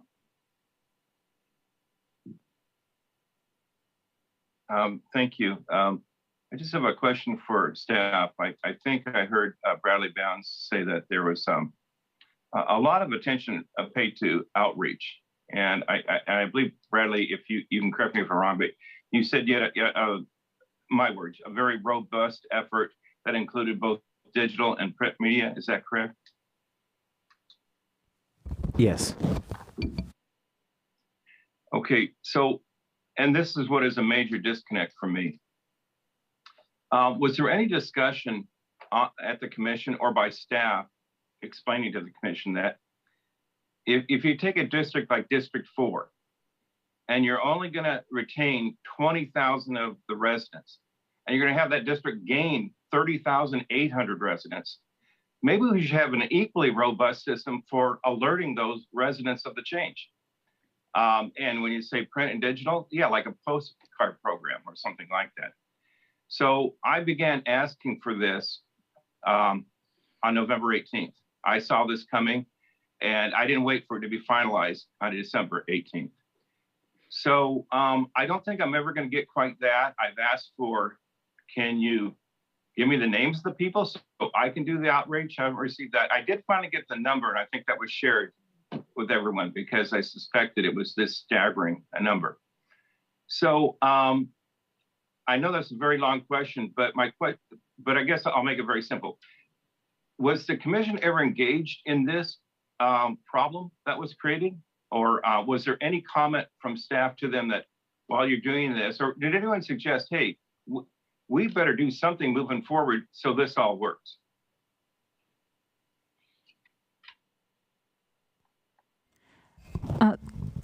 Councilman Supernal, I think that the commission was really guided by looking more specifically at the communities of interest and redrawing the lines. I'm not sure that there was a lot of focus or attention paid to the differences and the ultimate impacts of those lines in terms of the numbers of residents that were leaving a district or coming into a new district. So that is a feedback that we can certainly capture and make a note of so that it can be considered in future redistricting efforts. But I will say that as a result of the new maps, staff has done a very extensive outreach to publicize the new maps, and that is, in addition to the postcard mailings, there has been extensive social media. There has been neighborhood contacts for all of the city's neighborhood associations. So we are making I have to interrupt for 1 second, Linda. I'm not aware of any postcard mailings. That is in process, and those, I think we communicated with your staff earlier today that we just got the date that will go out next week, but that is in process right now. They may go out next week, and that would be 2 months after this is finalized, 3 months after we knew the data. So that's my issue, is that this simply was not addressed. The report tonight is like, this is the final. Here's how it all happened. We're good to go. Guess what? Our issues are just starting. And I know it's for my district. We have another district that had gained 211 new residents. I gained 30,800. So I'm just asking that moving forward, that included in the plan, if we're going to put that much effort into outreach, let's get something together for after the fact and how we communicate to the residents of these massive changes. Because every day in our office is not just the 30,000. It's the one we've retained because it was so huge in the 4th district. We get calls from people, hey, am I still in your district? I'm not quite sure. And the idea of sending out a postcard where you would have a QR code and that person has to look up the map. It's a generic postcard that goes to everyone. Hey, if you want to know what district you're in, scan this QR code. That's the antithesis of a print medium telling someone what district they're in. So that's all I have to say, and I hope that's considered next go round. Thank you. Thank you, Councilman. Councilwoman Zendejas, please. Thank you, Mayor. I just want to thank the commission for all their hard work that they did on the commission. I know that this was the first time that we as a city had an independent redistricting commission, and that, there were many lessons learned. And I hope that by the comments that we share here today, that those lessons were actually learned. I do have to agree with my colleagues on there being more outreach. I know that it was a difficult time, absolutely a difficult time to do the redistricting commission because of all the things that were in place, right? With COVID. But one of the things that I think was very positive is that, the community came out to speak, those that could. And I want to echo Council Member Mongo's comment that we really, really have to do better when reaching out to those that may not be able to come and may not be able to physically be in the spaces, including our seniors and people with disabilities that feel that they missed out on an opportunity to voice their voices.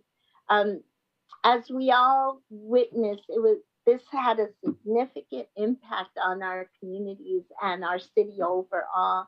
For that reason, it's crucial that we learn as much as we can from this experience to ensure that next time around, the city has all the, when I say city, I mean the residents, have all the tools that they need, that are necessary for this process to be able to have an efficient redistricting process. I also noted in the presentation today by Bradley that it said that the new commission would be trained by the old commissioners. One of the things that I would say and I would recommend is that not happen, only because it is supposed to be an independent redistricting commission. And you know, the old commissioners, which did a wonderful job to the best of their ability, they might still have something, you know, pending where they might not come in with, you know, or they might come in already influenced and wanting a certain thing. So I think it's good to actually take all the recommendations from the commission right now, that is fresh in their mind, and then pass those on to the next commissioners, instead of having the commission itself come back and train them, just so that it could be fair to them, to the new commissioners, and so that they are able to start from a fresh slate, if you may. Also, one of the things that I think is important is to be able to do outreach to the community earlier. I know that there had been a lot of outreach. I know that, you know, a lot of my constituents, because we live in the first district, we found out about the meetings that were happening, and a lot of my residents missed it and were upset that they didn't have a chance to participate. But I know that it was a lot of factors that caused that.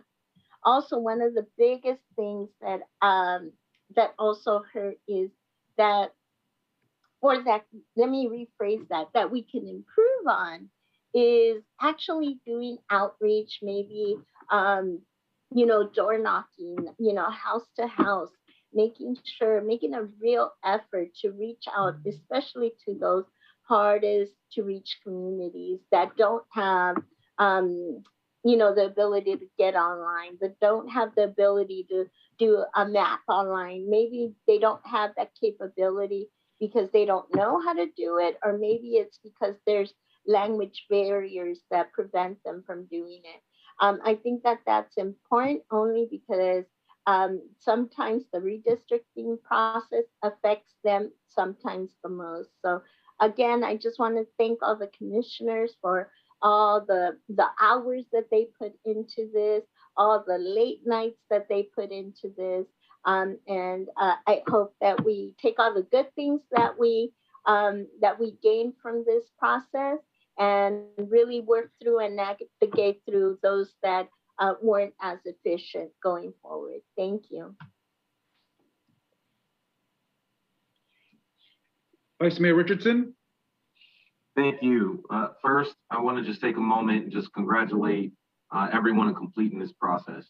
We know that the goal was to ensure that resources reach every part of our city, and that is fair, representation and resources. We also know that we had a late census, and that put some pressure on our ability to conduct our redistricting process. And that was outside of everyone's control, but I do want to congratulate and thank all involved for making sure that we were able to finish that process. COVID was also a barrier to outreach through the census and through redistricting. Folks forget that, but this commission stepped up, staff stepped up, the consultant stepped up, and they conducted the process and made it happen. I also want to just take a moment and acknowledge the commissioners. I watched most of those meetings from home, and I'll tell you, you know, those commissioners were thoughtful. I saw the process of how they built consensus. I saw how they resolved their disagreements amicably. We learned about the whole city. We watched as they attempted to learn and understand the unique issues and communities all across our city. And they I think, demonstrated grace and real composure through that process. I also want to just thank the residents. I learned a lot just listening to the residents about their communities of interest. I'll tell you, I've seen more than one redistricting process in the city. It's always lively in one way or the other. But I also saw a lot of communities that we haven't heard in the past step up and talk about their communities. North Long Beach in particular has come a long way.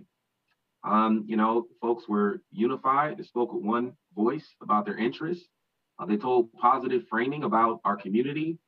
It wasn't all, hey, this is terrible, that's terrible. We heard some real pride in the community and in the neighborhoods, and that made me really proud just to see how the neighborhoods stepped up and came together and spoke with one voice. I also thought that the community meetings were really well done. The 9 meetings that went out to, or however many were, that went out to the different communities. I thought that was really well done. I attended 2 of those personally, the ones in the community, and sat back and listened. And this was the first time we had community meetings in a while because of COVID. And it was really inspirational. I thought the conversation in the community meetings were really locally focused on those communities. And I think that's important. I think as we move forward, to next year, I would, 10 years from now, I would love to just see more of that neighborhood outreach. I think what we saw at City Hall, I think was a very different tone. It really took a larger level, a heightened level of organization to really break through. And I didn't see that in the neighborhood meetings. In the neighborhood meetings, I really saw the commissioners taking time and listening to each individual community. And I think that helped make the process better. So, again, you did your job.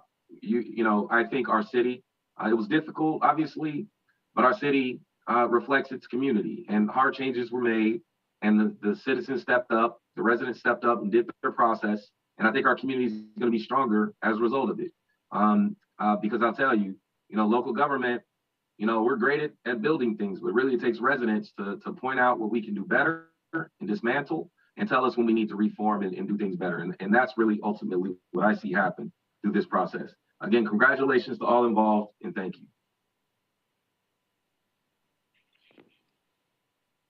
Thank you. I'm gonna just make a couple comments to close. Is there any other? I don't think there's any other council comments. So I just want to make a couple comments. I queued up, but I'm not sure if I can go.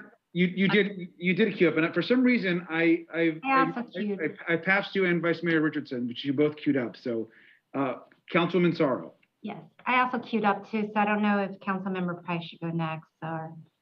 Okay, I'm having a little bit of queue issues with my phone here. So I actually have in this order. You're right. I have Councilwoman Price and then Councilwoman Sorrow. Great. Thank you, Mr. Mayor. I won't take too much time. I appreciate the report. I think it's a really good report, and I did find this to be a fascinating process. It was great to hear about all the different communities, and just what happens when a line moves, just a few blocks in one direction or the other, and what kind of impact that has in terms of city assets and recreational facilities and things of that nature, and the familiarity or lack thereof with some of those neighborhoods and impacts was fascinating for me to watch and observe. I want to just take a moment to thank obviously everyone who was involved in the process for going through the process and being methodical about it. I think it was very obvious that they were listening, and of course, not everyone was in agreement that they were listening to, but they were able to listen to everybody. And some of those meetings were very long. But I do want to thank, just for a moment, I want to just one person that really I thought helped a lot. This was the first time there was a lot of questions. People who know me know that I ask a lot of questions, and I also like to understand the framework, that we're operating in from a legal standpoint. And Taylor Anderson was just a phenomenal asset from the city attorney's office. because there were a lot of questions about what does the charter say? What does the charter allow? What is allowed, by public comment? What's allowed, to be considered by the commission? And I just thought that she did a great job, as well as Amy Weber, on trying to help maneuver all the questions, since this was the first time.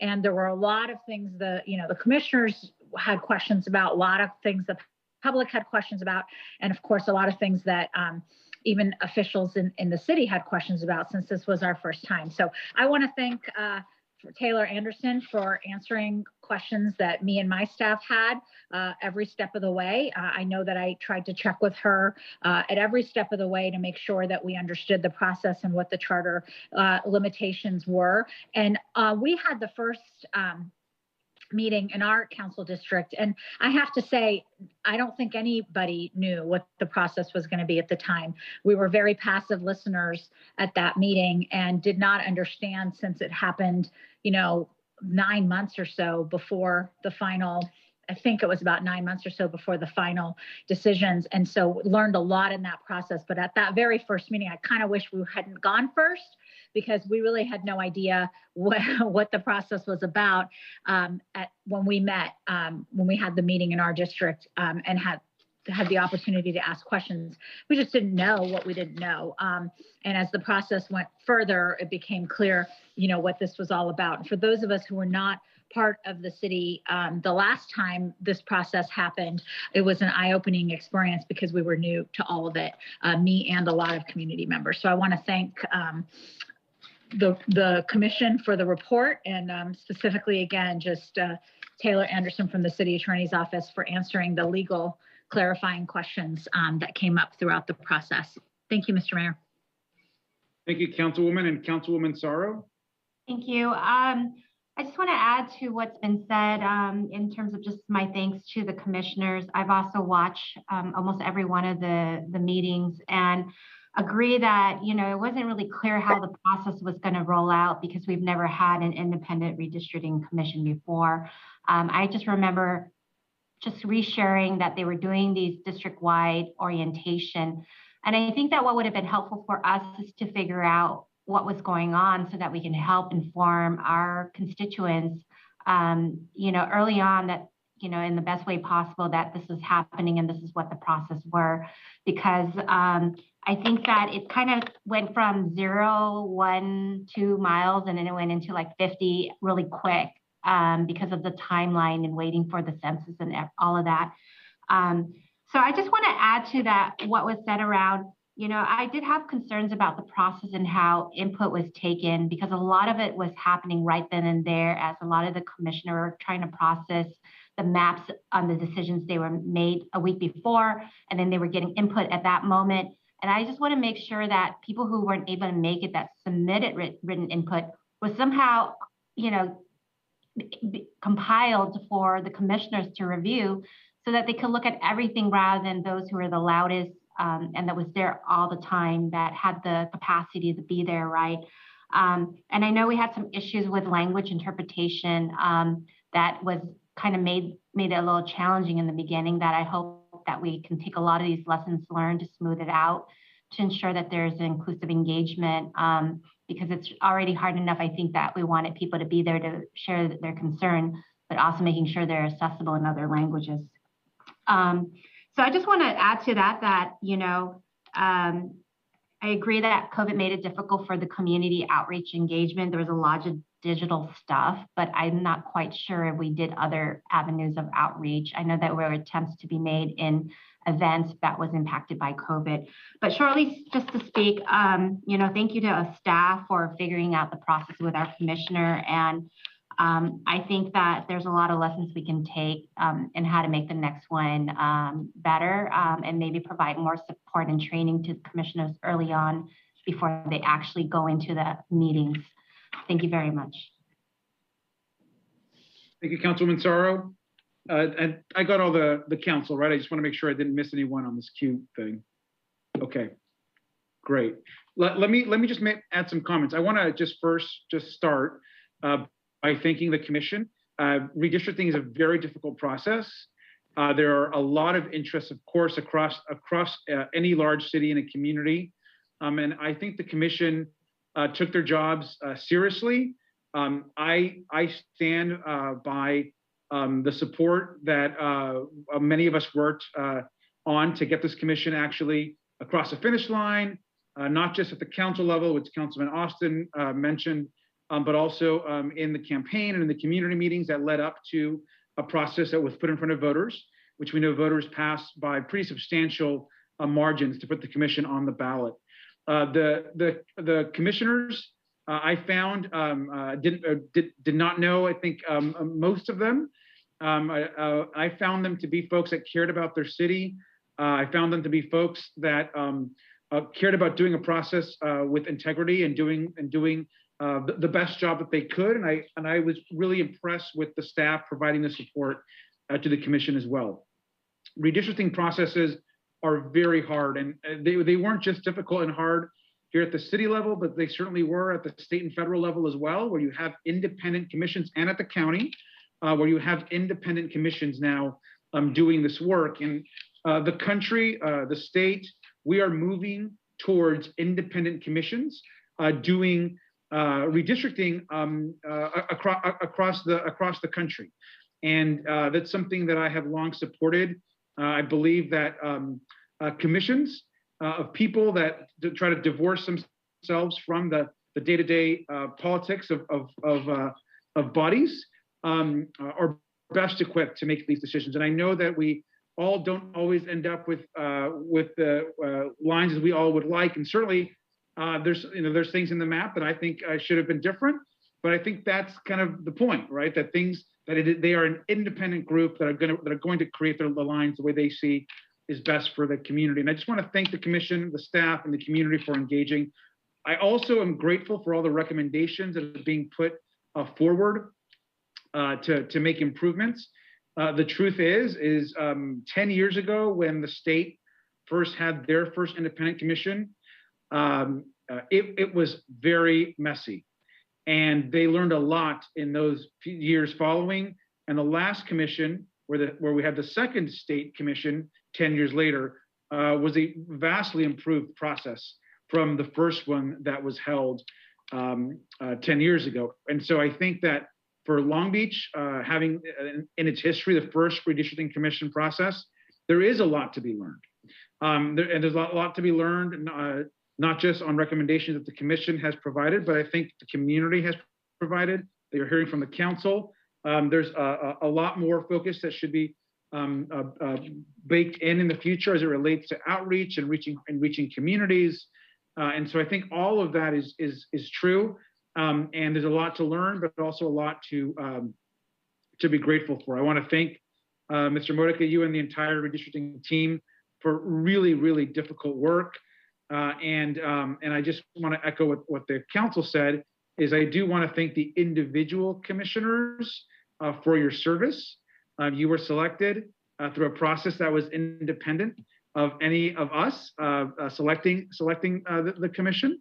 And again, to the clerk and to the ethics commission, who both played vital roles in that process of selection, I just want to thank them for their work as well. Is there any public comment, Madam Clerk, on this item? If any members of the public would like to speak on this item, please use the raise hand feature or press star 9. Our first speaker is Dave Shukla.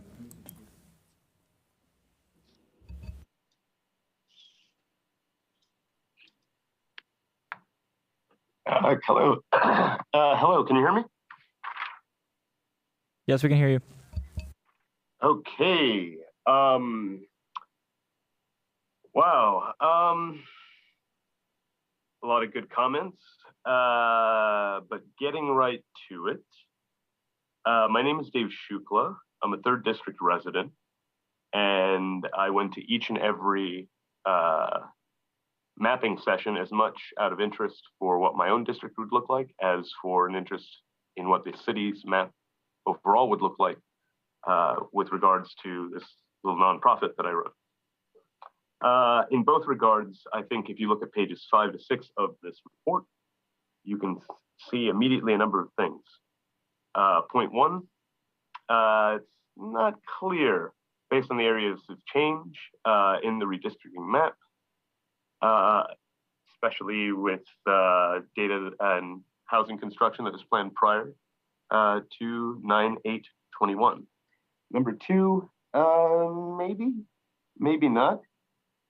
In fact, you could make an argument that what districts 1 through 6 on the map, the final adopted map, select for, are for people who voted A for Prop 13 and B supported GAN limit restrictions at the time. Number 3, geographic continuity.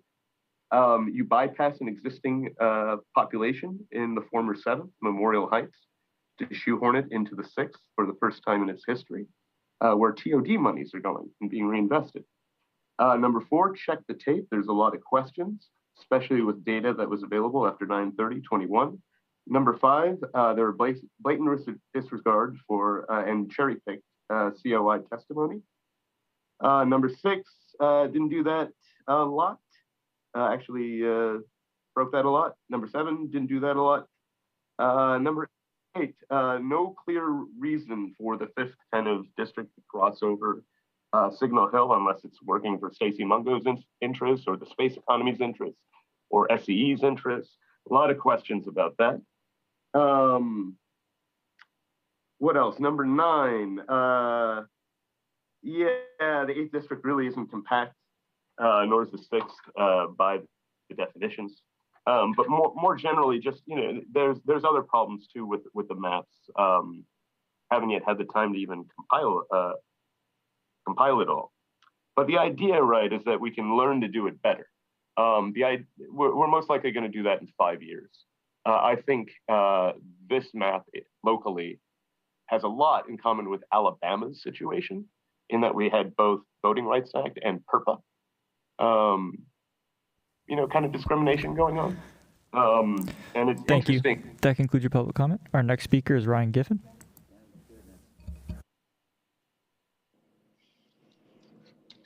Hi, thank you. Good evening, Mayor Garcia and Council. My name is Ryan Giffen from District 1 and a member of the Independent Redistricting Commission. I briefly wanted to publicly thank city staff for their unwavering and dedicated work to the city and commission itself throughout the process. JT, Brad, Taylor, Amy, and many others, thank you very much. Additionally, it must be noted that Mr. Paul Mitchell from Redistricting Partners was truly an integral asset to this team, and want to thank him for his patience, his expertise, and service as well. As Vice Mayor Rex Richardson mentioned in his comments earlier, the IRC body was truly one that worked from a place of thoughtfulness, integrity, and courage, a wonderful reflection of the makeup of our city. It was truly an honor to serve our city and its people. Thank you. That concludes public comment for this item. Thank you, Madam Clerk. And with that, we'll please call the roll call for the receive and file report. District 1? Aye. District 2? Aye. District 3? Aye. District 4? Aye. District 5? Aye. District 6? Aye. District 7? Aye. District 8? Aye. District 9? Yes. Motion is carried. Thank you. Next up is item 21, please. Report from Financial Management. Recommendation to adopt a resolution to execute a contract with Federal Signal Corporation for the purchase of 4 CNG-fueled Elgin street sweepers for a total amount not to exceed $1,696,346 citywide. Can I get a motion? I have a motion and a second by Councilwoman Sorrow and Councilman Austin. Is there any public comment? If there's any members that wish to speak on this item, please press star 9 or use the raise hand feature. Seeing none, that concludes public comment. Councilman Sorrow, do you have any comments? Just that I'm glad that we're getting new street sweepers. Thank you. Councilman Austin? I'm glad we have clean energy burning, efficient street sweepers. Members, let's do a roll call vote, Madam Clerk. District 1? Aye. District 2, Aye. District 3, Aye. District 4, Aye. District 5, Aye. District 6, Aye. District 7, Aye. District 8, Aye. District 9. Aye. Motion is carried. Thank you. Let me go to item 23.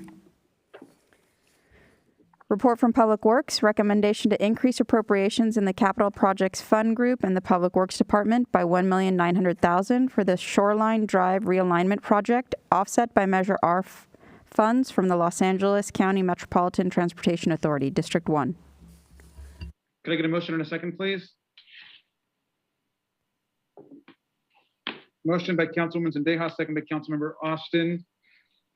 This is I know, pretty significant project. And Mr. Modica, do you want to just kind of briefly share what we're doing here? Yes, Eric Lopez will give the staff report. Thank you, Tom. So staff is happy to announce that we are in the process of receiving additional funding for the realignment of Shoreline Drive. This is part of the early action project, 710 early action project related to the Shoemaker Bridge rebuild. The realignment of Shoreline Drive is the first major phase of kind of our new gateway westward kind of entrada. And so we've received grant funding in the past. We got some more that will help us complete the engineering design and help prepare us to request future funding for construction. So this is a really big project. It's one of our bigger projects in the area, and we're really excited to continue moving it forward. Thank you. Councilmember Zendejas, any comments? Yes, thank you, Mayor. I just cannot express how excited I am about this project. This will enhance and revitalize the area near our beloved Cesar Chavez Park as well. Absolutely love this vision. There are many details and different components to making this vision come true. Thank you, Director Lopez, for your comments, and thank you for all the hard work that you've been doing along with the team and everybody involved. I'm really looking forward to seeing this item come alive. Thank you. Thank you, Councilmember Austin. Thank you. And this is really amazing to see come to fruition. I had a great pleasure working on the campaign for Measure R, spending a lot of sweat equity, get that measure passed, and to see that those funds now, like literally 10 years later or more, coming into the city of Long Beach, making our downtown more accessible. The Shoemaker Bridge project, the Shoreline Drive realignment projects were all listed as potential early action projects for several years. And so, working with the Gateway Cities Council of Governments through that body to see these funds being appropriated are something that certainly I'm happy to support, and I would encourage my colleagues to do as well. This is all good for our downtown, our economic development goals, but also make our city more accessible for visitors. Thank you. Thank you. Well, is there any public comment first? If any members of the public would like to speak on this item, please use this raise hand feature or press *9. Seeing none, that concludes public comment. Thank you. I do have a couple questions. So this is just for staff. So obviously, incredibly supportive of this project. Of course, been following it since I joined the council, and very active in the development with the community early on. And want to ask Mr. Lopez or anyone. Obviously, this project has a lot to also do with our Shoemaker Bridge project and all of the other smaller early action projects that we have happening in that area. From a construction perspective, Mr. Lopez, remind me again, as far as the Shoemaker Bridge project, how far away are we from fully funding that project? The Shoemaker Bridge piece. Yes, Mayor. So the Shoemaker Bridge rebuild is actually the engineering, the design is fully funded. So we're working with Caltrans on the design. We're going through our process. We hope to be ready in the next couple of months to really bring forward the latest design proposals to the community. But the design is fully funded. We have to reach a milestone, a certain percentage milestone in the engineering to be able to make a request for construction funding. But because it is an early action project, we really feel good about securing the construction funding as part of our standard process working with the state and the federal government. And I just want to, again, just uplift that the time to get this funding is now, right? I mean, the infrastructure money for this project that qualifies at the top of federal funding for the infrastructure bill is right now. And so us making sure that we are prepared to receive that funding and are aggressively lobbying for it in DC with our team is really, really important. And so I know that obviously you're all aware of this and you're on this, but I just really want to hope that we're really pushing hard. I mean, we pushed hard outside the normal system to get the port, the $51 million that we got for Pier B and the rail extension. We got the largest grant in that first infrastructure cycle for the port, and I'm hoping that we do the same for this project and others. And so, just hope that we're doing more than just the regular checking the boxes on the applications here, and that we're being aggressive. Secondly, on this part of the project, Mr. Lopez, which is the Shoreline Drive realignment, when do you actually think we're going to actually see construction? So at the current schedule, we are looking at starting construction in the next 12 to 15 months. So we got to finish the design. We have to make our formal request for construction funding, and then we got to gear up and go through the normal bidding process in order to kick out that construction. But it could be as close to 12 to 15 months as our current estimate. And what percent? I know that a big percentage of the funds for this project are the county, and are we doing a county state fed combination, or what's the biggest piece of the funding? Mayor, we expect a combination of state and federal funds. We actually think this realignment project and Shoemaker are going to be very competitive with the recently approved federal infrastructure funds. So we're coordinating with Caltrans and the local groups to ensure that when the opportunities are actually there to apply for funding, this is one of the top regional projects that we push forward. So at the end of the day, I really think it's going to be a combination of both state and federal funds, with federal funds being the bigger chunk. And okay, and you said that the designs will be ready soon for all of this project. When do you think that will be done? So the first part of the project will be the design of shoreline realignment. So that design will be done within the next 8 to 12 months. Okay, thank you. So that gets us through shoreline, correct? Okay, great update. Thank you all very much. Roll call vote, please, Madam Clerk. District 1.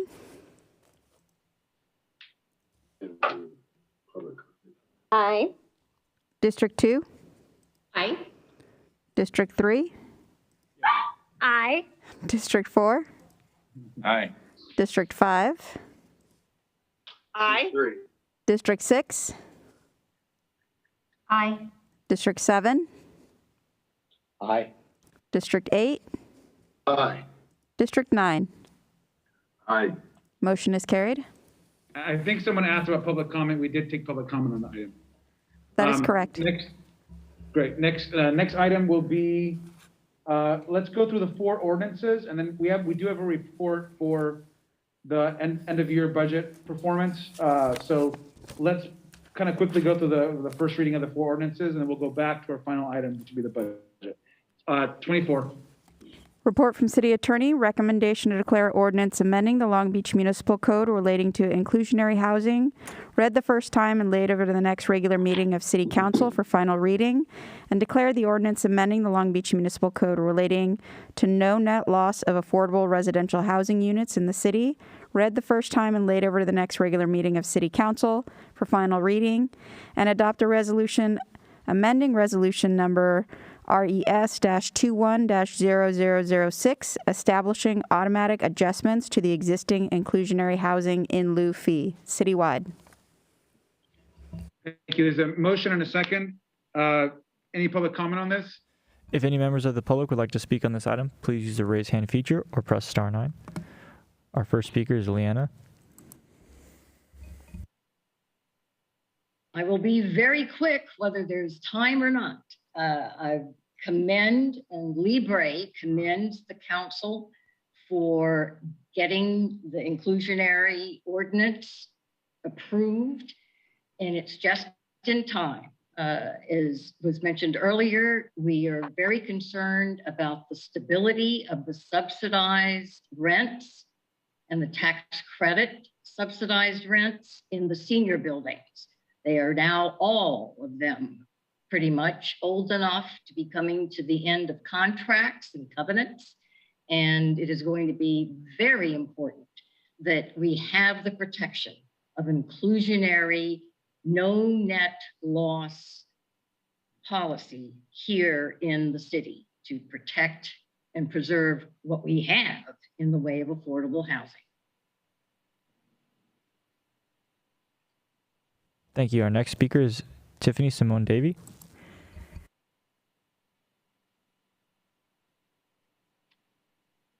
Good evening, Tiffany Simone Davey. I just want to briefly go over just a few numbers. When I'm thinking about affordable and I think about being a lifelong Californian, the unattainability of that for majority of the population, as well as those who seek services that make, a living wage. For some of I'll just highlight two recently online within the past year and a half buildings. One building in particular, 2 bedrooms are renting for $15,945 a month. 1 year, that's $191,340. That rent over 5 years, $956,000. But that has a ripple effect throughout the city. It changes the rest of the environment of when we're talking about rentals and what others see and believe the market to be, as well as the reaction when we're going through tragedy and again, a disaster that affected every resident within the city, whether they were business owner or not, worker or not, those living on fixed incomes, or those, again, being paid non-prevailing wages. Another building that just went up recently, I believe that rent, let's see, that was about $13,000. This is a 3-bedroom, $13,360 per month. That's 1 year is $160,320. 5 years, $801,000. So when we're looking at development and these density bonuses, we do understand the structure historically of where they are coming from, and really the challenges of all legislatures across the nation, if not those also adopting the rate development scheme, are volatile.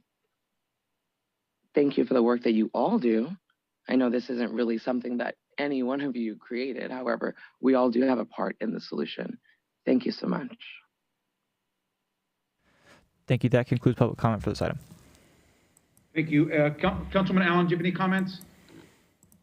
I just want to say that I would be pleased to support this ordinance today. Thank you.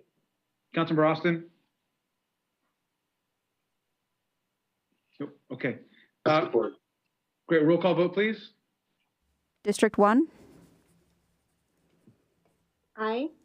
District 2? Aye. District 3? Aye. District 4? Aye.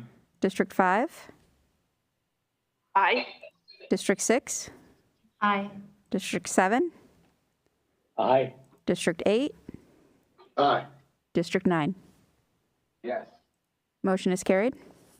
Thank you. Item 25, and I know the city attorney has a few comments at the start of the item, and then we'll do public comment and the vote. Report from city Great. attorney. Thanks, Mayor. Continue. Sorry, Rich. Oh, no problem. Okay, you can hear me okay.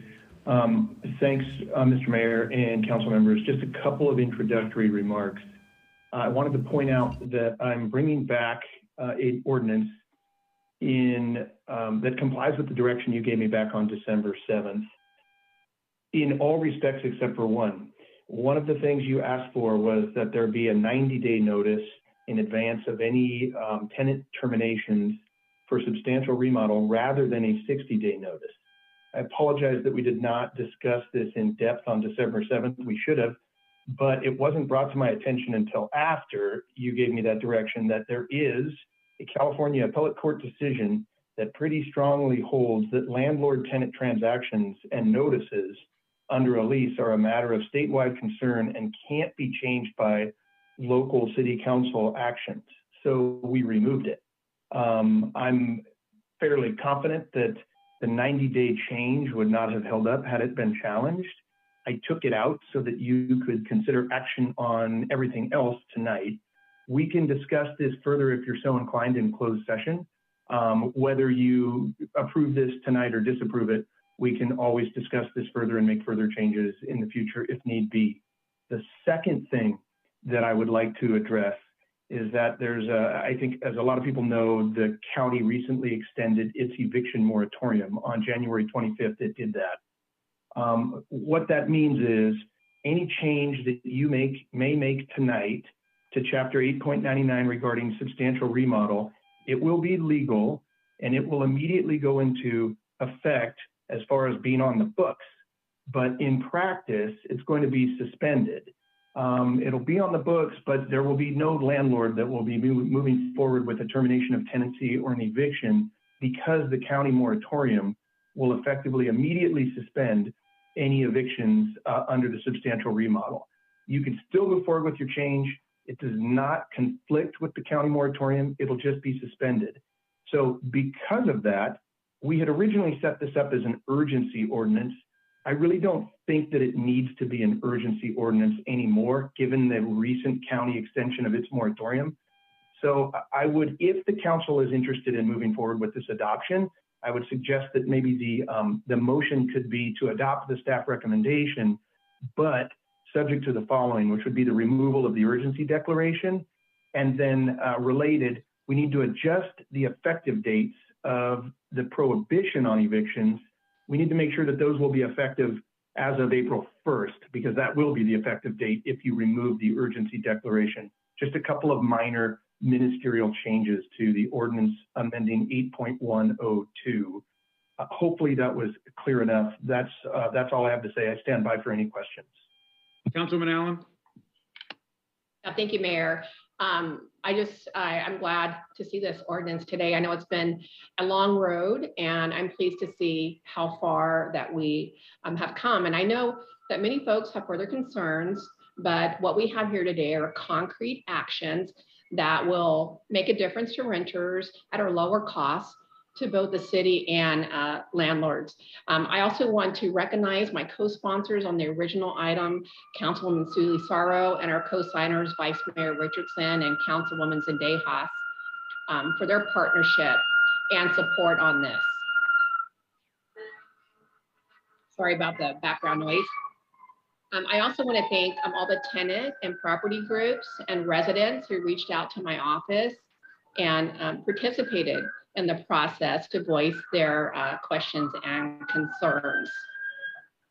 The work that we've done is going to absolutely improve our housing climate in the city. I understand folks still continue to have concerns, and I recognize these perspectives, but increasing relocation benefits, collecting data, and establishing a civil fine for both bad landlords are actions that make a difference for renters today and in the city. So I would like to make a motion to adopt staff's recommendation subject to the following.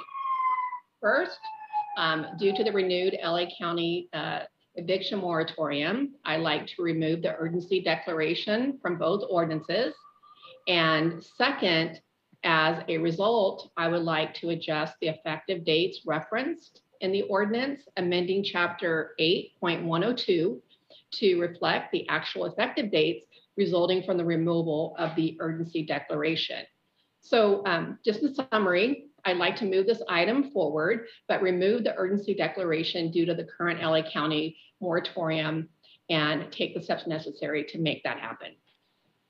Thank you. Councilwoman Sorrow.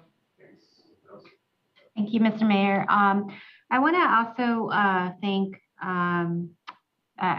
Councilwoman Allen for her leadership on this item. I know that I agree with her that there's been concern raised, and I want to make sure that to thank those who reached out to share them that we, we've heard you, and we also know that it's important that we do that I'm in support of Councilwoman Allen's motion that she just made around some of these changes.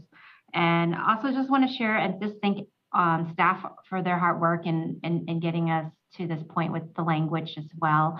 And that I know that there's more that we could do, that you feel that we could do. And I think that today isn't the only time that we'll have a discussion about this item, I believe. So with that, I agree with Councilwoman Allen, and I second it and I support it. Thank you. Is there any public comment on this item? At this time, if there's any members of the public that wish to speak on this item, please use the raise hand feature or press star 9. Our first speaker is Katie DiMona. Good evening, Mr. Mayor and council members. I know that we're all tired of revisiting this issue, but I nevertheless ask you to table item 25 until later in the year. Enacting it now will just cause confusion since it will be suspended until next year because of the LA County eviction moratorium. If you insist on taking action on this item tonight, I urge you to revisit the staff recommendation to change the construction threshold for substantial remodel from 30 to 60 days. This item, which came out of meetings with tenants and landlords, was the only item in staff recommendations that actually prevents evictions, rather than just making them more expensive. This change would protect the remaining 20 original tenants in my apartment complex and many other Long Beach tenants who will otherwise face eviction at the end of the county moratorium, even with the proposed changes tonight. Whether you table the item or act on it, I request that the city issue a statement to the press and post it on the city website and social media, as well as mailing directly to landlords, clearly stating that landlords are required to comply with the LA County eviction moratorium. I know of 3 people who received illegal 60-day notices in the past week, so the city needs to do more to educate both landlords and tenants that there is still a moratorium in place through the end of the year. Thank you. Our next speaker is Elsa Tung.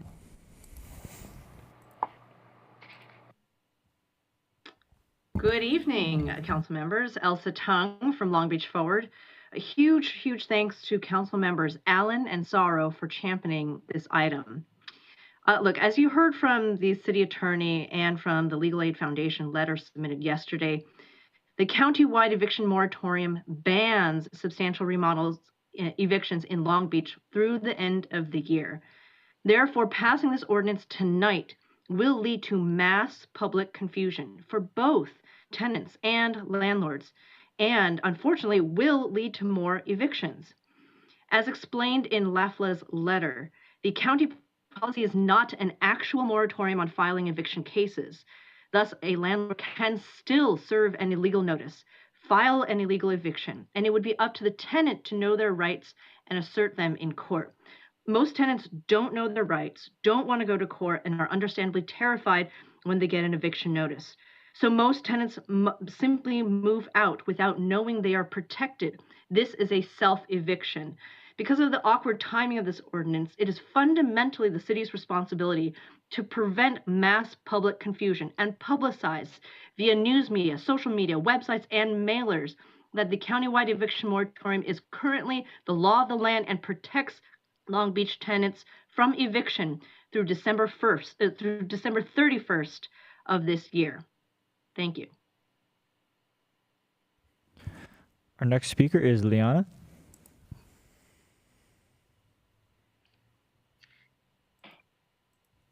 Libre wishes to support the concerns that have been raised, and we echo the thanks to the city council members that have supported this.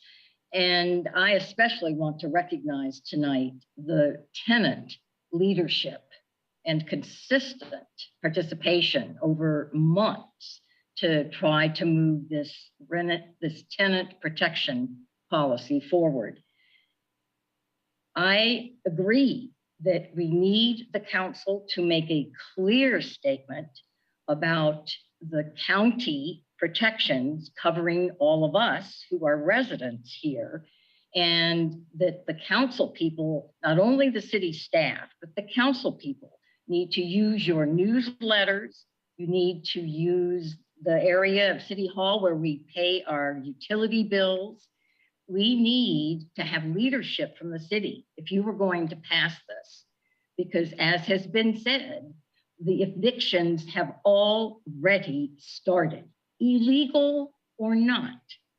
There are bad actors, as we all know, but there are just regular landlords out there, and they are escalating their use of evictions. Libre's telephone is ringing off the hook when we are making outreach calls to thousands of tenants here in Long Beach. We are increasingly hearing about what are illegal evictions. So if you pass this tonight, we are going to look to you and to the city staff for an aggressive public education campaign to make sure that tenants do not get preyed upon by landlords who will attempt to use this public confusion to get rid of the tenants that they have. Thank you. Our next speaker is Melody Osuna. Good evening, Council and Mayor. Again, my name is Melody Osuna, and I'm an attorney with the Legal Aid Foundation of Los Angeles. I'm also a resident of the 8th District. LAFLA agrees with City Attorney Rich Anthony's assessment that the county moratorium prevents substantial remodel evictions while the county resolution is in place, which is at least until December 31st, 2022. It's important that the city communicate that landlords cannot move forward with these types of evictions until the county resolution, or known as the moratorium, is over. As I mentioned in my letter to the city yesterday, there's a real risk of tenants self-evicting after receiving a notice from their landlord, or a landlord filing an unlawful detainer action, as the county resolution is not an actual moratorium on evictions, but a defense a tenant has to assert against an unlawful detainer in court. There needs to be a strong effort from the city to communicate that these notices are invalid until the county resolution ends. Finally, I have to reiterate that this current substantial remodel item does not go far enough to protect long-standing tenants. Making a small adjustment of requiring 60 days worth of work rather than 30 days for a substantial remodel eviction will show that the city supports long-established tenants. The current substantial remodel ordinance just makes substantial remodel evictions slightly more expensive. It doesn't protect the long-established tenants. Tenants will be displaced for higher-paying tenants, and the cost to substantially remodel and evict the previous tenants will be recuperated quickly by the property owner. Without strong anti-displacement policies, the city is choosing to support profit rather than long-established communities of color and tenants. Thank you.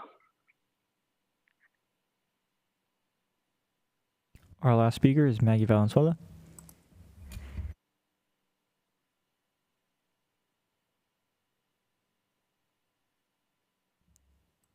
Maggie Valenzuela.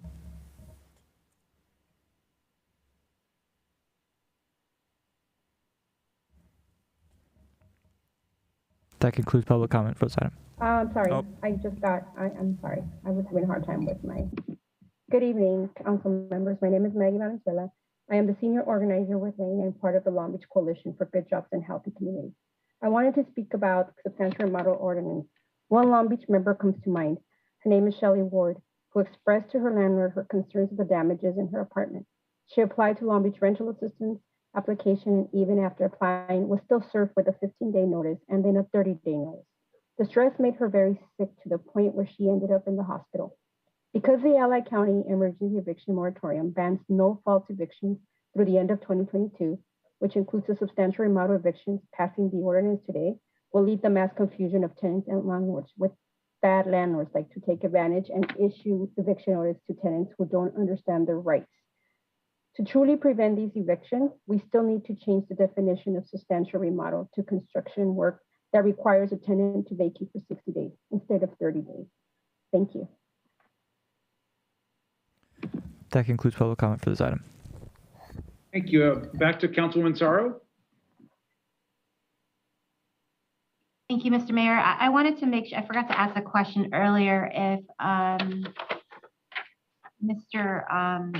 Rich Anthony can just clarify, how do we make sure that there isn't confusion about this moratorium that county has,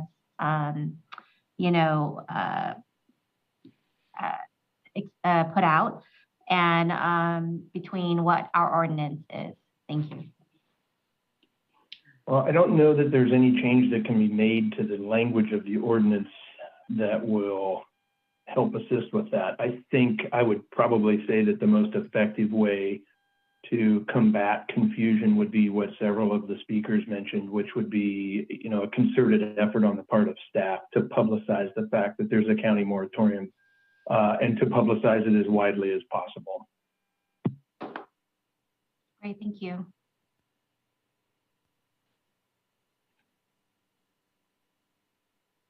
I have Councilwoman Zendejas. Thank you, Mayor. I want to say thank you to Rich Anthony for the clarification provided. I really appreciate it. I would also like to thank Councilwoman Allen and Councilwoman Sorrow for bringing this very important item forward.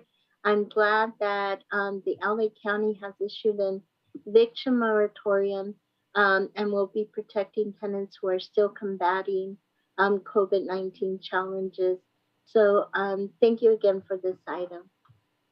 I do want to say that we should definitely do as much as we can as a city to inform both landlords and tenants about the moratorium. I think that's going to be important. I also think that there might be people out there that landlords out there who may not know about this moratorium and who may feel that they can evict, but they're not doing it maliciously. They just don't know about the new ordinance.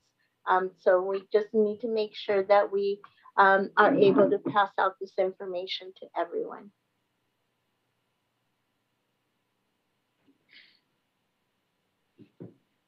Anything additional from staff? No, Mr. Mayor, my report is done unless there are any further questions. And I believe we did public comment already. So with that, roll call vote, please. District 1? Aye. District 2? Aye. District 3? Aye. District 4? Aye. District 5? Aye. District 6? Aye. District 7? Aye. District 8? Aye. District 9? Yes. Motion is carried. Thank you. Item 26, please. Report from City Attorney, recommendation to declare ordinance amending the Long Beach Municipal Code relating to gender references, read and adopted as read, citywide. Can I get a motion and a second, please? Second, motion by Councilwoman Sorrow. Can I get a second? Second by Councilwoman Zendejas. Any public comment? If any members of the public wish to speak on this item, please press star 9 or use the raise hand feature. Seeing none, that concludes public comment. Councilwoman Sorrow, any comments? Okay, Councilwoman Zendejas. No. Roll call vote, please. District 1? Aye. District 2? Aye. District 3? Aye. District 4? Aye. District 6? Aye. District 7, Aye. District 8, Aye. District 9. Aye. Motion is carried 8-0.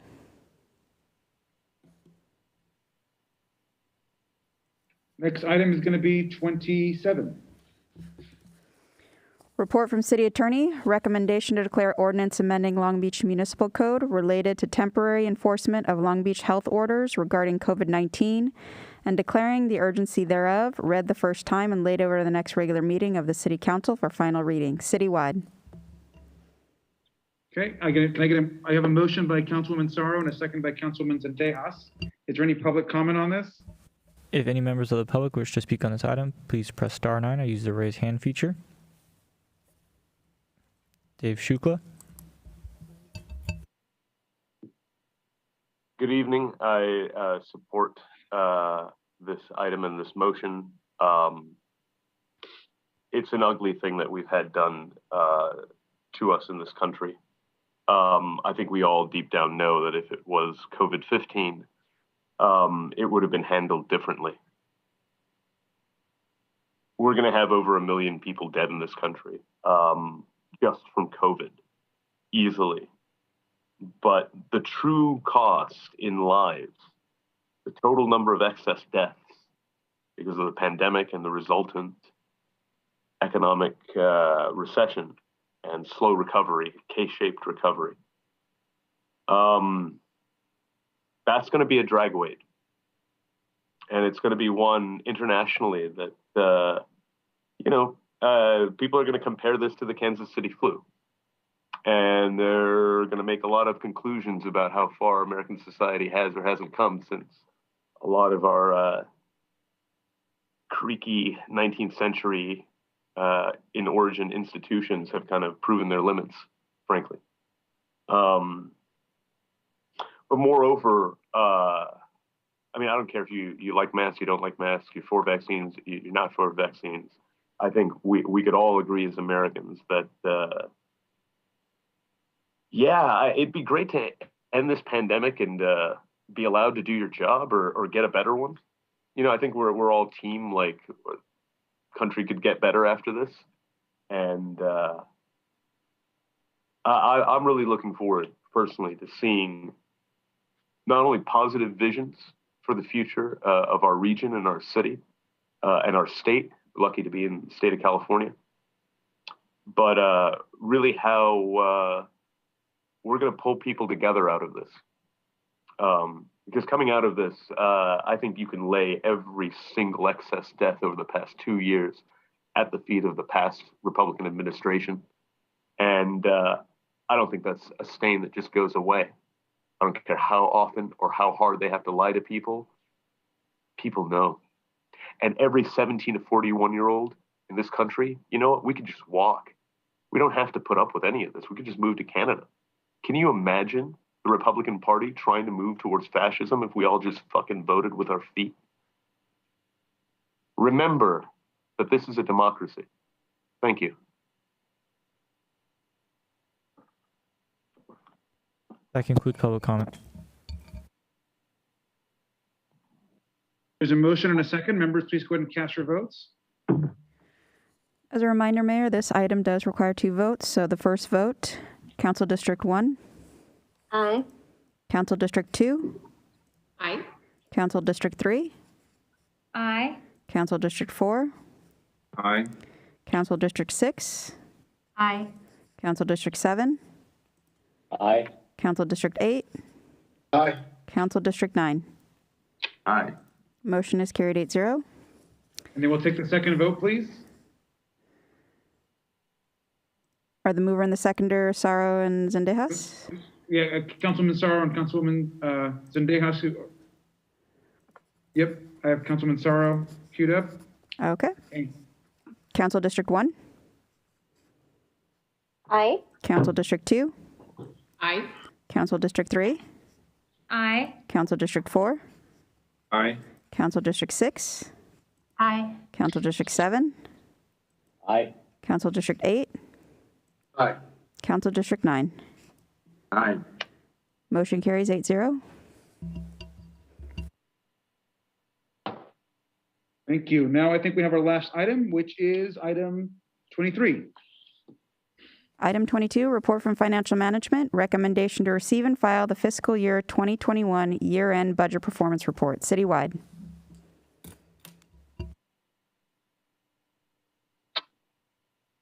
All right, Mr. Modica? Good evening, Mayor, members of the City Council. This is Grace. This is a report of the final year-end status of FY21. For context and as a reminder, the FY21 budget was established during the start of the pandemic and in the middle of an incredibly steep, swift recession. During this time, Long Beach, along with other cities in the nation, faced tremendous uncertainty as to how the pandemic would impact the economy and the city's finances, both on the revenue and expenditure side. So when the FY21 budget was proposed and finalized, it was uncertain how severe the downturn would be and how long it would last.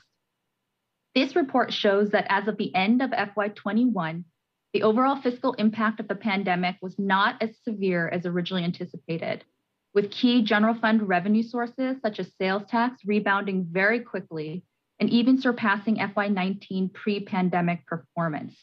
The general fund is ending the year with an operating surplus of $2.2 million, and Measure A has a net program surplus of approximately $10 million. The Tidelands Operating Fund also ended with the budgetary funds available of $2.2 million. Recommendations on the uses of these funds are provided in the report. Additionally, I wanted to note that as part of the Long Beach Recovery Act, the city was able to recover revenue that was lost due to the pandemic. This has allowed us to strengthen our fiscal standing. Our operating reserves are at $14.9 million, and our emergency reserves are at $47.8 million, back to where they were prior to needing them to cover the $20 million shortfall in FY21. So we're about 2.6% and 8.5% respectively of normal operating expenses, which is within our financial policy range for our reserves. This concludes my staff report, and we are available for questions.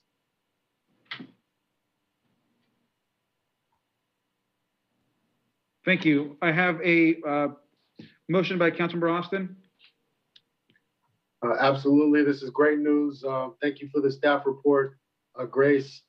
We forecasted a little bit of this in our budget exercise just a few months ago. And like I said, this is very welcome news for our city. We're able to fund some of the priorities that the council put forth when we passed our budget back in, what was that, September? This is, again, I'm happy to support this. Looks like we're headed in the right direction, and I'm encouraged going into FY23.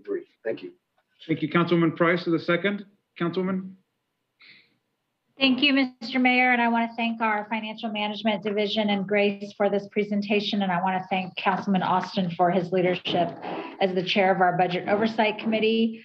These were a lot of projects that we wanted to make sure that we got funded for a variety of projects throughout the city, and I'm so glad that we're able to accommodate these projects. Thank you. Thank you, Councilmember Uranga. Thank you, Mayor. I'm especially pleased that we were able to fully fund the playground at Admiral Kidd Park after the devastating fire that took place last summer. So kudos to the staff. Councilmember Austin, thank you for your chairmanship of the Budget Committee, and it's a good job. And we're also going to be able to upgrade and rebuild the playground at Silverado Park. So both of those projects are excellent for the 7th District. Thank you very much. Thank you, Councilwoman Zendejas. Thank you, Mayor. First I wanted to thank our financial department. Grace, thank you to you and your team for the hard work that you've been doing on this. And I also wanted to thank our amazing city manager and his team for pushing this through as well during 2 very, very tough years that we have had. I'm so happy to see that after 2 years of this pandemic, Long Beach has managed to come out stronger and with an operating surplus that will help fund so many amazing projects, such as the MLK statue restoration, and All Abilities Playground, and tree trimming improvements, which are all very important. I also love to see that there's money being allocated to supporting cannabis social equity programs, to establish a food truck vending program, a sidewalk vendors ordinance, a COVID-19 memorial, among so many other great city actions and projects. And congratulations on bringing us to this point. Thank you.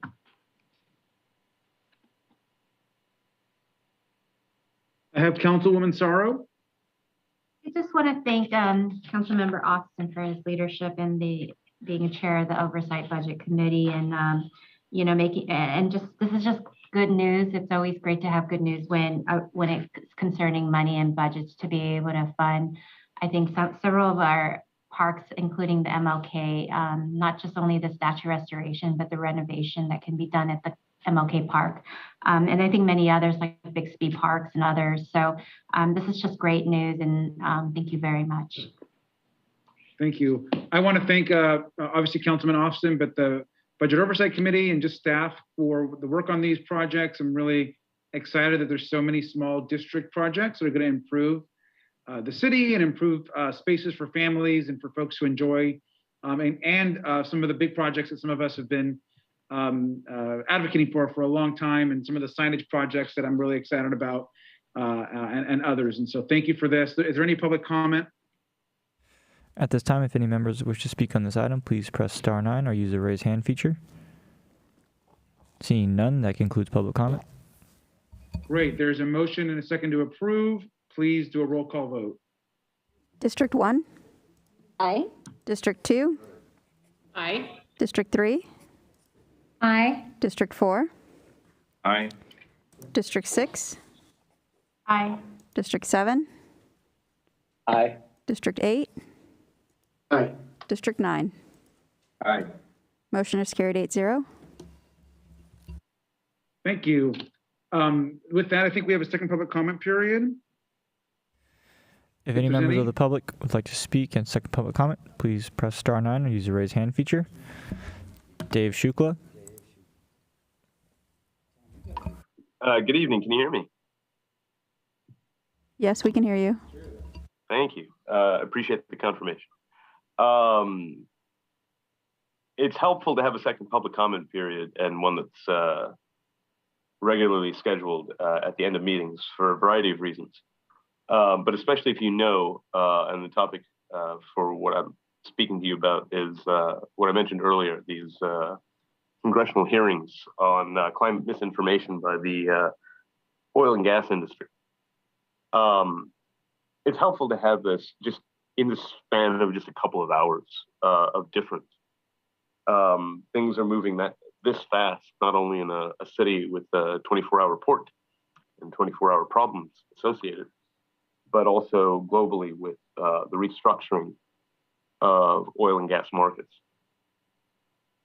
Just last week, as you hopefully have heard, City of Los Angeles voted to stop new oil drilling. That's a good thing. Now, in some ways, institutionally, oil is a bit harder to do here in this city. It's not impossible, but it can't be said that this city has led. In fact, Honey, do you have your headphones on? no, I don't. But it could be said that. Sorry. No worries. Where was I? It could be said that the same entities who knew, if Exxon knew, for instance, Southern California Edison, that reprivatized in the 90s, knew what kind of world they were building, and knew what kind of costs. You want to talk about rates or costs or REITs, what kind of costs they were shifting by not having a lot of the social, environmental,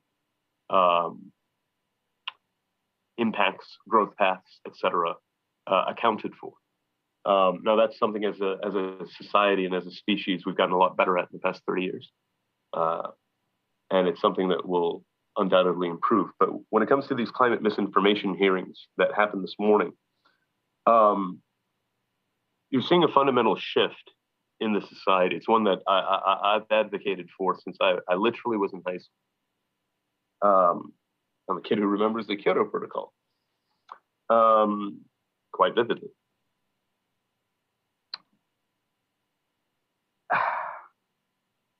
We're not going to get another shot as a species. I mean, that's probably the most prudent thing I can say at this point. But if the science is telling us that 1.5 degrees centigrade... Thank you. That concludes your public comment. Thank you, and that concludes the meeting. Thank you all No, sorry, for... Mayor, we have one more public comment. Oh, we do? Yes, Ty Do.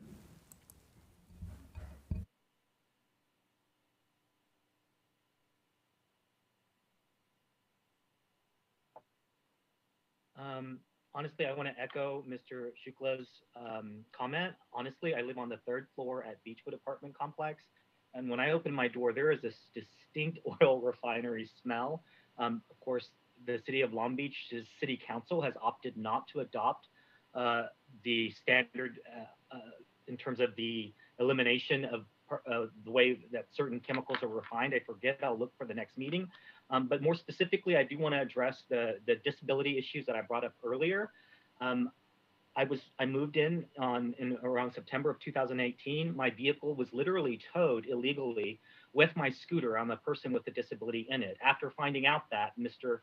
Pat West waived all of those fees and the like, but because your parking services office is literally drunk with power, they've stalked me throughout town and gave me ticket after ticket.